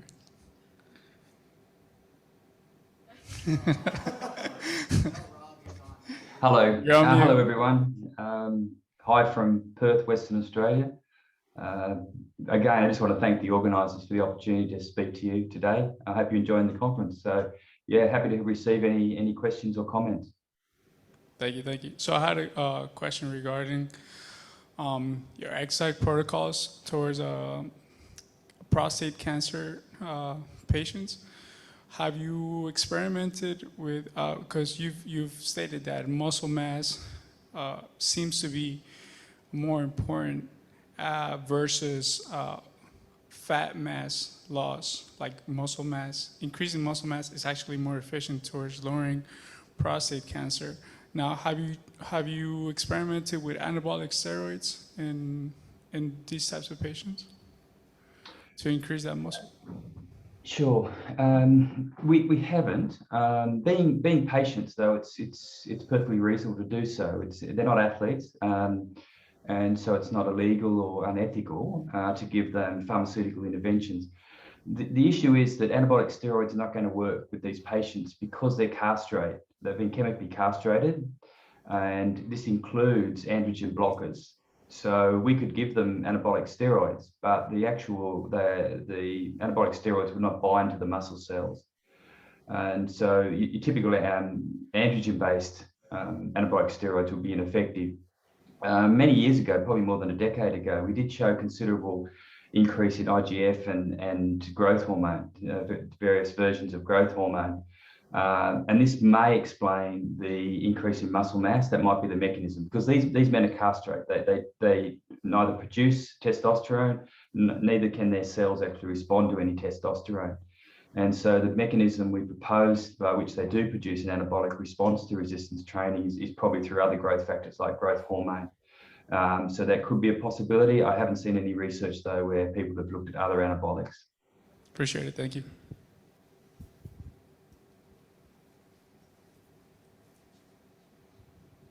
Hi, Dr. Newton. How are you doing? I'm doing great for 2 o'clock in the morning. I just had a question. Given that some research indicates that, if you damage the muscle either mechanically or chemically, and you also knock out some of the innate immune cells, particularly monocytes, you actually don't see that recovery of the muscle mass. So since a lot of your work is focused on the myokines, have you actually parlayed that with looking at some cells of the innate immune system to see how those actually play into some of these relationships that you're seeing? No, we haven't. It's a really good question. This whole area of research, I mean, we're coming to a phase of about 10 to 15 years, moving from a situation where cancer patients were advised to rest, and the results were not great. And the clinicians reported this to us, is that these patients, telling them to rest is not working. They're rapidly developing cardiovascular disease and they're dying of heart attack or stroke. In some cases, that's killed them before the actual cancer would have killed them. So we've moved a long way from that. And I think the ACSM position statement in 2020 reiterated that such strong benefit of exercise in terms of improved survival and quality of life. But the actual understanding the mechanisms by which the survival advantage occurs, that research is very, very new. And it's really just around the periphery at the moment to try and understand this. We truly don't understand it well at all. I mean, we're absolutely rapt that patients are doing better in terms of quality and quantity of life. But we need to understand these mechanisms, because at the moment, in general, exercise prescription is a shotgun approach. Let's throw everything at them and hope that something sticks. And it's not until we actually understand the mechanisms truly, and as I said, there's at least 12 mechanisms by which exercise influences directly tumor biology and cancer progression. And we need to understand each and every one of those and how they all interact. So that's a very long answer to your question, was to say we don't know. But I think truly we are delving much more into the effect of exercise on immune response here, both within the muscle but also within the tumor itself, and that signaling between muscle and tumor tissue and between fat tissue and tumor tissue is going to be, I think, very, very informative and productive. Any other questions? All right. Well, Dr. Newton, thank you again so much. Everyone, the next talk will be at 2:30. So we'll take a break until then, and then just a heads up, we'll be moving the portal through the lobby. So keep your head on a swivel. Thanks, everyone.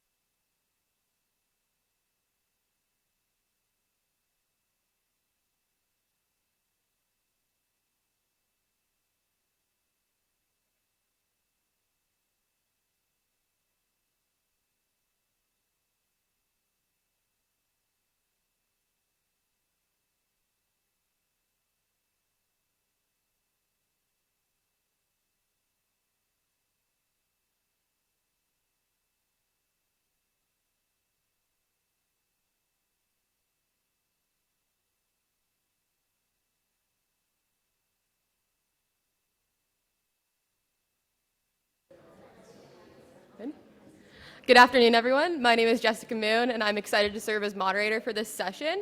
I'm currently in my first year in the kinesiology PhD program, and have clinical interest in sports supplementation for performance and recovery. At the end of the lecture, we're going to once again do our Q&A, so just make sure you have your questions ready for the end. Before I introduce our speaker, I'd like to thank the ISSN for sponsoring this session. The International Society of Sports Nutrition is the world's leader in providing science-based sports nutrition and supplement information. If you're interested in learning more or getting involved with the ISSN, the 19th Annual Conference and Expo is being held in Fort Lauderdale this June from the 16th to the 18th. Now, it is my honor to introduce our next speaker, Dr. Richard Kreider. Dr. Kreider serves as professor, executive director of the Human Clinical Research Facility, and the director of the Exercise and Sport Nutrition Lab at Texas A&M University. He's conducted dozens of studies on nutrition and exercise. He has published 8 books and over 230 peer-reviewed articles and book chapters, 465 research abstracts, and 150 health and fitness-related articles. His work has been cited nearly 17,000 times in the literature. He has received over $25 million as a PI, co-PI, and/or consultant in internal and external funding to support research related to the role of exercise and nutrition on health, disease, rehabilitation, performance, and on health disparities and equity. Dr. Kreider has received the NCSA Nutrition Achievement Award, Global Health and Pharma Sport and Nutrition Award, and the ISSN Lifetime Achievement Award. Now please join me in thanking the ISSN and welcoming Dr. Richard Kreider.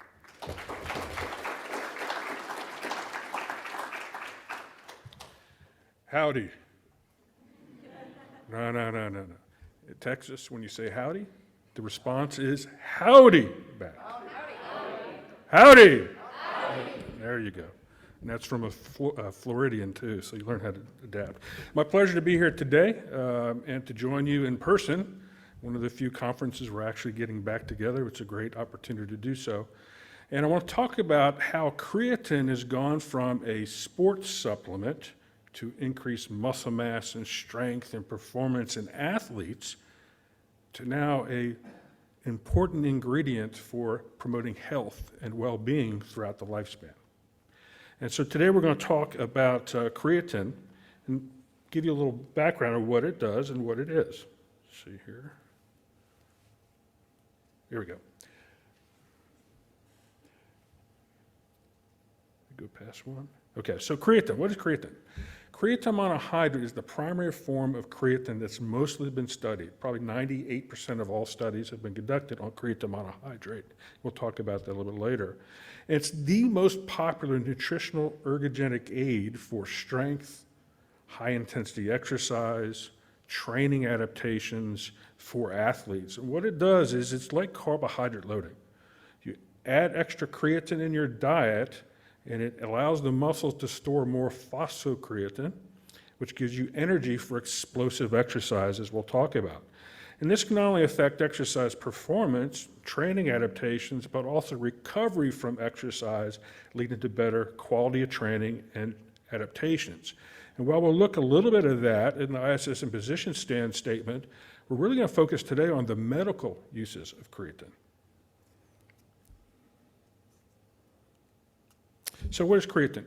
Most people call creatine an amino acid. It's really not an amino acid. It's a nitrogen-containing compound. It's comprised or derived from amino acids, particularly from glycine and arginine. And what it basically does is serve as an energy source for muscle. You typically have about 1 to 2 grams of creatine per pound of meat that you consume or fish. That's the primary dietary sources. And so we look at creatine monohydrate. Creatine monohydrate is a form that can be put into foods as well as into dietary supplements, and it basically just adds a water to this molecule and allows for an easy way to get into the muscle through digestive processes. And so we synthesize about half of the daily's need for creatine through endogenous synthesis pathways. And this is where we combine arginine and glycine, and we form some very important enzymes that are responsible for this formation in the liver and the kidney and some other tissues. There are some kids that are born with deficiencies to these creatine transporters or these enzymes. And when you're born with those deficiencies, you have low phosphocreatine in the brain, and therefore you don't have normal brain function, neural development, and therefore can have lots of impaired growth and cognitive function as they age. And so for some of these, they treat these kids with creatine monohydrate to try to get the brain levels back and therefore restore normal function. And if they catch it early, they can actually help reduce the severity of this deficiency in these kids. And therefore they have more normal maturation processes. But you actually produce creatine in the kidney, liver, and pancreas, and this is the process. So what you think about creatine from basics of physiology is that ATP in the PC energy system, and so if you increase phosphocreatine, you should be able to get more energy. Every time you break down ATP, you use 7.3 kcals liberated. You need 7.3 kcals for your energy metabolism to resynthesize that, right? And so the first way we resynthesize that energy is phosphocreatine. And so that allows for the restoration of energy. Now, this is critical not only for explosive exercise, but in disease pathologies where there's a limit in oxygen and energy availability, like ischemic heart disease and stroke and concussion and injury, we now know that the phosphocreatine creatine kinase system is very involved in helping maintain the health and survival of those cells during those traumatic situations. And so in a simplistic way, creatine we think of just energy, but actually we know now that there's creatine kinase and transporters in almost a number of different places throughout the cell, including in the mitochondria. And you actually will use the phosphocreatine to transport energy back and forth from the cytosol to maintain cellular metabolism. And so we've published this kind of simplistic diagram a number of times, but we just published a more detailed description. And this is from Benilla and colleagues, and everywhere you see a green spot is where creatine is involved in the cell. It's not only involved in just the energy availability, it's shuttling of intermediates back and forth in and out of the mitochondria, it's nerve conduction, it's transportation of ions across membranes. There's about 13 or so sites where creatine plays a critical role. And it's this location of creatine and involvement is where the medical interest now is, because a lot of diseases impair this ability to use functional capacity in these sites. And so think about creatine as a gas tank. Normally, on a normal diet that includes meat and fish, you have about 2/3, 75% of your creatine stores filled. If I load creatine, I can increase that. I can get up to 100%. And if I have a diet devoid of meat and fish, like a vegetarian or a vegan athlete or individual, I tend to have lower levels of creatine in the body. So we typically get about 1 to 2 grams of creatine per pound of meat. And so here's a classical studies that Dr. Roger Harris and Eric Holtman did. And basically the diagram in the middle where there's orange, the orange line shows what happens when you eat a pound of meat to blood creatine concentrations. It goes up and it kind of stays up for a while, for about 3 or 4 hours. If I consume 2 grams of creatine in the middle blue and water, I get that same type of effect that consuming a pound of meat. If on the right-hand side I put creatine in water in blue, or in a lozenge, or in some type of other type of gel formation, I get this same response. And on the far left of your screen is what happens to the blood creatine concentrations when I consume 5 grams of creatine monohydrate, which is our standard amount that's consumed. So increasing blood concentrations of creatine is the first step in transporting it to the tissue, and we get this when we have foods that have high creatine in it, or we consume dietary supplements that have creatine in it.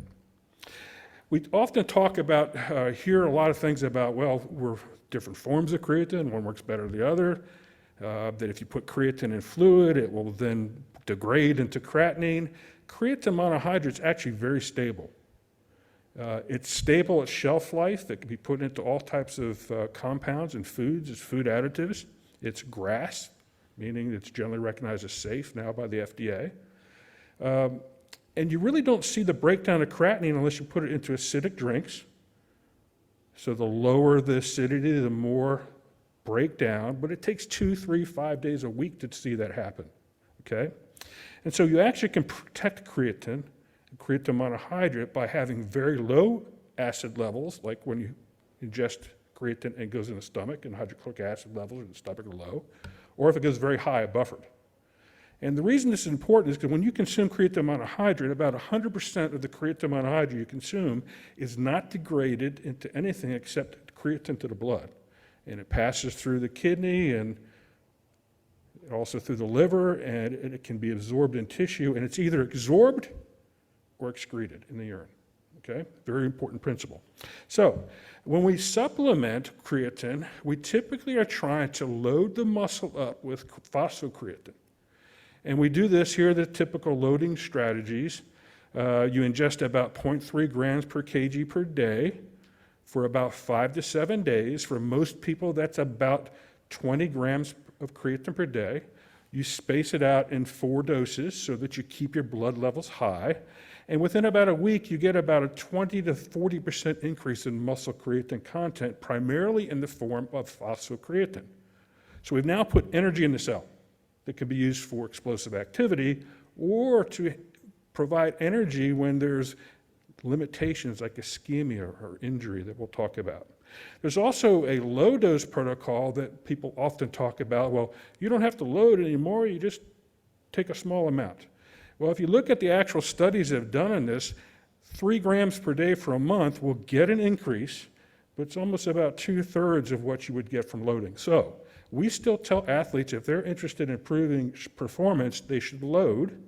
And we actually did a lot of initial studies that involved 20 to 25 grams per day for months to optimize muscle mass gains and strength, okay?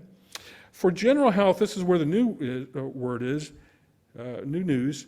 We now recommend that everybody throughout the lifespan get about 3 grams of creatine in their diet per day. And since you don't eat a pound of meat every day, supplementation seems to be a good way to do it. Once you've loaded the muscle, it takes about 4 to 6 weeks for it to wear off. So you could even do, a loading every month or so cycle, and you'll still maintain your creatine levels. Typically, we load and then maintain with about 3 to 5 grams per day. However, larger athletes, we've did studies on football players, for example, and they're so large, they need about 5 to 10 grams per day just to maintain their normal saturated levels because they have so much muscle mass. So, if we follow a loading procedure in light green, we will increase creatine content by about 20 to 40%. The greater the increase is correlated with greater performance change. So if you start with a lower creatine level because you've been a vegan or you haven't had a lot of meat in your diet, you get a much more profound increase in creatine and greater training adaptation. However, if you've been taking a lot of creatine in your diet and you already are pretty well saturated, 80, 85%, you're going to have a less magnitude of effect. On the other hand, if you consume creatine with carbohydrate or carbohydrate and protein in the dark green, everybody responds and everybody will get towards maximal level. And so that's why we suggest people consume creatine monohydrate in a carbohydrate and protein drink after your workout, so not only help with glycogen restoration and have extra protein and amino acids available for protein synthesis, but this is also helps with creatine uptake, and creatine availability increases the ability to store glycogen, for example. So there's kind of a synergistic effect. So this is what happens when you load. Now, we published the first position stand on creatine back in 2007. And this came out of a number of papers and chapters we had done over the years. We started the ISSN journal in 2004, and we said, let's do some position stands. Everybody's asking questions about creatine. And this has been downloaded over 500,000 times. We then followed that up with another version in 2017, and this was an update. And in this one, we started talking more about the health benefits of creatine. We went through all the data on strength training and adaptation training. We had a section on, hey, this is now being looked at in health. It's transcended the difference between a sports supplement. Now it's going into a health supplement. So what does creatine do? Ergogenically, meaning improvement of work or performance enhancing. If you take creatine and you do single sprints or repetitive sprints or number of repetitions during an exercise bout, resistance training volume, intensity, you do that during training, you get some great effects. So athletes will often take creatine to recover between high intensity bouts. In fact, we look at different sports that may benefit from creatine. It's basically everything involving in sprinting or intermittent sprinting or weightlifting, like in repetitions in a set type of activity. So it's been actually looked at in lots and lots of different type of performances, and we'll talk a little bit more about that later. So here's a classical study. This was the first study that was done in the United States on athletes with creatine. This is a study we did at the University of Memphis. And when you do intense training, these were football players at the University of Memphis. We had them during off-season training. They do morning agility training and do heavy lifting, trying to do their hypertrophic phase of weightlifting. We're trying to get them big, fast, and strong before spring ball started. And when you do 6 by 6 second sprints, like a 12-play drive, their first few sprints, much more power. And when you look at muscle mass gains, they were able to lift more, and they doubled the amount of strength muscle mass gain during training compared to placebo controls. And this really started the whole, hey, creatine's good for athletes type of phenomenon. We also mentioned in this position stand that creatine can enhance recovery. There are studies showing that creatine-loaded athletes recover better from intense training, less muscle trauma, less inflammatory markers, and are able to produce more workload in recovery than people who do not. Even things like a 30-kilometer run. We also were able to document in the early and late 1990s, a lot of worry about, well, does it make you do so much you'll get injured? And we started tracking injury rates of athletes taking creatine, and we found that it lowered muscle strains and pulls. It decreased muscle cramping and dehydration. It improved recovery after rehab. So if an athlete got hurt compared to controls, they recovered faster, get back on the field faster. We also found that there was a lot of worry about cramping, and then when they did the studies, they say, did this really actually had the opposite effect? Creatine causes some fluid retention, it helps with hydration, and therefore athletes tolerate exercise when training in hot and humid environments better when they're creatine loaded. And then we also talked about rehab. They started doing, well, I wonder if it will help somebody gets knee surgery, will help them recover, et cetera. And so we started seeing a lot of this research on the role of creatine beyond just sports, including one of the fascinating areas is the role of creatine in the brain and neuroprotection. The amount of creatine in your brain impacts your body's ability to respond to concussion or brain injury. And there are studies in animals that if you creatine load them in their diet and then you cause a standardized concussion, you knock them on the head, standardized, or you cause ischemic restriction of blood flow, that the amount of injury is less in creatine-fed animals than it is with humans. Very interesting. So there's a lot of interest now in concussion and brain injury with creatine and other nutrients. And we talked about the role of creatine, starting to get into health, about synthesis deficiencies and neurodegenerative disease and agency, and there was even a few studies on pregnancy. Why would somebody who's pregnant take creatine?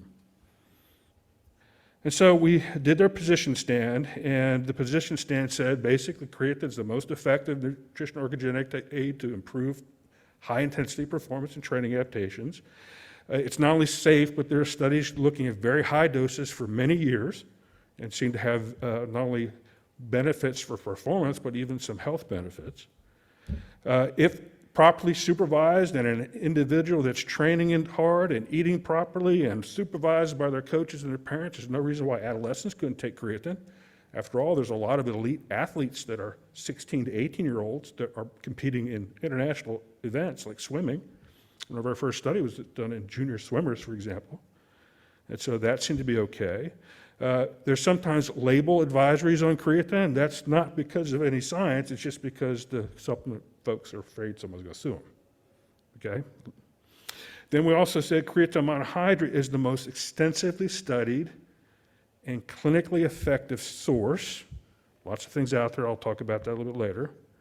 And that if you add carbohydrate or carbohydrate protein to creatine loading, you can not only increase your creatine stores, but it's a great way to glycogen load. And we said the quickest way to increase creatine is to load and then maintain with those doses we talked about earlier.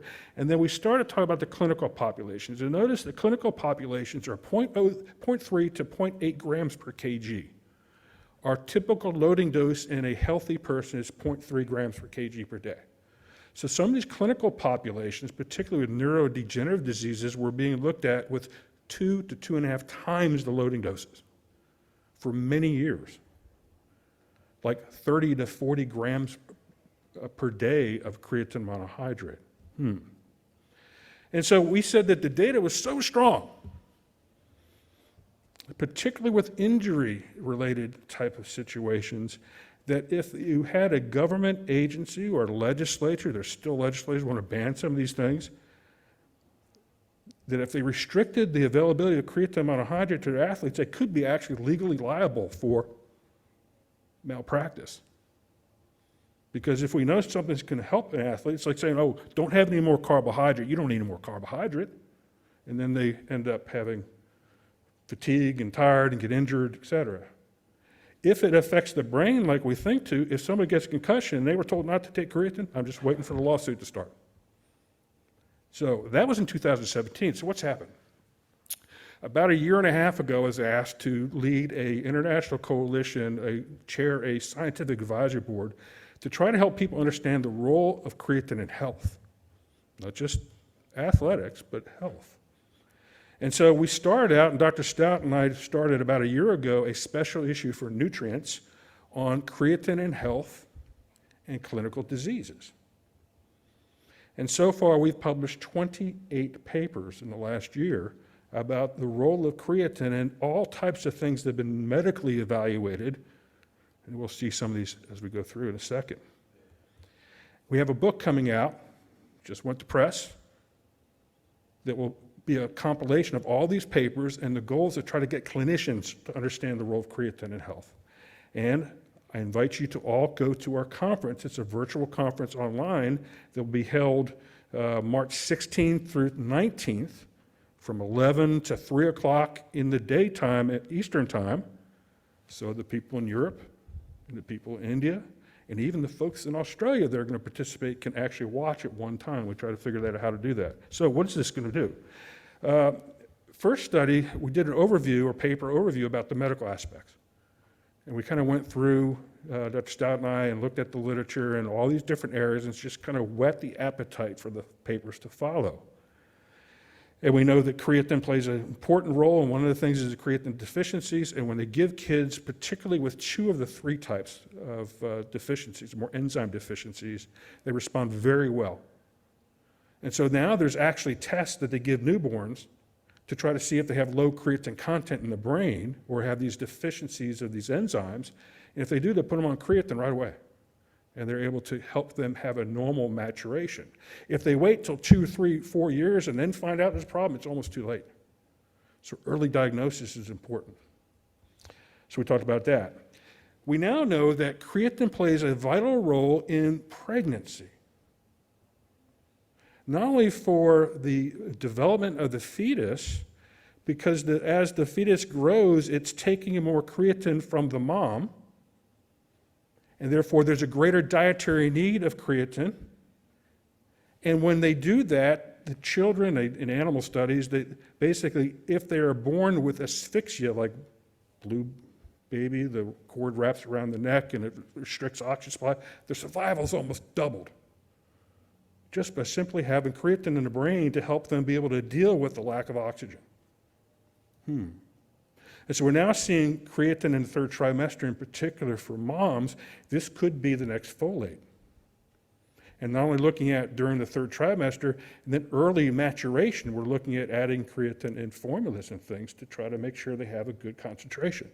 In fact, there's actually new data, large data on NHANES, that kids, as they grow, if they have less creatine in their diet, don't grow as much. Shorter, less weight, higher body fat. And so the overall conclusion from this is that the available literature suggests there is an important role of creatine metabolism in moms and the fetus. And this is an area of exciting research that's going to be looked at over the next 10 to 20 years, but this is a new area. We talked about children and adolescents. There's been a lot of studies on kids, particularly with those creatine synthesis deficiencies or transporter deficiencies, as well as in clinical populations where their muscle mass decreases, things like muscular dystrophy and all those type of neurodegenerative diseases. And they found that if they give creatine to those kids, it helps the muscle not waste as much. It helps the muscle maintain function so it can improve daily living quality in these kids as they're struggling through these diseases. And they reiterated, this is a paper that Andrew Jagum and Chad Kurtzik, two of my former students, did for the special issue, and they concluded the same thing. After looking at all the literature again on kids, there's no reason why that adolescents, if they're doing other things, training, eating well, et cetera, there's no reason why the creatine couldn't be one of the normal supplements they may be interested in doing. Ben Wax at the Mississippi State with Jagum and Kurtzik and myself and a few others went through all the literature on exercise and broke it down to strength, power, prolonged intensity exercise, different specific sports activities in competitive athletes. And the conclusions were that creatine, in the vast majority of studies, show ergogenic benefit in lots of different sporting activities. In fact, it improves maximal force production, strength, muscle mass gains, agility, jumping performance, aerobic endurance when there's intensity in interval training, rehab, improving recovery. And so men and women, athletes and recreational fitness all benefit all the way through aging. Well, you knew that, right? Well, what else didn't you know? Paper that came out of Central Florida here with Dr. Stout and one of your students, Harmon. Is she here today? Kylie? Oh, she's somebody here? She's going to actually present this paper at our conference. And they looked at the research and they said that creatine is likely effective things from recovering from exercise, spinal cord injury studies, arthritic diseases, muscular dystrophy, all with muscle force contraction capabilities. It may be effective in things like acute injury, immobilization, COPD. These are the studies, chronic heart failure, mitochondrial cytopathies, and tooth disease, okay? Not as effective in things that actually have damage to the brain, things like Lou Gehrig's disease, MS, et cetera. So these are clinical populations that may benefit directly from exercise plus the rehabilitation. Abby Smith-Ryan, one of, I guess, Dr. Stout's first newer PhD students, second PhD, phenomenal role model now for women in sports science. She's at UNC. She did a great paper on creatine in women and found that it's not only effective, but there's something interesting with women is that they don't produce endogenously as much creatine as males, meaning that they are more dependent on dietary sources of creatine. And because women typically don't eat as much meat or fish than guys sometimes, they tend to have lower creatine content. And therefore, they may actually benefit more because of creatine supplementation because they start at a lower level. Interesting. And they also know that creatine kinase pathway, where creatine is involved in the menstrual cycle and hormone regulation. And so there's a lot of interest now in the role of creatine to help mediate the female athlete triad, which is usually energy deficit leading to bone problems, leading to hormonal problems, amenorrhea, dysmenorrhea, et cetera, and eating disorders, all kind of interrelated. In older adults, Darren Kondo and Dr. Forbes did a great paper, and they looked at all the studies in elderly and found that if you're older, you get benefit from the resistance training. You add creatine with it, you get better benefits. People ask me, well, if you're older and you're not an athlete, could you take creatine or should you take creatine? I think it's more important as you age. because as you age, what happens to protein absorption? It usually goes down, and your diet is needing more protein, and you may not be getting as much creatine in the diet as you need to. As you age, you tend to lose muscle mass and gain body fat, and so it may be a way to help maintain muscle as you age, especially if you're doing resistance training. Brain health. Dr. Rawson and one of his colleagues, Rochelle, great review on all the studies that looked at creatine in the brain. And basically, if you creatine load, particularly if you go 20, 25 grams per day for about a month, some studies show that 7 days, 10 days work as well, but if you take it high enough concentrations that it actually increases brain creatine content. They do that from magnetic resonance spectroscopy studies where they measure your brain, concentrations of ATP and PCR, et cetera, and they know that the ratios improve by simply adding more creatine to your diet. And this not only affects reducing risk to things like head trauma or concussion or ischemic stroke, but also improves cognitive function as you're aging. The studies are showing that creatine supplementation in elders helps them perform better on cognitive function challenges. Interesting. Glucose management. There's some studies out of Bruno Galano's lab showing that if you are type 2 diabetic and you do a resistance training program to help mediate and control your glucose levels, you add creatine, and guess what? Creatine uptake is glucose dependent, it's insulin dependent, it can enhance the ability to use glucose in these patients. Interesting. Some of the most fascinating new research is on the immune system. Creatine is important for T cell function. And when you are immunocompromised or stressed, you typically have less creatine availability, and by increasing creatine availability to these T cells, improves their function and ability to respond to immune challenge. Wow. Creatine might help you stay healthier. There's even fascinating studies we heard earlier with Dr. Newton talking about exercise and myokines and improving cancer patient survival, at least in helping their functional capacity. Creatine has been shown to affect T cell anti-tumor activity.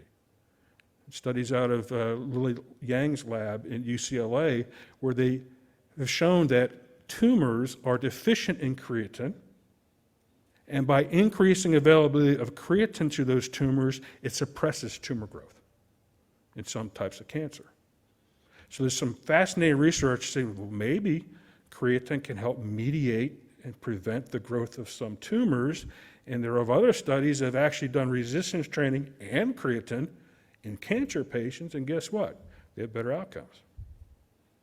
Stronger, help maintain muscle mass better.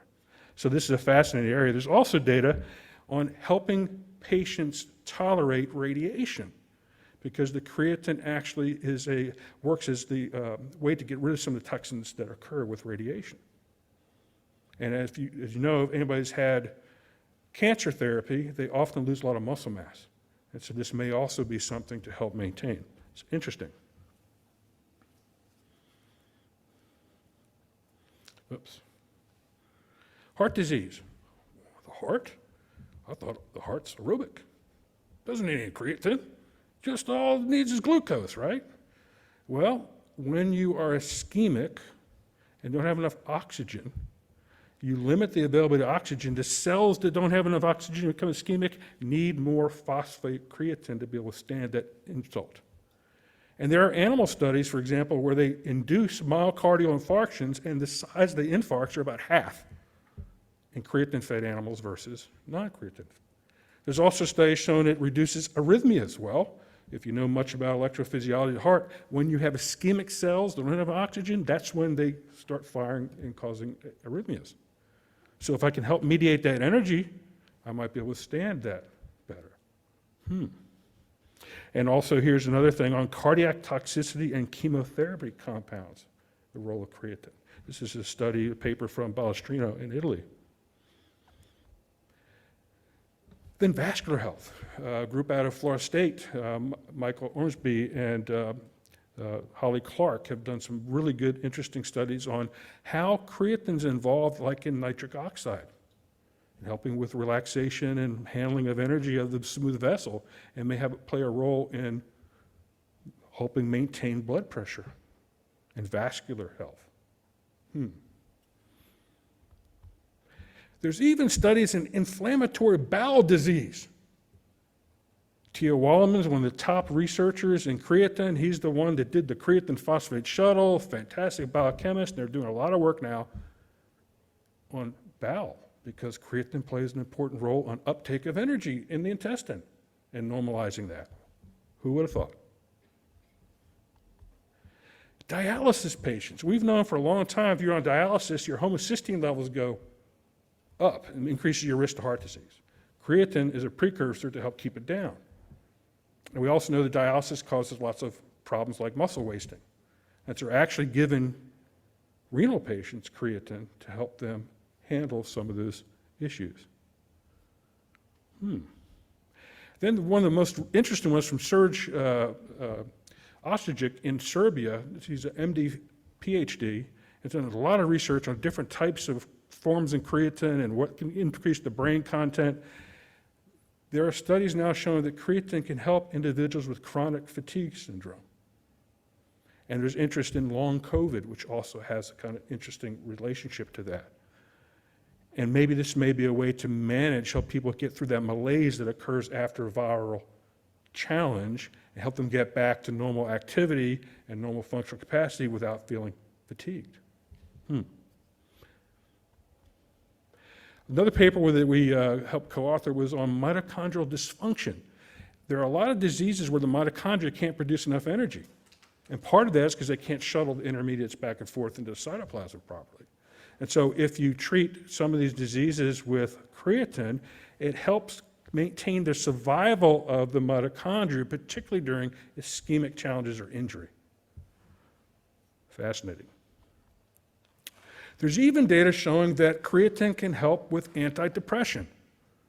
There are studies showing that low creatine content in the diet increases depression. And that if you increase phosphocreatine in the brain, it helps you on certain type of medications have less depressive effects, even things like reducing incidence of feelings of suicidal thought. Interesting. And so this is where the studies show that dietary intake may be related to depression of creatine in this paper. Fertility. What? Well, think about it. Sperm function on ATP-PC. They actually use creatine in the medium for in vitro fertilization studies to help increase the likelihood of pregnancy. Make them swim better. There's even some skin health. They put it in some ointments because there's anti-wrinkling effects of adding creatine because creatine actually uses, or skin actually uses creatine as an energy source. Amazing. And so a paper that's just coming out, I was trying to work and get the last proofs in, it's just been accepted. We looked at all the different forms of creatine. Which ones work, which ones are safe, which ones are bioavailable. I mean, there's all types of things out there. You look at your energy drinks, it says super creatine, right? Is it really? No. And so here's the list. Which ones work the best? Creatine monohydrate, hands down, king of the mountain. Mount Everest, put the flag up. That's our infographic's going to be, creatine monohydrate. There's a few things out there that show a little bit of effect, none any better than creatine monohydrate, but it will increase creatine a little bit in the muscle. And those are things like creatine salts, creatine citrate, creatine pyruvate, magnesium, creatine chelate, a little bit of studies, a few studies on creatine ethyl ester, although some of these also show it has some adverse effects like too much creatinine production. But there's a few that show, and then there's a whole list of stuff out there that just haven't been studied, don't know if it's bioavailable, stay away from, don't waste your money. Okay? So, how do we summarize this? Creatine's benefits go well beyond just sports, well beyond just rehabilitation. And I think in the next 5 to 10 years, we're going to see how critical it is for health. And we're already actually starting to talk to legislative bodies like at the EU and FDA about looking at whether we need to make creatine an essential nutrient for health. And it takes a lot of work and a lot of body of evidence, but the data is pretty clear. There's a lot of health benefits, and if you're deficient, you don't grow as much, not as much muscle mass, more fat, a lot of different things like that. They're now, the data started, people started looking at these things could benefit. So as we age, from any time from pregnancy to elderly, creatine can play a role. So is creatine just for athletes? No, it's for health. So thank you very much for your attention.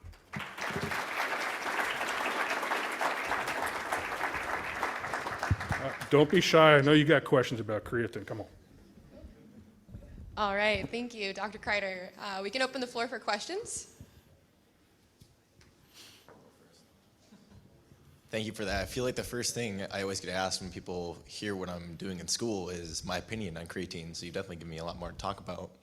My question here is, you talk about when you begin supplementing creatine and you have that initial load and you have a saturation of the muscle cell, whatever it might be. Is there potentially an ability for the body to increase that level of saturation through long-term creatine supplementation? That's a great or question. Is it static? So we used to think that once you hit your ceiling, that's all that you kind of got, the energy benefits. With all the health benefits and the other metabolic roles of creatine, I think we're just now starting to relook at that. If you look at our first few studies we did, they were high dose long-term. And we saw these great increases in muscle mass and strength. The loading, you get some effect. The maintenance, you get some effect, obviously, but nothing. When I have an athlete that needs to put 20 pounds of muscle mass on, you know, they're going from tight end, they're going to move into offensive tackle or something. It's 3 shakes a day with carbohydrate, protein, and 3 scoops of creatine. And they do that until they get as big as they need to be. And we've done studies showing that all muscle, it's no fat. So basically, that's the best way. So I think because all these other metabolic roles, we're going to find that creatine has a lot more. It's not just the availability of saturating the levels, it's keeping constant levels of blood levels of creatine so the tissues can have what it's needed when it's needed. Thank you. Yep. So we didn't talk about the possible negative effects of creatine, although there aren't many. One that I've heard about is gaining some water weight. So my question is regarding elderly population. Let's picture somebody that has, let's say, osteoporosis. Their bones are fragile. Is it really recommended to do a creatine loading when they're having a hard time sustaining their own body weight? Would you instead advise to do the 30-day loading instead, the 5-gram loading? Yeah, there's been studies doing both. The amount of weight that you gain initially in the first week or so, you know, they thought, well, you can't get that much gain in a 2-week period of time. It's got to be water. But if you look at the percentage and proportion of weight gain, it's proportional to the amount of water in the muscle, 70-75%. And so I don't even think that the water weight gain is really a true measure. There are a few studies showing that. But elderly, you get much more benefit from maintaining strength and preventing falls than you do from an extra kg of weight that they may gain. And we do know that over time, especially with resistance training, it's not water, it's muscle mass as determined by muscle biopsy, protein fiber content, et cetera. And so we've not discouraged elderly from loading because we want to get them to get the benefit as quick as possible. Now, if they want to take 3 grams, take a month, that's fine. But if we're really trying to get a change in an elderly person, we want to increase the muscle mass. And what we're looking at now is also elderly usually are gained too much weight, have adult onset obesity, and we need to lose weight. One of the best ways you can prevent the loss of muscle mass is resistance training. And we think creatine or maybe even HMB might be very helpful in those type of populations. And so in elderly, there are studies both ways. They show benefit. I would not be concerned about that. And the safety aspects, our paper coming out, even in our position stance, there's never been any negative effect of creatine supplementation other than what you read in the internet every once in a while. And when you look at what the claims are, they're almost always opposite of that. Oh, it causes cramping. But then when you give it to athletes on and off, the people who take creatine have less cramping. Oh, it causes muscle strains because there's so much strength and power, they can't deal with the greater strength, and therefore they get muscle pull. You look at studies, they actually have lower incidence of injury and a faster recovery. Water gain, you know, oh, it's got just water. It's just water. No, muscle biopsy studies, MRI, et cetera, show it's actual tissue and it's functional. So I would not be worried about that at all. Thank you. What you have to balance is how quickly you need the performance improvement. So if they're really weak and fragile, I want them strong, okay? And I wouldn't worry about getting another 2 pounds or 1 pound of weight gain. That's not their issue. The issue is I need functionality of muscle. Yes, question?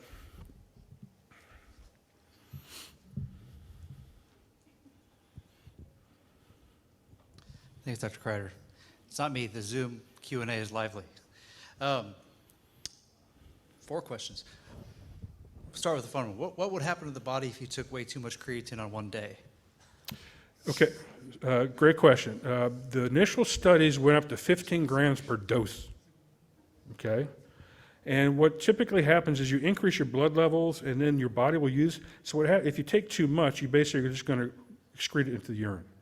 So what would happen if you took too much? You probably have, a little bit more expensive urine.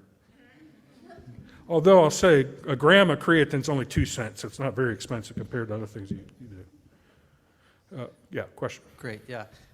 In regards to children and young adults with muscular dystrophy disease, can you tell us a little bit about what that literature shows and if it's recommended or positive? Yeah, when you look at neurodegenerative diseases, the conditions that involve muscle function and muscle mass loss appear to be more benefited by creatine supplementation. The ones that are destructive, neural destruction that occurs due to disease, it's almost you catch it too late, you're not going to have as much benefit. So that's why you have to catch these things early.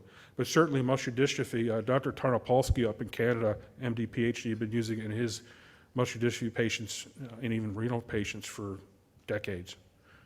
And it's been shown pretty consistent, even in large-scale studies. The things like Parkinson's and more neural effects seem to be less effective. It's more of in those conditions, it needs to be prophylactic, taken ahead of time, rather than waiting until it happens. Same thing with concussions. This is why we tell athletes, if you're involved in sport and can have a concussion, be on creatine, because the only worst thing can happen is you got muscle, you got energy, and then if it does anything to reduce trauma, then you're going to be better off. But you don't wait until after you get a concussion to start taking creatine, although there are some studies that show it's beneficial, at least in animals, when doing that. And I'll ask one more. Are the benefits shown in studies mediated by physical activity or resistance training levels? Do any of the papers control for exercise or resistance training levels? Yeah, so there's been, a lot of times you do studies, sometimes they're done in beginner starting training, and you'll certainly see benefit. A lot of the initial studies that we did in particular were in well-trained resistance-trained athletes. And what's phenomenal, for example, the one paper I showed you where they doubled the muscle mass gain, those were in college resistance-trained athletes that doubled the muscle mass gain and some strength gains compared to those on placebo counterparts.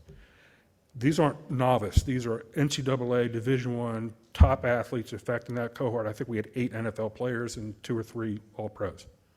So yes, it works even in well-trained athletes, but obviously if you're starting training, you probably get even more benefit because you're going to be able to adapt over time. Okay, one more. Sorry.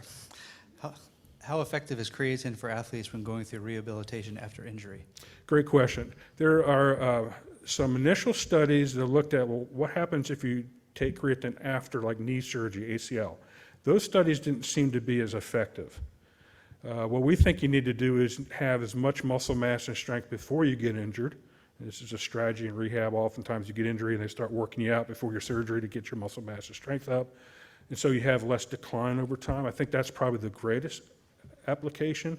Although if the injury is muscle related and atrophy, there's studies out of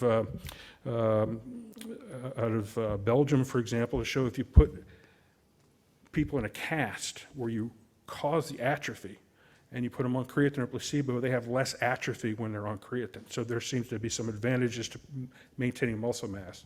But if you look at just rehab recovery, one study showed it didn't have as much effect. Any other questions? I knew there'd be questions on this. Hey, Dr. Kreider. So I actually read on the internet that creatine could mess up my liver. I was wondering if you could comment on how creatine affects liver function, whether or not there's a negative impact or if it, in fact, enhances liver function? There's been a lot of studies looking at standard clinical profiles in athletes and non-athletes with and without creatine, and I'm not aware of any study that shows that it has a negative effect on any liver enzymes.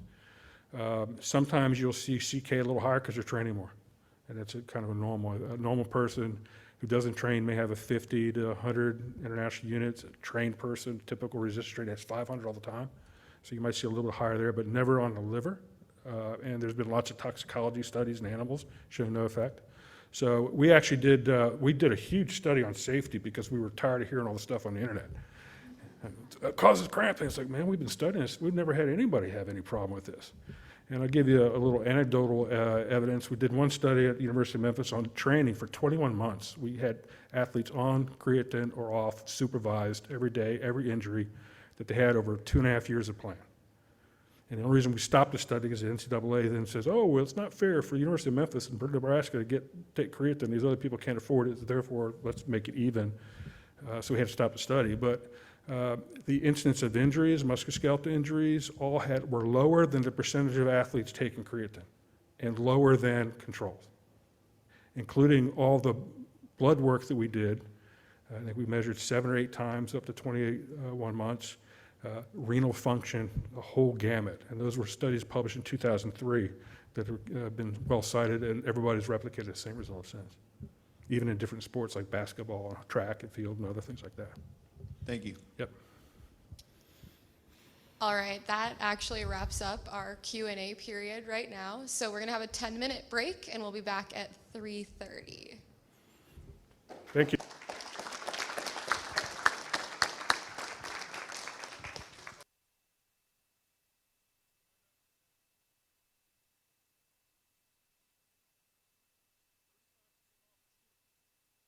It's a subsidized event, our creatine conference. And so it's only like $35 to be able to access all this. If you want to know about creatine, we got the world's best scholars that will go through this 4-day event. It'll be posted online. You'll be able to access and read. I know it's spring break, but that's okay. Go ahead and do it, and it's 35% off. Thank you.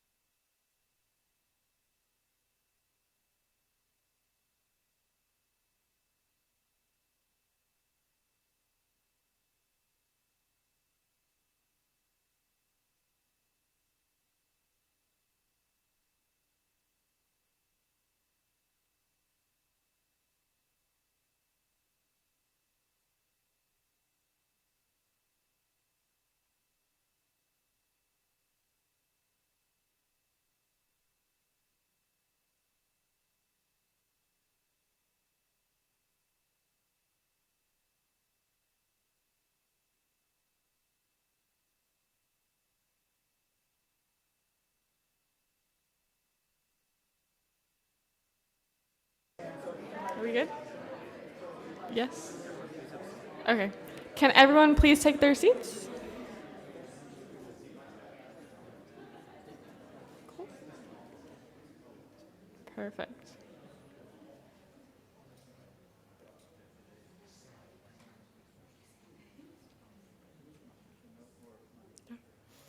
Welcome back. My name is Megan Keller, and I'm a proud alumnus from UCF with a Bachelor of Science in Kinesiology.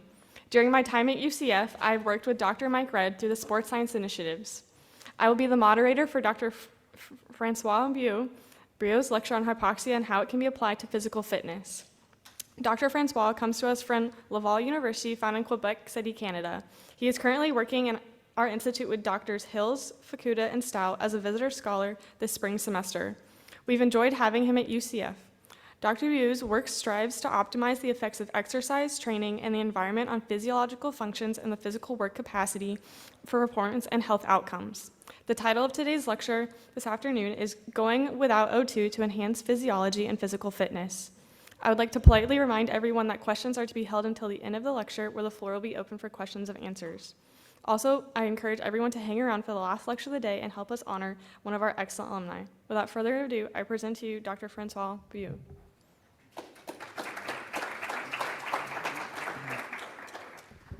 All right, can anyone hear me?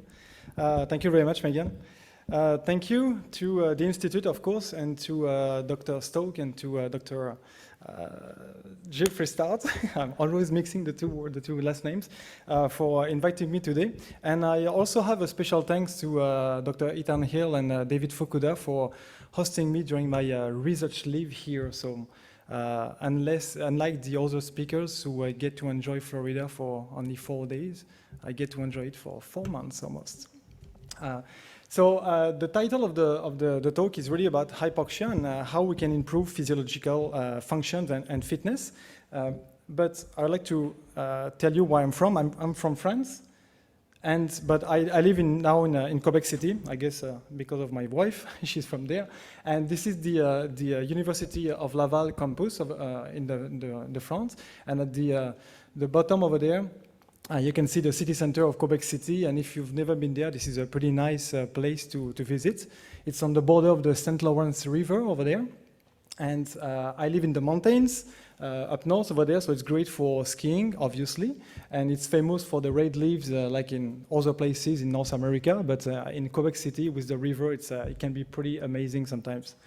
And so it displays like pretty good sceneries as well in the winter with the Chateau Frontenac, which is a very French part of the city center. So if you've never been there, I would strongly encourage you to seek a congress or conference there to try and visit. And as I think Dr. Cook said this morning, they had like 20 centimeters of snow in Michigan, but this is my house currently with meters of snow in Quebec, so I'm really happy to be here. So when we think about hypoxia, quite often it has come back several times today with different speakers. Hypoxia is more viewed as a pathological mechanism. Hypoxia is really a lack of oxygen into a tissue or into an organism, so it impacts its actual functions. And you can see that hypoxia has been involved in very different diseases or states, like trauma, stroke. We've talked about stroke this morning or this afternoon actually with Dr. Robert Newton. And it's been involved in heart attack, obviously, cancer as well, and obesity, and obviously peripheral disease. Today, I'm not going to focus on the issue being hypoxic, but more on how we can change the paradigm and try to view hypoxia or use hypoxia as a training tool. Okay?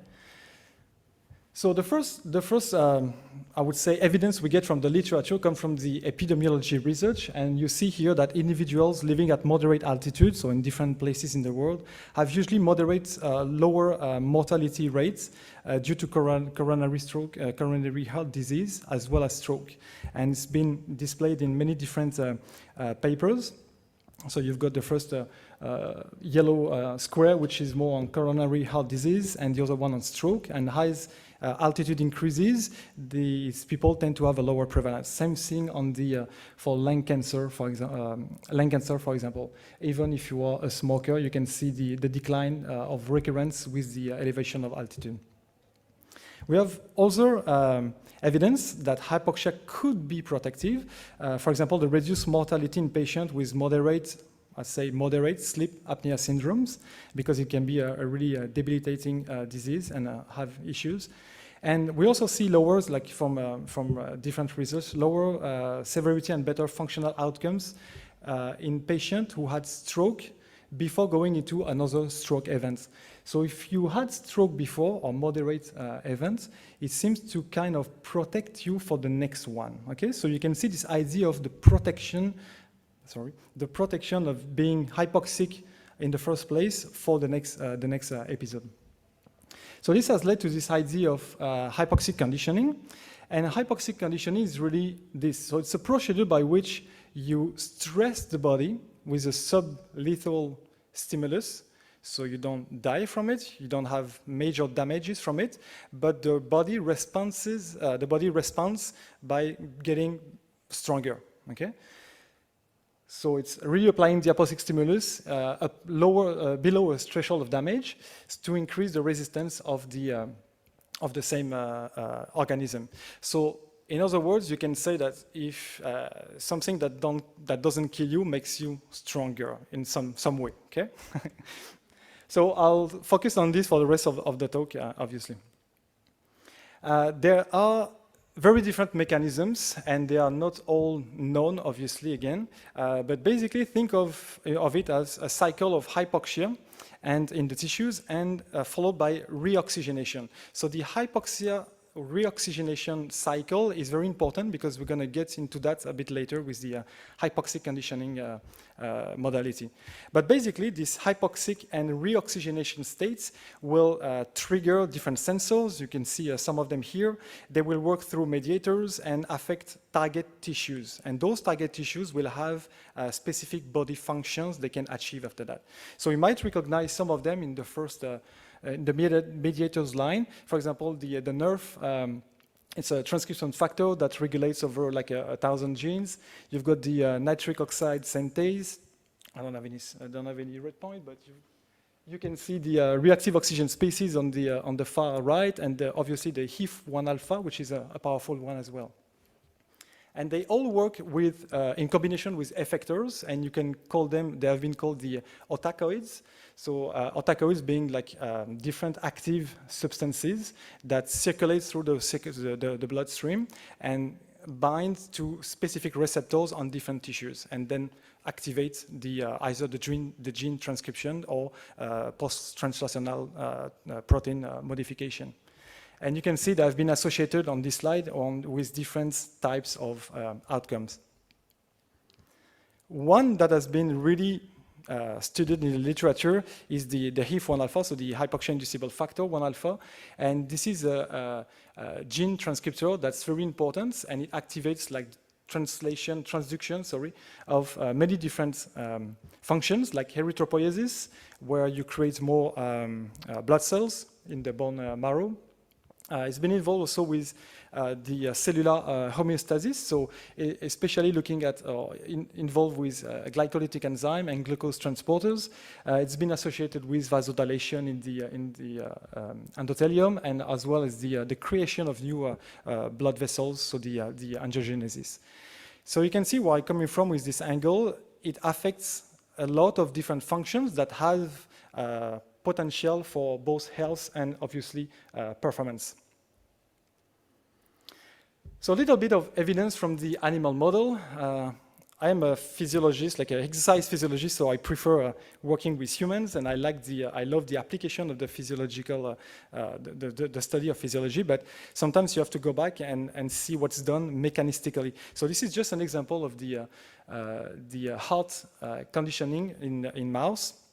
So they had in that study 4 groups of rats exposed to different conditions, intermittent hypoxia, moderate or severe, and continuous, and normoxic normoxic exposure, which is the sham condition. And they looked at the a continuous ischemia, so they euthanized the rats, and here the graph shows the infarct size. And what you can see is there is a clear difference with the intermittent hypoxia with 10% oxygen, okay? Not with the other conditions. So two things from there that we can learn is first, it's possible to condition tissues to respond better. And there are also differences with the type or I would say the characteristics of the protocol you use for your conditioning, okay? For example, the intermittent hypoxia with 10% worked, decreased the infarct size, but when they breathed 5% oxygen, it was actually worse, okay? So it's important to take into consideration those characteristics, and we'll talk about that as well. So the question that we're interested in, can we do it in human? Because in rats we can do a lot of things, or in animals in general, but it's not the same. And we've been through that several times today as well. So can we treat, or can we even prevent pathologies, and can we improve training gains? This is what we are after in our lab in Quebec. So the hypoxic research took us through different modalities. And we've been pretty busy in the last 8 years looking at all of these.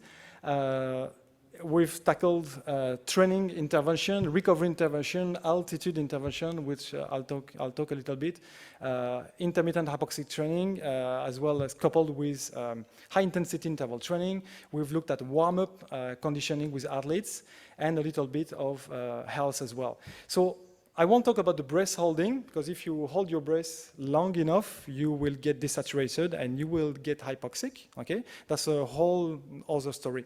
And we've published a big editorial in Frontiers Physiology. It's been out last week with a collection of papers. So if you're interested in breath holding pathology and physiology, sorry, I invite you to read this. But the blood flow restriction stuff, I will leave it as well because it's been well panned out this morning by Dr. Cook. And I'll focus today on hypoxic conditioning, so breathing a hypoxic mixture, and the ischemic conditioning. All right, so in terms of systemic hypoxia, this is really the hypoxic stuff. The only way to do it is to breathe some sort of mixture or gas with less oxygen in it. Okay, there are different ways to do it, but basically you reduce the concentration of oxygen, increase the concentration of nitrogen, which is inert in the body, and it's administered through a mask, a face mask, or it can be pushed. The gas mixture can be pushed into a kind of a plastic tent like this, and it's more convenient for athletes. Obviously, we can use it in the gym as well, and these are the sprint kayakers looking at hypoxic training with under resistance training. Basically, it comes with this small machine. So this is a hypoxic generator. It's approximately 2 feet tall and 1.5 feet wide. So you can transport it everywhere you want. So it's pretty convenient. So let's look at this. The first evidence, the first evidence comes from different papers back published, I guess, in 1940s or 1950s, but it's been really well developed, or mostly developed by the ex-Union Soviet countries, usually in the 70s and 80s, and they were treating kids with growth issues and neural issues as well. And obviously, it's been also used with pilots, air fighters, because they undergo a large amount of hypoxia when they go really high and really quick. So those two reviews of literature are pretty interesting for the history side of things, but also for the mechanism side of things. So I'll look at quickly. I'll go through a few evidence we get from a few states or disease, not disease, but states of pathological states, I should say. And I'll pull out a few studies that are really interesting on each of these. So usually when you look at hypertension, what the results show is that intermittent hypoxia tends to reduce both systolic and diastolic pressure. And you see the numbers are pretty impressive. okay? 10 to 15, even 20 points, so millimeters mercury. That's pretty interesting for people who have hypertension. That's one interesting study here. Stage one, arterial hypertension, 32 years old versus controls, and they had 20 sessions of intermittent hypoxia over 8 weeks, and the protocol was 4 cycles of 3 minutes at 10% oxygen and 3 minutes normal breathing. And so you've got the control on the left, and in the middle, the pre-hypoxia. And you can see those values were 150, 95 for the systolic and 95 for the diastolic. And after the hypoxic treatments, they went down to almost normal value, not normal values, but pretty low values for those people, okay? And what's interesting is they also measured the excretion of nitric oxide, and it was increased post-training, but it was also persistent 3 months later, which is interesting as well. So it's kind of, you go through these treatments and you get the benefits even a few weeks later, even a few months later. In diabetes, what we see is also improvements in mostly insulin sensitivity, and that's driven through peripheral adaptation. So mostly the mitochondrial biogenesis is improved in hypoxia, and we see that in athletes as well, and the increase in especially glucose transporters. So that's a study with pre-diabetic patients. And I underwent 15 sessions of hypoxia, 12% oxygen over 3 weeks. And you can see that, so this one goes from line 1 to line 2 and to line 3. So you can see that the numbers decreases, for example, here, 1 month later and a few months later.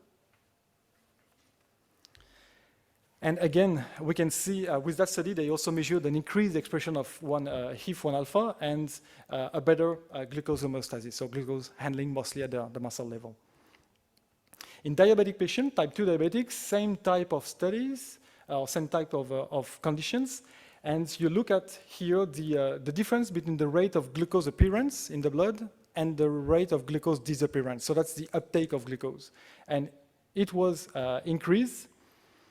It was improved, sorry, not increased, improved an hour post the exercise. So exercise with hypoxia again. So once again, the glucose homeostasis, especially in that case, the uptake was improved after the hypoxic treatment. In terms of obesity, what we can say is usually you've got pretty good, not in all study though, you see that in, I would say, 3/4 of the study. So it again depends on the inter-individual variations. But you see a decline in, an increase in basal metabolism, decreased food intake usually, and when it's combined with exercise, you can have a pretty good result on weight loss and blood pressure as well for those people.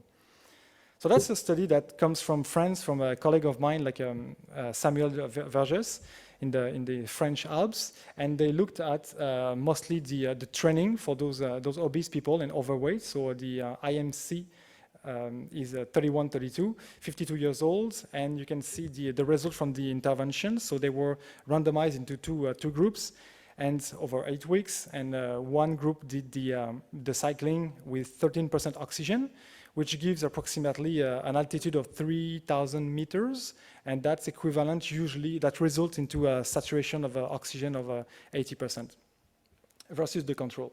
And you can see that the VO2 peak was increased, as well as the maximum capacity on the exercise on the bike. So the fitness was improved in those people. In that study, they did not show any other change in metabolic status or any other component. But they did that study again, and they did a follow-up study, and they showed differences. So in athletes, I have been mostly interested in athletes, and with these guys, the field has moved quickly, because usually the athletes are the guinea pigs before the modalities and the training stuff arrive to the clinical settings, and with I was going to say endangered population, disease population, you try that with athletes. And if athletes respond well, usually you find that those modalities transfer or filter down to the different populations.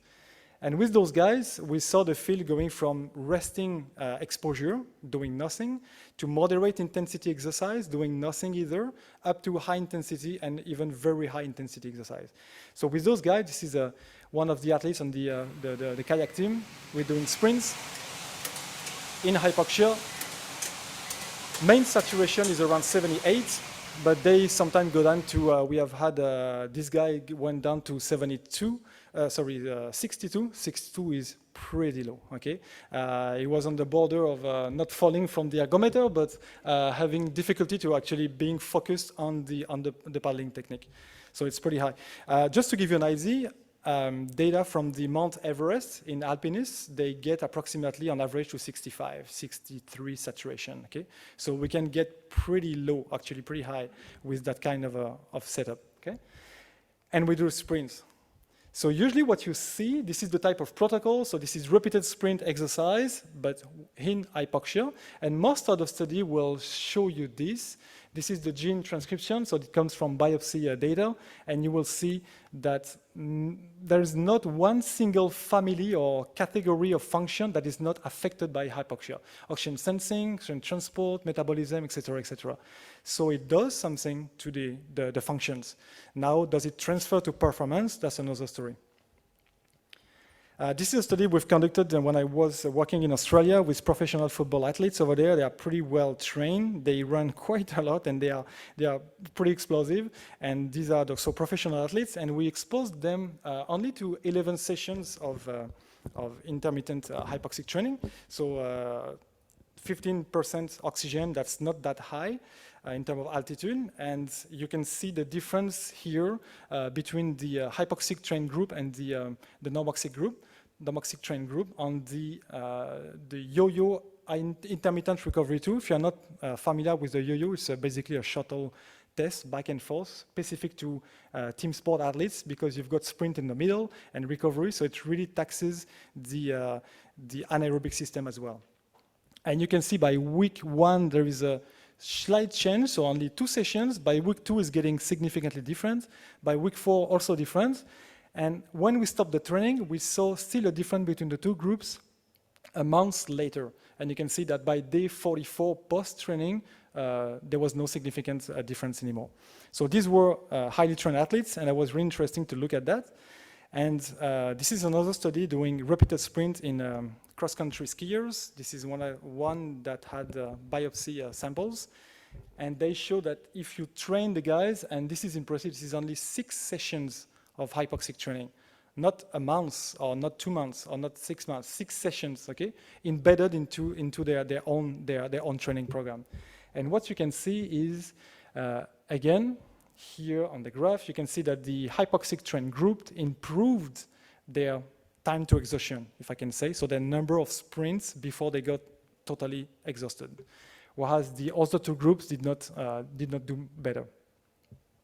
So really interesting to improve the sprint endurance capacity and even the peak power and the mean power during those type of exercise. Another view, which is perhaps a bit more classical, is this one. They do 10 sprints and they redo 10 sprints again after the training. So these are the pre-training is white and the post-training is the black circles. And you can see that in the left graph, so the hypoxic trained group, again, peak powers increase and the maintenance was a bit better as well, okay, compared to the other group. So you will see this in at least 15 studies out of 17 published currently in repeated sprint and hypoxic athletes. And I've done that in climbing, in rowing, in many different sports, okay? So it's pretty interesting to look at that. So to wrap this first section, I would say it's clearly used and efficient as a training tool for athletes, this hypoxic conditioning. Now, can it be used as a therapeutic opportunity? Well, we still have a lot of things to look at, especially the characteristics of the protocol, the dose, the pattern. Is it better with intermittent or with continuous hypoxia? And obviously, inter-individual differences are pretty important as well in those studies. This is a graph that comes from, again, Samuel Verges, and he's made a pretty good graph. So I picked this one instead of trying to do another one. But basically what you could say is on the continuum of being having no effect from normoxia, or say normoxic exposure, going to optimal gain from hypoxia, and then to the negative side of things, which could be associated with a high altitude exposure or even stroke and infarcts. You could plug the hypoxic conditioning in the middle, being some kind of cyclic or intermittent moderate dose hypoxia, okay, to try and boost or improve and get that protective effects from the stimulus. So still a lot of research to do on this one to pinpoint the actual protocol and feasibility, but evidence is building up that is really, really interesting in different settings. And that brings me to my next point, next side of the talk, which is using the localized hypoxia, so mostly the ischemic conditioning, preconditioning. Sometimes you don't have access to these fancy equipment or more expensive equipment, and you try to use hypoxia differently. And this is actually a modality that fascinates me. It's pretty impressive. This has not been discovered by exercise physiologists at all. Again, we stole it from people from the clinical world, cardiologists mostly, and it comes actually from. It's been published in. Oh, there's a big bug here. It was supposed to be the title of the study and the name of the authors, etc. Anyway, it comes from Dr. Murray, it's an American team, and it's been published in 1986. That's the first time they showed this and they published this, and it's been this paper has been used again and again to justify and to rationalize the intervention. Basically, again, this is the animal model. This is a canine heart. Thanks. And what they do is they precondition the coronary artery or circulation by clamping the arteries for inducing a complete hypoxia, ischemia, for 5 minutes, then released it, so reperfusion, then clamp it again, then released it again. So you've got this cycle of hypoxia, reperfusion again, okay? And then they looked at the infarct again, the infarct size and the myocardial damage induced by continuous hypoxia in these animals. And you can see that the paper showed that they had a 25% decrease in infarct size after doing these 4 cycles of preconditioning of the coronary circulation. So as exercise physiologists, we say, this is cool. Can we do that with athletes to improve exercise capacity? And we've played with that quite a lot in our lab. So obviously in athletes or in people, you cannot do the clamp of the arteries or the coronary circulation. It's like in many different studies. You use animals for that. And the way we do that is we use pretty much either cuff, pressure cuff, like artery, how to say that, blood pressure cuff. I was missing the word, blood pressure cuff, or a specifically designed cuff for that you inflate, and you're looking to get a complete ischemia. So ischemia, you have to pretty much get the pressure of the cuff, usually between 200 and 300 millimeters of mercury. You leave it on for 5 minutes. This is not painful, but it's uncomfortable usually, okay? This is what you get from different reports from different populations or even in different studies. They don't tell it's painful. The first one could be painful, but after that you get used to it and it's more uncomfortable. You want to move your leg around, you want to change position, but you go through the 5 minutes and through the 4 cycles pretty well usually. And when one leg is occluded, the other one is free-flowing, so free blood flow, and then vice versa. You deflate the cuff on the occluded leg, and you occlude the other one, okay? So you go through cycles of ischemia reperfusion like this. So what it does, a little bit like ischemic preconditioning, but what has been shown, and I'll go through that quickly again to get to the applications of it, when you precondition with cycles of ischemia and again reperfusion, you get that strong or severe hypoxic states, followed by a big hyperemic response. Because when you occlude the artery, femoral artery, and you release it, after 5 minutes, you get a big push of flow of blood in the leg. And you really, like the participants can really feel it. You feel the leg is getting all pumped and all warm, and you can see sometimes your pigmentation becoming all red, so it's really pushing in, and that creates obviously pressure on the inside of the endothelium walls, and that creates shear stress. So you've got the hypoxia followed by the shear stress and the stretch of the endothelium, and that again releases a couple of different otacoids, so these active substances that they get into the circulations. You've got growth factors, you've got kinase, you've got a lot of different things, and again, they will act on the different organs. They will target, and a lot of papers now have shown that the protection is not only on the heart, as I showed with the dogs, but it's also affecting different organs, and especially the skeletal muscle, which is interesting for performance. So these are the questions we have had in our labs. Can we improve sports performance? Can we improve performance at altitude in oxygen-deprived environments? Can we combine it with training to improve, further improve the gains from training? And is it safe on the long term? Again, a picture is vice versa. I guess it's my Mac not liking the Floridan climate. So this is maximal capacity, and you can see the oxygen consumption after ischemic preconditioning, and this is again an acute ischemic preconditioning. So 4 cycles immediately prior to exercise. Basically, this is how we do it. The athletes are lying on the bed, we pump up the legs, and then they go to the warm-up and they exercise. And you see also almost immediately after an increase in VO2 max, and over there a decrease in the chronometric performance during a 5-kilometer time trial. So it does affect endurance performance. This is a study from a student of mine, so Penelope. She's done with her dissertation. She has successfully defended her PhD, but we looked at time trial with athletes at altitude, and we figured that, or we reasoned that if it was working at sea level in an environment with less oxygen, it would be even better to do the hypoxic conditioning. And in the black line, you can see the instantaneous instant power output during the 5-kilometer time trial. And in blue, you can see in blue and red, you have the placebo and the IPC condition in 15.4% of oxygen. So obviously the power is lower at altitude. And what was interesting was, it's hard to see on this graph, but we improved the power by approximately 5%. And overall, so after the ischemic conditioning, the chronometric performance was better. So we improved performance at this altitude specifically. So this has been published in MSSC. We've got, in our lab, you will also look at electromyographic data. We looked at near-infrared spectroscopy, so, and we have blood samples. So it's all summarized in this paper if you are interested. Next study, we tried to combine it with sprint training. So this is wind gate.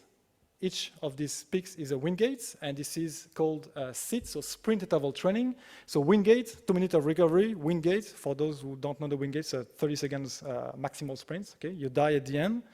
But when you train, you have to do much more than one.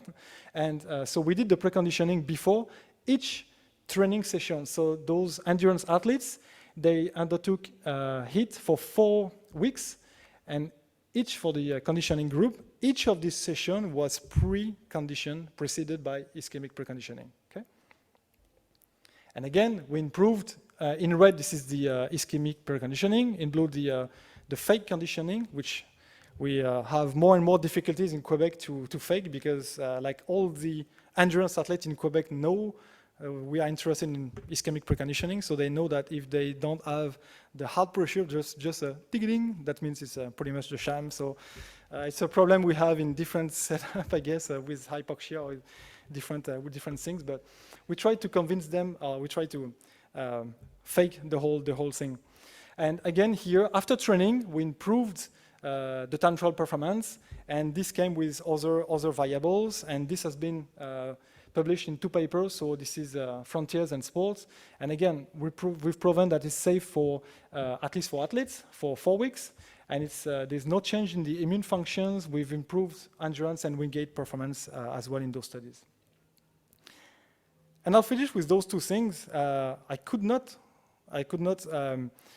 I could not pass the resistance training because I know the institute is big on resistance training. Here, you guys are more doing that than endurance or even sometimes sprints. But we've shown similar results in our labs, but these were limited to strength-trained athletes and leg extension. So this is a single joint exercise, pretty much. So we improved performance through reoxygenation of the muscle. But this is interesting because they've looked at multi-joint exercise. And again, these are resistance-trained athletes. They looked at one session only, so this is not training, this is acute conditioning. And in those sessions, they had to do the maximal volume during 3 sets at 80% 1RM. So 3 sets to maximum failure every time. And they pretty much counted the number of repetitions times the reps. And you have the total repetitions times the loads on the side. So this gives you an arbitrary number. This is the training load of the session, but it's still a valid number. And you can see that in the IPC condition, the cuff being the sham condition, so the dark gray would be the actual experimental condition. They improved the number of repetitions for the bench press, leg press, lat pull down, etc., etc. So if you do ischemic preconditioning before your weight training, you improve your maximal capacity. So basically, you increase your chance of getting, hopefully, along the road, your improvement, your adaptations. So they concluded that strength and conditioning professionals should consider inclusions of this conditioning into their resistance exercise training programs. So you basically potentiate your muscle functions. So you lift more. If you lift more, normally with the load principle, you should be able to get greater adaptations. And there is one paper currently in review, so I won't show you the results, but they have done IPC with strength training for 4 weeks, and I've seen improvement as well. So I'm interested in combining this with creatine, actually. So that's just like this. And this one is interesting. That's my last one. It's actually impressive because they've used octo and nonagenarians, and they've done IPC for 180 days, 5 cycles twice a day. So that's pretty much 10 cycles. So let's say ischemic preconditioning in the morning, ischemic preconditioning in the afternoon, every day for 180 days. Okay, and what they've showed here is that first is doable. They had no adverse events, and on top of that, they looked at people with stroke, and you look at the blue line is IPC, and the green line is the control over the 180 days, and you can see that the cumulative stroke and ischemic attack events were much lower in the IPC group, and the negative impact, if I can say that, of stroke on the quality of life was also better or improved in the ischemic preconditioning treated group. So they conclude that it's safe enough to inhibit stroke recurrence, protects against brain ischemia, and they also looked at the inflammation, which was better and improved with different biomarkers. So it's interesting to see that we do it with athletes around 2 weeks or 4 weeks, but those people have done it with very old people. It's not just like 50 or 60-year-olds. They only get to 80, 90. I guess you're old. And it's safe, and it actually improves some outcomes. So challenges and opportunities, obviously, I would like to get into the mechanism a little bit more of those both conditioning, so hypoxic and ischemic preconditioning. The characteristics of the protocol for the best impact have not been pinpointed yet, especially for hypoxia. For ischemia, it's getting better. We need to look at genetics, and this is another thing that I would like to do in perhaps my another life, or perhaps sooner than. And also after that, obviously, refine all the guidelines, tolerance, and look at the other functional consequences. So I thank you very much for your attention. Obviously, there are as always a lot of students behind that. If they were not there, I could not do that on my own. And obviously partners and etc. So merci beaucoup de votre attention. Okay, thank you so much. I always love learning about how to improve athletic performance. Does anyone have any questions for Dr. Francois?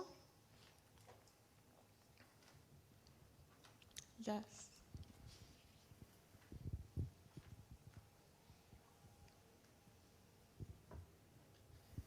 Did you say you used NIRS with the ischemic precalibrations? We've used NIRS for to look at the muscle function pretty much, but we also use it as a calibration, yeah. So following the ischemic preconditioning during the sprints, did you see any difference in the oxygen responses? During the sprints, yes. Usually what we see is as soon as you've done the ischemic preconditioning at rest, so we keep them resting just to look at the blood flow and everything. And usually we see an improvement in blood flow and blood volume, I would say, with NIRS. You cannot look at blood flow per se, but more blood volume. But there's been papers with artery dilation or flow mediation, and they have seen improvement in these parameters as well. And during the sprints, usually what we see is an improvement in the reoxygenation, so more the recovery part of things more than the sprint, because when you sprint, you're just maxed out. So my hypothesis is that you don't do much during the sprint, but during the recovery between the sprints, it's improved, yeah. Okay. Is there a difference between using the ischemic preconditioning and local or systemic hypoxia for the? We've done a study back in 2013, so when I was in Australia with Mike Hamlin, which was in New Zealand at the time, funded by the American College of Sports Medicine, and we looked at exactly this. So it was not ischemic preconditioning, it was CATSU, so it was blood flow restriction versus hypoxia, and we pretty much had the same improvements in all functions, including hypertrophy. So same hypertrophic response, same growth hormone response, and pretty much the same thing, the same data for max strength and endurance. Yeah, okay. So but papers on ischemic preconditioning versus hypoxic training, don't think there are many currently. Okay, thank you. Any more questions?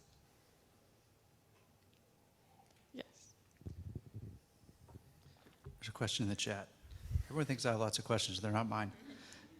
Is there efficacy in using the commercially sold hypoxic mask to attain benefits similar to the more expensive laboratory equipment that's being used? So I just want to make sure I understand the question. When you say the commercially available hypoxic masks, these are not masks usually attached to a hypoxic simulator. These are masks that only changes the flow of air into your breathing your mouth, your breathing area, so mouth and nose.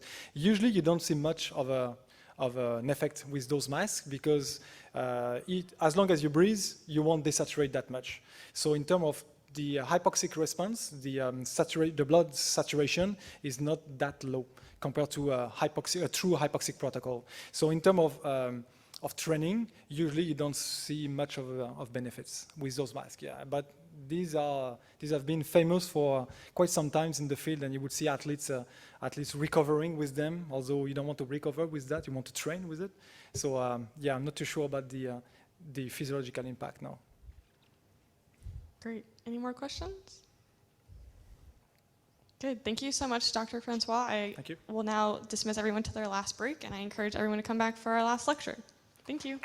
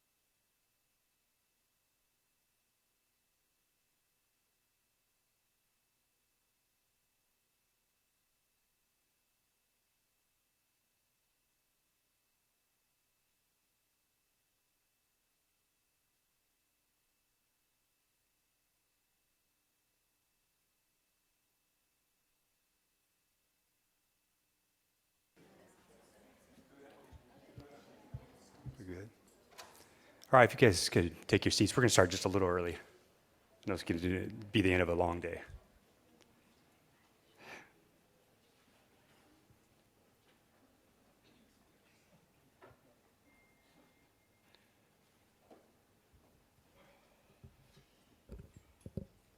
All right, well, thanks everyone for hanging around till the end. My name is David Fukuda. I'm the chair of the Division of Kinesiology here at UCF. Before I have the pleasure of introducing our next speaker, I want to thank Track Shack for sponsoring this lecture. Since 1977, Track Shack has served as the go-to place for running and athletic needs for everyone within the Orlando community. Not only do they offer great gear, but Track Shack is a fantastic resource for training and nutrition information, while offering a supportive community for athletes in and around Orlando. Whether you're just getting started or a lifelong athlete, Track Shack has something for you. And just to show our appreciation for their sponsorship, we've signed up Dr. Stout to run a 10K here in the next few months.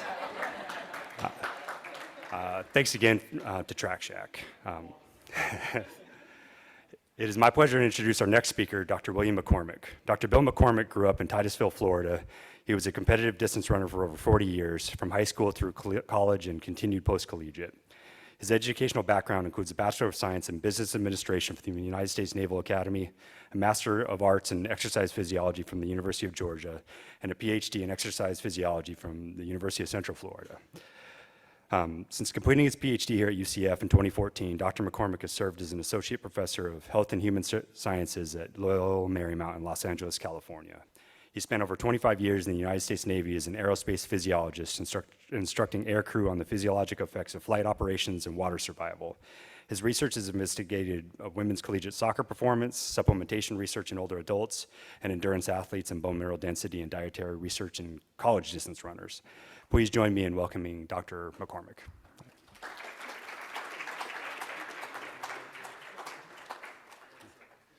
Got to put my cheater glasses on here. Oh, sorry. Everybody forget. Oh, man. First off, Dr. Fukuda, thank you very much. Jeez. I tell a lot of stories when I do this. When I first signed up for this, Dr. Stock said I could have like 50 minutes. I go, oh, that's perfect. Then he tells me like 45. Then he tells me 40. I'm like, I'm not going to get through half the slides, but we'll try. The good thing when you do your doctoral dissertation for the dissertation or the doctoral students, you got this team, right? There's one guy there, there's another guy right there. The good thing he left, had to leave my doctoral defense. Whew, he's not going to ask me any more questions. So thank you for leaving that day. It saved me a lot of stress. Now, thanks, Dr. Stout. I've known him now for 8, 9, 10, 11, 12 years. Also, when you're a what was my tag? Let's see, non-regular student. I entered the program a little older. When I was older than my instructors, so you're like, holy smokes. But I could tell them stuff, like, Sonny, come on. No. So thanks, Dr. Stout, Dr. Fukuda, Dr. Stock for inviting me. It's great to be here. I had not been back to school since 2014. Kind of stuck out on the West Coast, the left coast, but that's all right. But I do want to thank Track Shack. I bought my my second pair of track spikes at the Track Shack in 1978. They opened in 77. I was over there in 78. Don't do the math, please. All right, so John and Betsy Hughes, great people. If you need anything running-wise, clothing-wise, go see them over there on whatever that street is that runs up and down in Winter Park over there. Hits 50 and goes up by the hospitals over there. I don't remember. I can get over there, I just don't remember. All right, so today we're going to talk, come in from L.A., so it's early in the afternoon over there, but going to look at a longitudinal examination of health and performance factors of a Division I cross-country team. Been wanting to do this forever. I was the skinny guy in the department with a bunch of big dudes and dudettes that were lifting heavy weights, and I just wanted to go out and run. So they were like, oh, who is this skinny guy? But I survived somehow.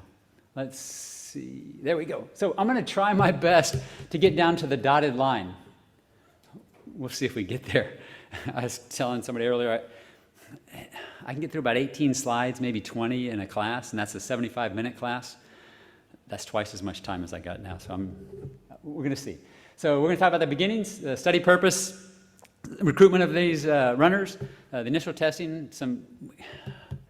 Sometimes life does a great thing for you, right? A control group shows up. I mean, we'll talk about it. It was like, whoa, this is going to be really good. hopefully it is. So then talk about some results. Initial BMD, bone mineral density versus the controls that we had. Then nutrition and some energy availability, which is very important. I'm going to say EA a lot today. So for those of you out there in training, PT, OT, AT, energy availability is huge. Dr. Kreider mentioned it as far as back in his lecture, as far as the female athlete triad. So it's a huge thing.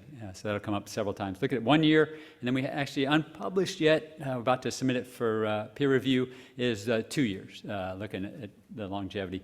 Some other things there, we'll see. Dr. Stock, did the clock start yet? Oh, jeez. All right, what do we got here? So, initial objective of the study. So when I got out there, I was like, oh, this is cool. All these muscle heads gone now. I can go and talk aerobic stuff and do some research. And it actually worked out. So it was pretty good. So in my dissertation, I was looking, well, the real thing was I was looking at a dipeptide and how it affected endurance performance in an hour-long run. Oh, yeah, that was great. On the side, I was doing what these guys taught me to do from Oklahoma was EMG work, electromyography work. So we were looking at rectus femoris, vastus lateralis, and the change in the signal across different speeds and running economy. And we're talking about neuromuscular economy. So that's the first thing I did, and if we get there, we'll talk about it. Secondly, I said, hey, because one of my colleagues is real big into bone density, and we can actually out there do our own DEXA scans, which is really nice. She goes in there and pushes the button, and it works. She's got a weekend certification, and she keeps going, so it's good. So we're going to look at knowing we're going to have this control group, we're going to look at the BMD, bone mineral density, between the runners and the controls. What does running do? If you have and we'll talk about age and size matched group, what does it do? Is it good, bad, or indifferent? So we'll talk about that. As a lifelong runner, so hopefully it's good, but I got too many aches and pains right now, we'll see what happens. Let's see, then longitudinal. I wanted to start a longitudinal study. I've always wanted to do a longitudinal study since I kind of started doing this science stuff, and it was like, let's start, and we'll see what happens. How far can we get? And then COVID strikes, right? So you go like, oh, geez. So the coach buy-in, I went over, and I approached the coach. I didn't know him from anybody else, and I said, hey, I'm who I am. And I've been a runner for a long time, ran here, did this, did that, and I want to use your athletes to test them. I want to go there twice a year. I want them to come in, and we're going to do this and do that. And he was like, oh, that's cool. He'd read a bunch of, for some of you who don't know the running world, there's a guy named Jack Daniels. He not only makes liquor, but he coaches athletes, runners. Not the same guy, really, but a guy named Jack Daniels, very prominent exercise physiologist, but really applied exercise physiology. And the coach had read a lot about Jack Daniels and what Jack is promoting and stuff out there for coaching. So I didn't have any trouble getting his buy-in. And let me see, there we go. Christian, IRB, I said, I'm not giving him anything, all right? He's not getting Excel printouts of what the athletes are doing. And he was okay with that. He was fine.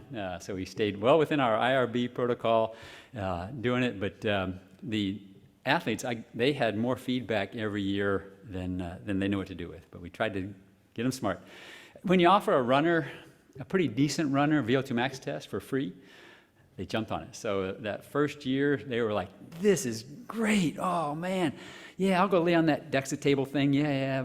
But VO2 max says, yeah. And actually, we have several people that did it a couple times, but that is not in the data anywhere. So what we do with the team, Dr. Holly Olmstead, one of my colleagues, she is a exercise physiologist, PhD, with an RD and registered dietitian nutritionist.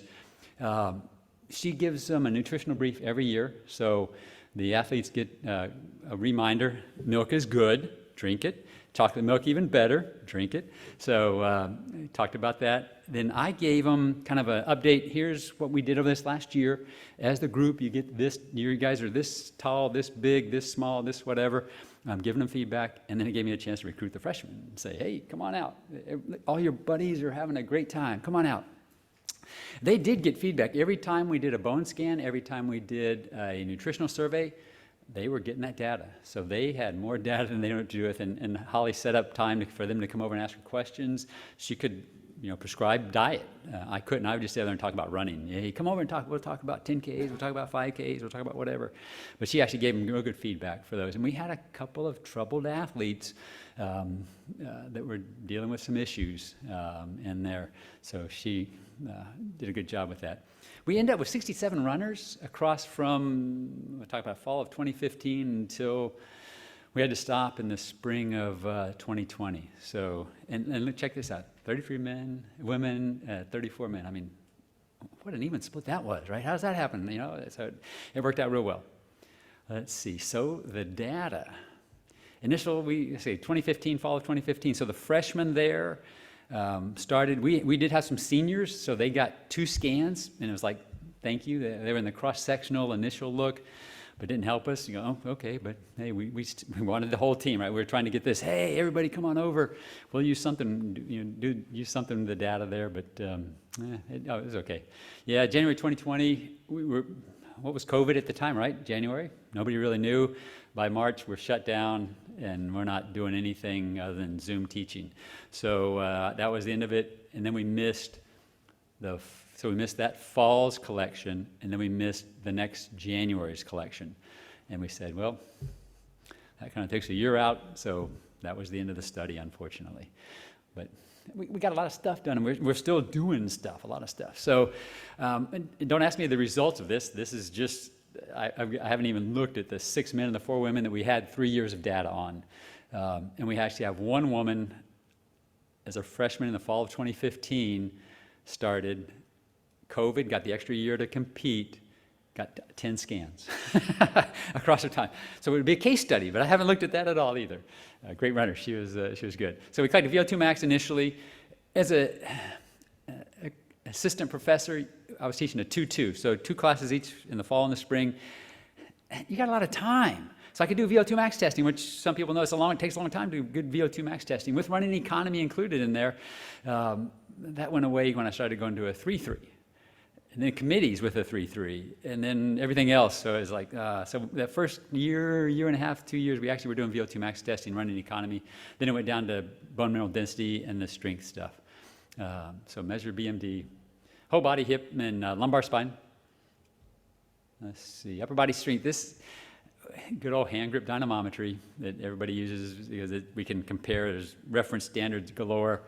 And then one of the guys said, hey, let's take a medicine ball, a 6-pound medicine ball, and instead of just doing an isometric test with the hand grip, let's throw that thing.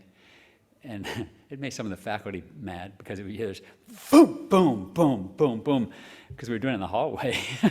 We don't mess up the lab, right? We're going to do it in the hallway because we got a lot of room. We don't know how far they're going to throw it when we first started. We ended up going to the lab because the faculty started complaining. So, geez. But it was pretty cool. The correlation between the med ball toss and the grip was between 0.85 and 0.91. Go, oh, that's pretty darn good, right? I mean, how much stronger can you get? 1, but so we were pretty good. We were going like, yeah, but we just did that because. Then the lower body, at the time, we only had the Tendo unit, so we did Tendo, getting power from that. We now have force plates. But halfway through, we didn't want to switch, so we kept going with the Tendo unit to give us a lower body measure. And that actually correlated quite well in the 0.7 range to the med ball toss and the dynamometer, the hand grip. So some pretty cool stuff there. Let's see. And then that control group show. So as we got started, Holly Olmsted got funding to do a study on binge drinking in college-aged kids on bone markers. For you out there, it's not good, okay? That's the bottom line there. So lesson number 1 today, binge drinking is not good for your bones, especially in women. So don't do it, okay? It's my shameless plug of that today. But she had 180, they had money. So they recruited 180 people, 90 were binge drinkers, and 90 were non-binge, or at least they said they were non-binge drinkers. So out of that 90, so now I had a pool of 90 people. I said, okay, let me see, what do I have next? Yeah, we did that. Yeah, we matched this. So I had an Excel spreadsheet, 90 names, right? Well, 90, not names, sorry, not IRB, we didn't have names. We had 90 identifiers, numbers. And so I started sorting them, right? So I said, okay, the binge drinkers were gone. So I said, hey, if you exercise less than 500 calories a day, we'll call you kind of inactive. And then I sorted by, did you play gymnastics, soccer, basketball? If you did, got rid of that. So we ended up with 47 controls, 24 women, 23 men, that were kind of inactive college students. Same age, BMI is the same, so the same size. So now I got a group that exercises a lot, runners, and a group that doesn't exercise a lot. So we go, whew, we're going to go places with this. We'll see. So this is the first place we went.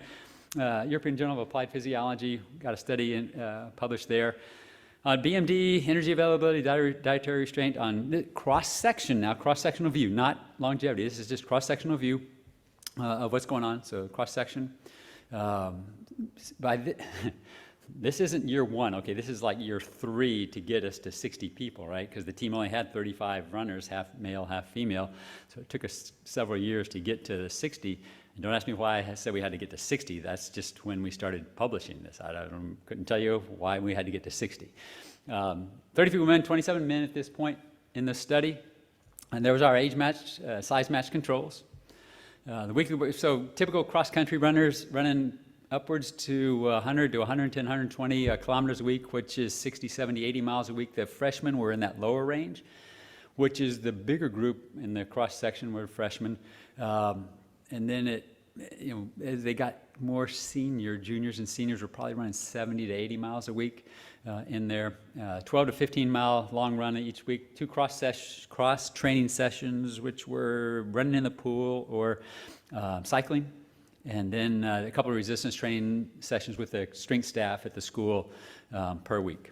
So a lot of workouts, a lot of calories being burned. We did a DEXA, we control for fat-free mass. Said, okay, we're going to take fat-free mass out and see what's left over. AP spine, lateral spine, which is not showing up there, proximal left femur, total hip, and whole body. We actually were measuring ultradistal, non-dominant forearm, but the controls, we didn't have that data. So you're going to see that data show up shortly. That we actually looked at, for the runners, we looked at their non-dominant forearm to see if the body was stealing calcium from some place that's not being stressed. And we'll talk about that. Let's see. So they did a food frequency questionnaire, both the controls and the runners. We assessed the energy intake, calcium intake, and vitamin D on this one. We're going to talk about their diet in another study. So EA calculated, so it's energy availability. The energy from exercise, I take it out of my daily energy, and all I got left is what's going to get me through the rest of the day, right? All my bodily functions, thinking about class, whatever. And in this group, self-reported data, you're going to go like, whoa, that's not good. And then both the controls and the runners did a EDEQ, the Eating Disorder Examination Questionnaire, looking at kind of the eating disorders. Luckily, we didn't have anybody spike that on either side. The controls, and you're talking LA now, so some of the women, it's got to be looking good, right? We got to be skinny and small and all that stuff. I'm not sure about that, but that's some of the attitudes out there. So results of the BMD. So the male runner showed significantly greater, yay, BMD at the femoral neck, total hip, and whole body than male controls. Running is good. Okay. I thought so for 40 years. Come on now. Female runners, greater whole body BMD than the female controls. Come on now. Hey. Okay, thank you. Thank you. But when you have good, you also have not so good. We don't say that BAD word. So if we look at Z-scores, which is if I compare your data versus the same age, sex, ethnicity, whatever else I have up there, that's the comparator group. You want to be higher than a -1. That's one standard deviation below the mean of that group that you're with, the age group, sex group, ethnic group type of thing. And if we look up here at the AP spine, anterior posterior spine, looking this way at your spine, mean values are almost at -1, right? You go like, whoa, that's not good. We'll separate the men and the women. Men, and we'll talk about this several times as we go, probably at this age, which is 19 and 20, are still accruing bone. Yay for the men. Women, I got some bad news. You got what you got at this point probably. So for the women, unfortunately, to see negative numbers, especially at the spine, the lumbar spine, maybe not that good. So And then look, the other one is the whole body for the control males. Non-athletic population, right? These don't have a history, these people don't have a history of soccer, of basketball, of whatever those sports are. They're already past minus one on their whole body. Not good for them. However, remember, they're still accruing bone. Men are still accruing bone probably into their mid-20s. So we're going to see that change. Kind of just blew the story, right? They're going to change. The men will change over this time. So the food frequency questionnaire, the eating disorder questionnaire, and energy availability. I talked to the runners when we started seeing the results. And for those that have done any sport, really, dietary restraint, it's a questionnaire. The thought process was, yeah, if I have a hard workout on Tuesday and Thursday and something's going on Saturday, I'm going to control my diet, right? I'm not going to go out to Chipotle and have a big old burrito and then we're going to hit the track and do 5 by a mile, right? If you do, you're awesome. If I tried that, I would see it not as pretty the second time. So that's what they were thinking, and I agree totally with them that, yeah, as a runner, you probably there is some dietary restraint. But when that workout's over, you're Chick-fil-A, I want the big milkshake and, the biggest chicken burger thing I can have. So same thing, eating concern with male runners versus the male controls, same type of thing there. Female runners have that shape concern versus the male runners. And then we'll start this whole EA conversation. 42% of the men and 29% of the females. Now remember, self-reported data, right? So you go, okay, what we're looking for, 30 kcals per kilogram fat-free mass is about RMR, resting metabolic rate. Whoa. And some of the men and a chunk of the women are below that. You go, whoa. But I'll show you what their data is in just a second on their estimation from the food frequency questionnaire, which is a validated questionnaire. We wouldn't have used it. I'll show you that in just a second. So we had the controls. That was a great thing with this, we think. And then it appears that running is beneficial. Whole body for both male and female, and then some site-specific things for the male runners. So that was our conclusion. And it got peer-reviewed and got accepted. So it must be science. Quit laughing. So now we wanted to do a more in-depth look at their nutrition and the EA type of thing. And so we got something in the Journal of the Nutrition thing, whatever that said. Let's see. So we got this going before we got to the 60 people. We only have 41 here, 20 women, 21 men. So we're not culling out. Don't take that we're pulling out special people. We just got to a point where we had 41 and we said, it was Southwest ACSM time. And so we said, hey, we got to get an abstract in. Actually, we got about 6 abstracts in, some from this study, and one was on this. So that's what we stopped right there in probably summer of 2017, 2 years in, and said, hey, let's put this together. So again, and this is only the runners, no controls in this, only the runners. They completed the 2014 food frequency questionnaire. The block is the guy's name, the block, he and her, their name, but validated study. So there's the EA. In this one, we said, hey, we're going to look at not just fat-free mass, we're going to look at bone-free lean mass and see if there's a difference in the calculations for energy availability. So kind of second purpose of the study.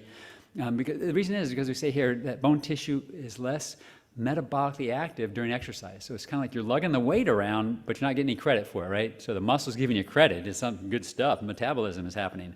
And then these days when you got GPS on your wrist, the data that you get from the runners is like, whoa, we know where you went all day, right? Well, only during the running before we cared about, but it was easy. So we got 3 months of printouts from Strava, whatever this thing feeds into. I don't know all this stuff, but we got that stuff. So we had a team, great people, students that were going through all that to give us the energy expenditure, because we knew how fast they were running, knew how far they were running, all that. Let's see, what else? Maybe nothing. There we go. So we looked at different things. So dietary, DRI, U.S. dietary guidelines, and then Thomas paper, position stand that came out on standards for kind of endurance athletes and what their macro and micronutrient needs are. Here, that first line. If you look up to the total energy intake, you get self-reported data, right? I've said it 10 times. Look at the women, 1,900 calories. That is not very many calories in a day. So, and this is, again, The sad part is they're looking at pictures of like a serving size and all that, and you're going like, oh, come on, can't you make a real good estimated, educated guess? And I'm guessing they didn't, because for a woman that's running 60 miles a week and doing resistance training, pool work, that's nothing, right? I mean, does that make sense that maybe we're a little underreporting? And we actually, and we'll see this in the 2-year, in case I run out of time, increase in bone-free lean mass in both the men and the women over a 2-year period. So they're taking in more calories than that. We really are pretty sure. Men at 2,700 still pretty low for a male collegiate runner. So I'm thinking they were doing more than that. What else? The carbohydrate, depending on how you compare it, if you use 6 to 10 grams, not as many grams per kilogram body weight, not as many got it. But if you said 45 to 65% of their diet, almost all of them were in there. And the same thing with the protein, depending on how you analyze it, whether you go 1.2. In that paper, it says 1.2 to 2. That's okay. But if you say as a percent of their diet, all of them were in there. For if you use 10 to 35%, I'm not sure that's a great thing. I think the grams per kilogram body weight is a better measure in there. Let's see. So here's the EA breakdown. A significant difference whether you do it with fat-free mass or bone-free lean mass. But it only moved 2 people. 2 people from that middle section. So healthy is above 45. Kind of healthy, maybe starting some menstrual issues with the women, 30 to 45. And then below 30 is very low energy availability. So it moved 2 people, 1 from each, a male and a female, from the middle group, the first group to the middle group. We went with bone-free lean mass in the rest of our studies here, the rest of our calculations. Once again, going back to that thing that says bone tissue isn't as metabolically active during exercise there. So interesting on their EA, but again, as self-reported data, I'm kind of, maybe not as good. Let's see, what else? So this is what I just said there. Very low on their intake. Depending on how you compare the carbohydrate, they were either okay or maybe not okay, but again, self-reported. And then that should be all men and all women exceeded they recommend. When you look at 10 to 35%, about a third of them didn't meet the 1.2 to 2.0 grams per kilogram body weight of protein. Calcium, like I said, I'm trying to preach milk to a group that goes, ugh. I go, okay. And chocolate milk post-workout, do it, yeah, it's great. But they were trying, but not hard enough. And part of that is, and we'll talk more about this in stress fractures, we're very urban in Loyola Marymount. There's not much grass. And it takes a good day, on a good day, a Sunday morning, you can get down to grass and trails in 30 minutes. In the afternoon, on a weekday, you're talking an hour. And so it's a hard thing to get the team to off of the hard surface to get out of work. So when they take this long van ride, they're not, what are you taking with you? Nothing. I got a water bottle. Great. Doing you a whole lot of good. How about, take something with you in there? But we'll see. 95% of the runners do not meet the RDA for vitamin D. Southern California, it never rains in Southern California. There's a song. Go ahead, start singing it. No. But we didn't measure blood. And that's one of the, later on you'll see, wish we had done type of things. Wish we'd been able to measure blood to see what the vitamin D levels were. They may have been okay because of the sun. This year we've had 6 rainy days since the start of our rainy season in October. Otherwise, it's been sunny. Cold, though. It's in the 40s in the nighttime. All men iron. So we were good on the iron intake, kind of, because everybody's on a supplement. Not everybody, but a lot of people on a supplement. So which I guess is okay. And we did not have anybody report to us in all their data, all their questionnaires, that anybody had an iron issue, that were under supervision of a medical professional for iron deficiency, which is pretty good. And before I forget, in all this, at this point, nobody was on a low carbohydrate diet. And since then, we've actually had a couple runners try it. Some success on the low carb diet, but they were all on a normal diet here. Yeah, put that. Okay, great. Self-reported data, boom, boom, boom. Dietary intake group is below that. Yeah, you saw that. And carbohydrates, probably need to do more. The one thing the coach and I disagreed with, he was kind of big on body size. And I'm not. You end up being what you are as a runner. I mean, you run enough, you get lean enough, whatever. Some of us get too lean, probably. But he preached kind of the lean and mean, and I'm not so sure that was a great approach there. So let's see. Third thing is this now we're at 1 year. So I got a year of the controls. They had 3 scans. We had a year of the runners, 3 scans, and we're ready to start now looking what happens longevity, what happens over the time frame here. Dr. Stock, what am I got like 30 more minutes. Doing great. That's what I tell my students, they kind of look at me like I'm crazy, but I probably am. So it's all right. Let's see, 1 year, what do we do here? So by this point, we had 39, the cross-country runners, and guess what? We still had 40, no, we went down to 46 controls. One of the guys missed the mid shot on his DEXA scan, so we dropped 1 male, so 22 and 24 females. Oh well. It was all right. It worked out good. Let's see. DEXA scans, same thing. AP spine, that front and back look, lateral spine, sideways, femoral neck, total hip, and whole body. This is actually, this was 2 papers. I was working the 1 year part, and Dr. Olmsted was working the hip structure analysis. And I got to kind of the end, I'm like, I don't know if this is really going to be enough.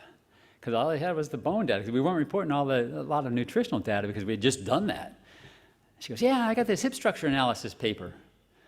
1 year. Like, let's just combine them. And then all of a sudden we had, it wasn't 1/2 plus 1/2 equals 1. It was more like 3/4 plus 3/4 is 1.5. And now we're like, oh, no, we got to start chopping and cutting. It eventually got published, so that was good. But yeah, she was working the hip structure analysis. We were looking at neural neck and narrow neck. And these things, if you have any questions afterward, I've got a piece of paper up here to explain what cross-sectional area, we kind of have that right, that's cross-sectional area. The moment of inertia, that's like some braking thing, and then the Z modulus is a bending thing or something like that. So I'll explain it to you from reading. That's my best guess on that one. That's not my forte at all. So let's see, 5 of the, so now we started looking more, not just BMD, not just EA, but kind of digging deeper a little bit. So 5 of the female runners had irregular menstrual status. Is that high or low? It depends on what you're reading. Some have almost none. Some have more than we had. Some have over 50%. So we're kind of just, depending on what you read, maybe that's okay. Or kind of average with a group of female runners. There was one, and that's kind of real average, one woman out of the 24 of the controls had irregular menstrual status. We'll kind of throw some of that into the stress reaction, stress fractures here in just a second, like right now. So 3 of the male runners, 14%, sustained 1 bone stress injury over the year. Now remember, we go fall, spring, so early September, late January, and then early September again, and almost exactly 12 months. And I should have put that up there, but almost exactly 12 months on the distance between the scans, the 1 and 3. And there was, as you see this data there, between scan 1, the fall scan in September, and the scan in January, shorter period, then we go January to the next September, right? So I've got a little more, and 3 months is kind of where you're going to start to see bone remodeling. So we were probably on that second scan from visit 2 to visit 3 on the verge of maybe we had more remodeling time there than we had in that first scan. So there may be some issues. We really haven't teased it out that precise yet, and I don't know if we ever will. But so 3 females had 1 bone stress, 1 female had 2. Would you believe 1 in each tibia? Oh, yeah. I'll talk about when it happened in just a second here. So I was like, when we started collecting this stress reaction, stress fracture stuff, I was like, is it track or is it cross-country? Cross-country season, we're doing a little more over distance. Track, we're going now running faster, more stress on the lower body, and half were in the fall and half were in the spring. What does that mean? I'm not sure that means anything, but so that didn't help. But in year 2, my theory comes up and works out, I think. But I didn't put it in the article, but so half and half. And right before that, 2 women were on oral contraceptives, 1 eumenorrheic, meaning normal periods, and the other, we had 1 out of the stress fractures that was oligomenorrheic. So more than 3, less than 10 menstrual cycles through the year. Let's see, so male runners, significant increase in remember, bone for males, there's still probably accruing bone across that time. So significant increase in BMD at the AP spine, so that front and back of the spine, lateral spine, and total hip over the year. Come on, I said, yeah, running is good, over a year's time frame. But guess what? Oh, geez. So now if we look, the hip, that's where, I didn't know it, but the running, you absorb all that shock in the hip.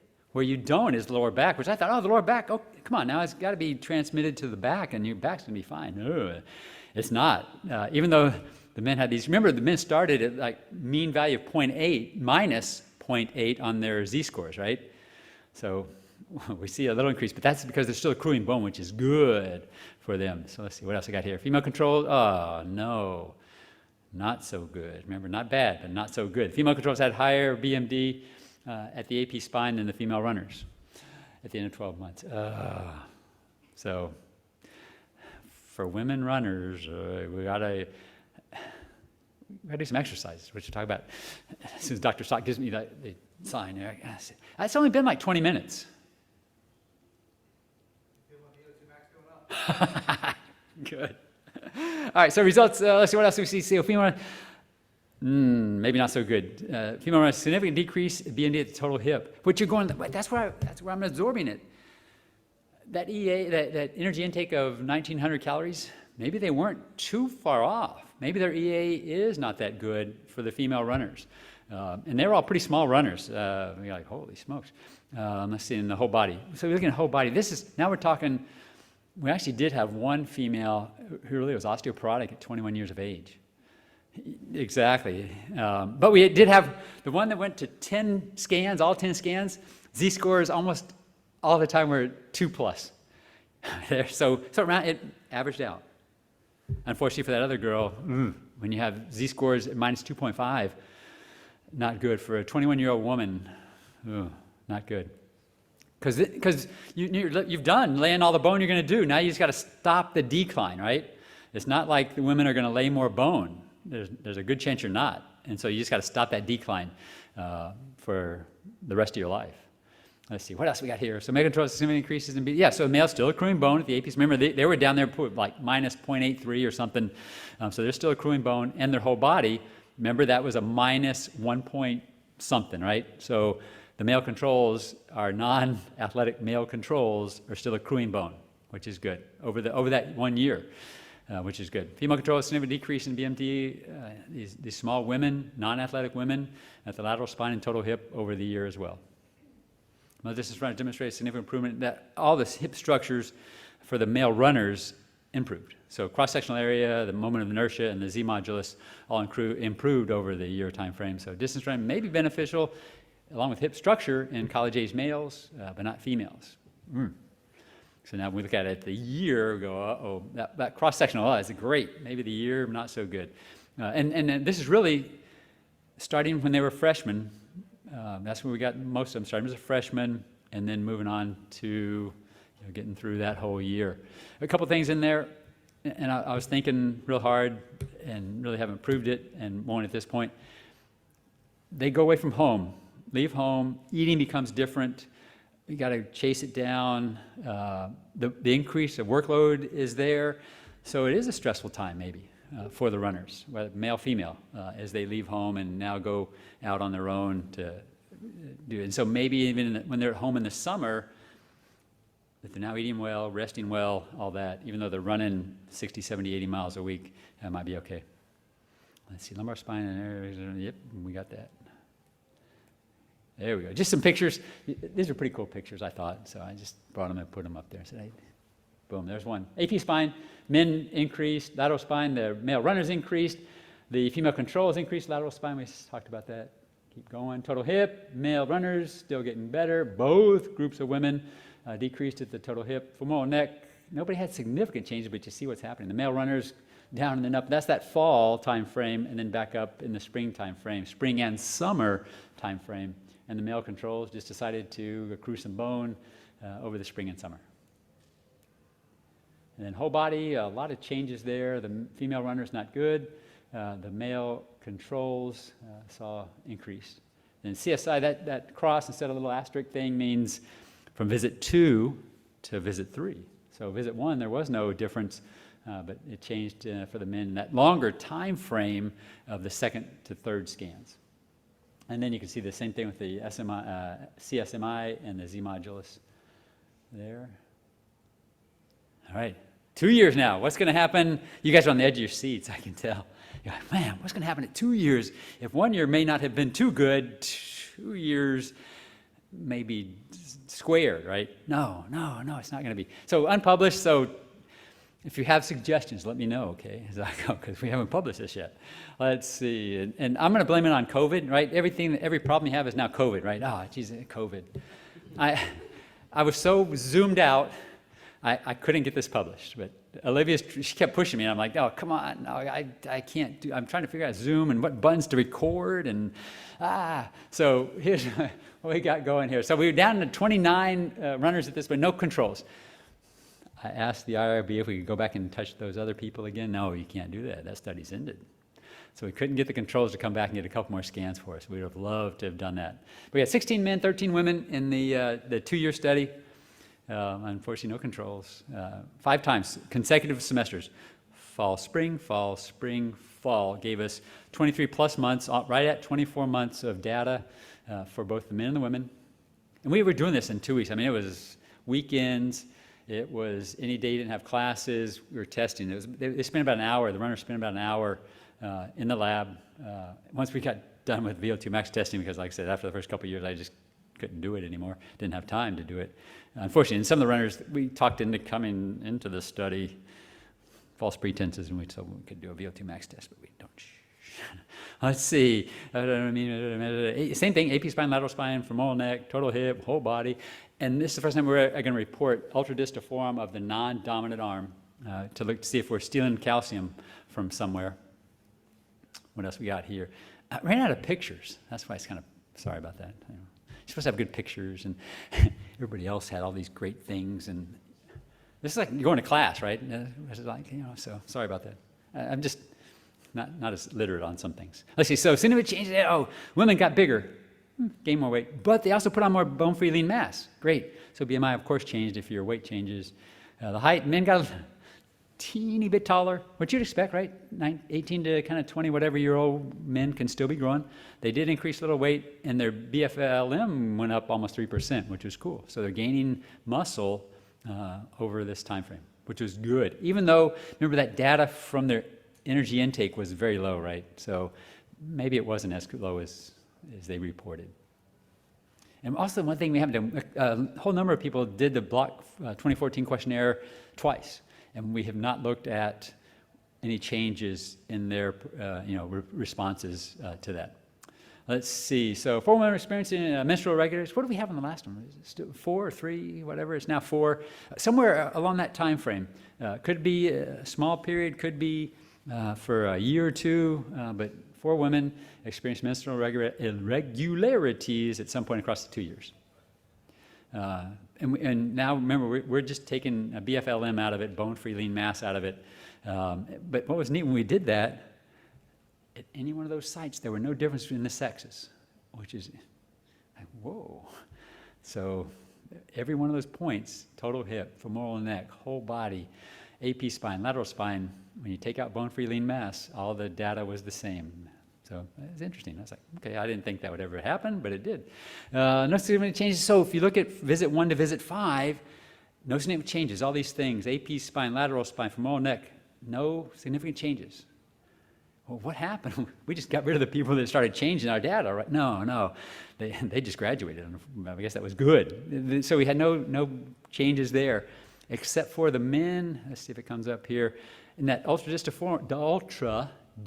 forearm on the non-dominant arm, The men were accruing bone. Yes, running is going to help your arm. Yeah.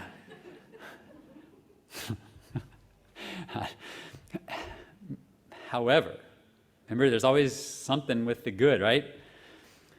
Let's see what comes up next. If you look at the ultradistal forearm in the men, over half of them had a z-score of less than -1 at the ultradistal forearm. So they started out really bad, right, is what this says, and they're working up to being into the normal range, which they may get to at some point. That's where, with the 6 men we have, at some point I'll probably look at it and see where that's moving on the ultradistal forearm to see. Again, the women, and why is it 7 out of 11 instead of not 7 out of 13? One of the ethnic groups didn't report data at the lateral spine for that age, and so that's why we had to go down to 11. So 64% of the women that we had a z-score on had a less than -1 at the lateral spine. Again, AP spine, that AP spine, lateral spine for the women seems to be an issue there. So 9 runners had a stress injury. 3 were the men that were in the first year. No men in the second year had a stress injury. The women held up that part of the deal there. So remember, there were 4 women in the first year. There's now a couple extra women thrown in here. 1 woman sustained 2 stress fractures. That was the right and left tibia. This was in the same season, spring track season for that woman. So stress, maybe that is more stressful. We're running harder, running faster, and maybe that wasn't good. And I should be able to say what her EA was, and I don't remember what it was. Let's see. 2 of the women that sustained the stress fractures were experiencing an irregular menstrual status, menstrual function at that point. So maybe a connection there. But most of the stress fractures, especially in the men, we think were really due to training increases in intensity and volume, that they weren't really due to menstrual function. REDS, if you're interested in other stuff like the female athlete triad, REDS, RED-S, is now including men into that kind of that talk of the female athlete triad. And that's what we wish we had: blood, testosterone, estrogen, vitamin D, calcium, all that stuff, but we didn't. 3 men, yeah, we got that. They were already done. Total of 12, yep. 4 in the same runner had a couple of metatarsal issues there, and I kept seeing her, and she'd be in a boot, and I'd go, not again. She'd go, yes, again. Femoral neck, or femoral head, lumbar spine. That's somebody with stress fracture in lumbar spine. One of the women. Yikes. That first year, half and half, and this time they were all in the spring. So that second spring was not good. 4 stress reactions, stress fractures in that second spring. So maybe track season is a little more stressful than the fall season. And some pretty pictures. You see the AP spine, no changes all across there. Lateral spine, no significant changes across there. And those 2 women are just low. The z-score is low. That's the problem. The forearm, the men had that significant increase across the time period. And let's see, femoral neck, nothing there. And then you see what total hip, you see kind of this type of thing. But when you go 1 to 5, not an issue, right? But a lot of change in between. And that's where we really didn't tease out, is that a track season, cross-country season, I'm eating better, I'm not eating better type of thing. The whole body, you see this nice dip, but then return. We go back up and recover on the whole body there. So conclusions on that. No significant changes except for that ultradistal forearm on the men. Many changes that we showed in there. He showed me a 2-minute sign. I think that said 20 minutes. I see my glasses, they fell down, and I see 20 minutes. All right, I got it. So that's perfect. So here we go. Spine, as I said, spine area concern for the women. So women, get out there and do some what? Squats and deadlifts. How about that? I'm a proponent. It's going to come up here in just a second. Bone health, yeah, we got to watch it. For you trainers out there, exercise scientists, they're going to be athletic trainers, going to be PT eventually, OT. When these women come in and have their 4th stress fracture, get involved. What's happening? Why is that happening? Not, okay, we'll rehab you. Okay, it's all good. No. Dig down deep. Squats, deadlifts on the lumbar spine. Is running into good? It depends, right? The answer is it depends. If you're feeding the beast, I think it's okay. If you overdo it, like in the late 70s, early 80s, when you had to run 150 miles a week, that's probably not healthy. Anything in excess probably is not healthy, right? So it depends on how you do it, but I think there are some good health advantages, obviously cardiovascular if you don't overdo it or have a problem, underlying problem. I think it says 1 minute left. So time permitting, what I want to say here, let me see, is out of all this stuff, VO2 max, velocity VO2 max, absolutely positively linked to 3K running performance, so 2-mile performance. So we saw a real good relationship there and some work. We put on some muscle, so we're not getting sarcopenic and a bunch of skinny runners. Bone versus strength, and not published yet, but we're seeing if you're stronger, BMD is higher, BMC is higher, and the area is higher. Whoa, that's pretty good. So we're going to hopefully get that done here this summer. And then the EMG work. If you're more fit, VO2 max is higher, your running economy is better, and your neuromuscular economy is better. So the percent of the signal of your max. So if I can make this signal this big, I use less of my signal if I'm more fit. Does that make sense? So that's the extra stuff. I'm done. Thank you for staying, for being here. You guys don't have any life. You're here on a Saturday afternoon. Any questions? I think we got a couple minutes for questions. Yeah, do you guys have any questions? No, don't give it to that guy right there. This is the continued of the dissertation. This is, yeah, geez, no. So as a coach, put your coach hat on. Knowing the information you have now, would you have your female athletes weightlifting? Absolutely. I'm a big proponent of endurance athletes weightlifting. Because a lot of coaches are not. Yes, absolutely. Okay. And because they're afraid of hypertrophy. A lot of them are. And I go, when you're running 80 miles a week, it's going to be awful hard to be in a hypertrophic state, right? I mean, you got to be putting in a lot of calories, a lot of protein. And we saw they weren't. So I'm a big proponent of it. I'd teach them deadlifts, and we'd do squats. We're not, and it's not just my body weight squats. I'm putting a bar on there or some dumbbells in your hand to start with, and you're going to do some squats. Absolutely, man and women. I'm going to do that because now I'm suffering from low back pain. So, and I'm doing my squats now, but I don't think I'm accruing any more bone. But back in the back. Good afternoon, sir. So earlier you mentioned that you disagreed with the coach on physique and the size that a runner should be. So when you were doing this study, was there a high variety in the type of physiques that the athletes had? Like were there some shorter and taller ones and ones with bigger mass? And does that difference in physique have an effect on bone density? It could if you don't pull out the bone-free lean mass, right? So I can compare different sizes when I control for that, right? So that's what we did.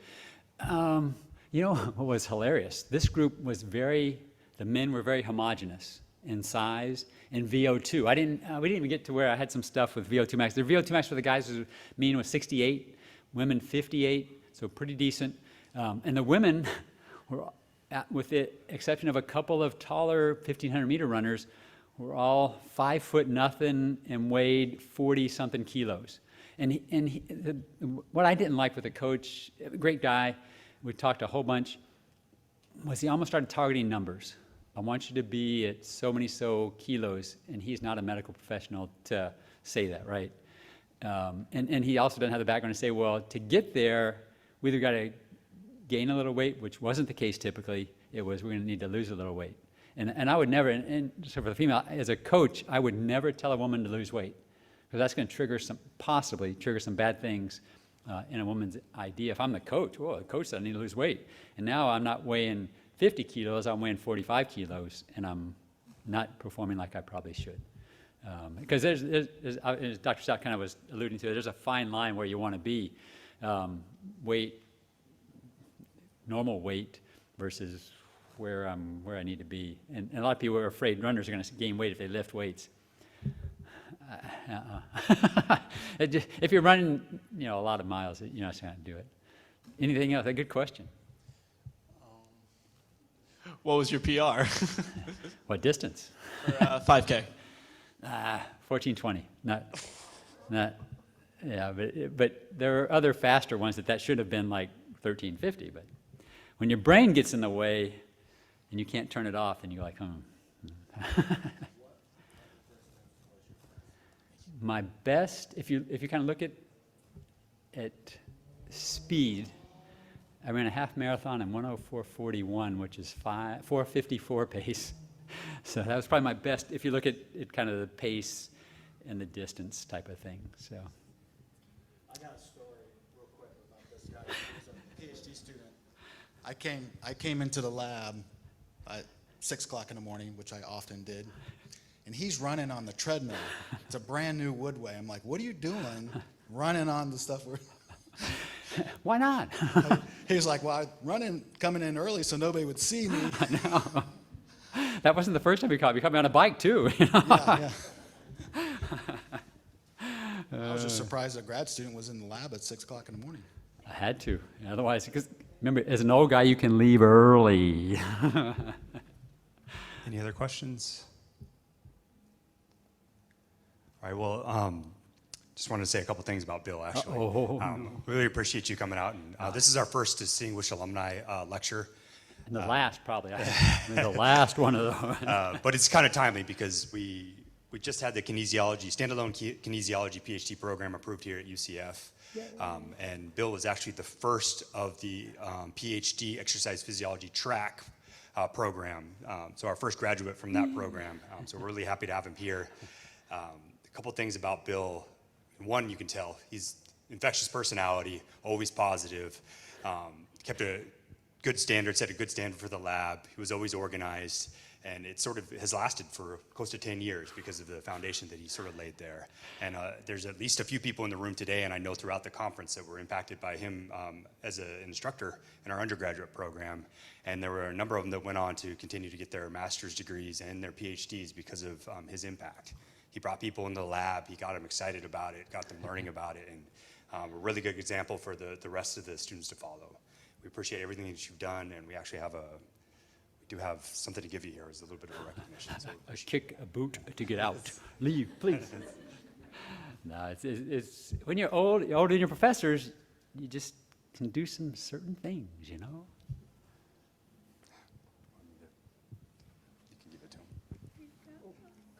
Oh, geez, all right. Thank you. Thank you. Very appreciate it.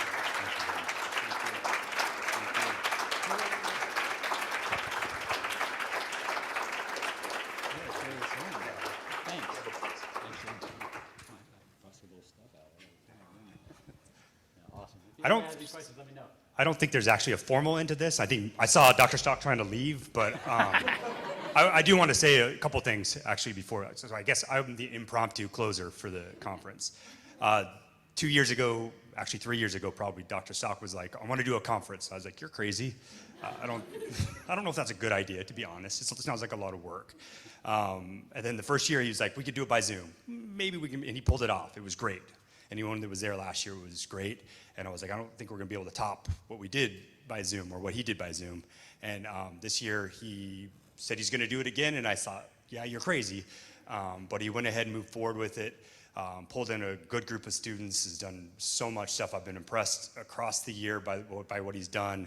I'm proud of what you've done here on campus. And I just want to say a big thank you.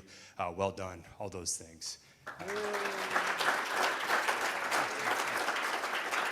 Hopefully you can relax a little bit this weekend. Thank you to all the students who assisted in this process. Thank you for all the attendees. We appreciate it. We hope you come back in the future because I'm sure he's going to be doing this for like 10 more years. So we appreciate it. Thank you all.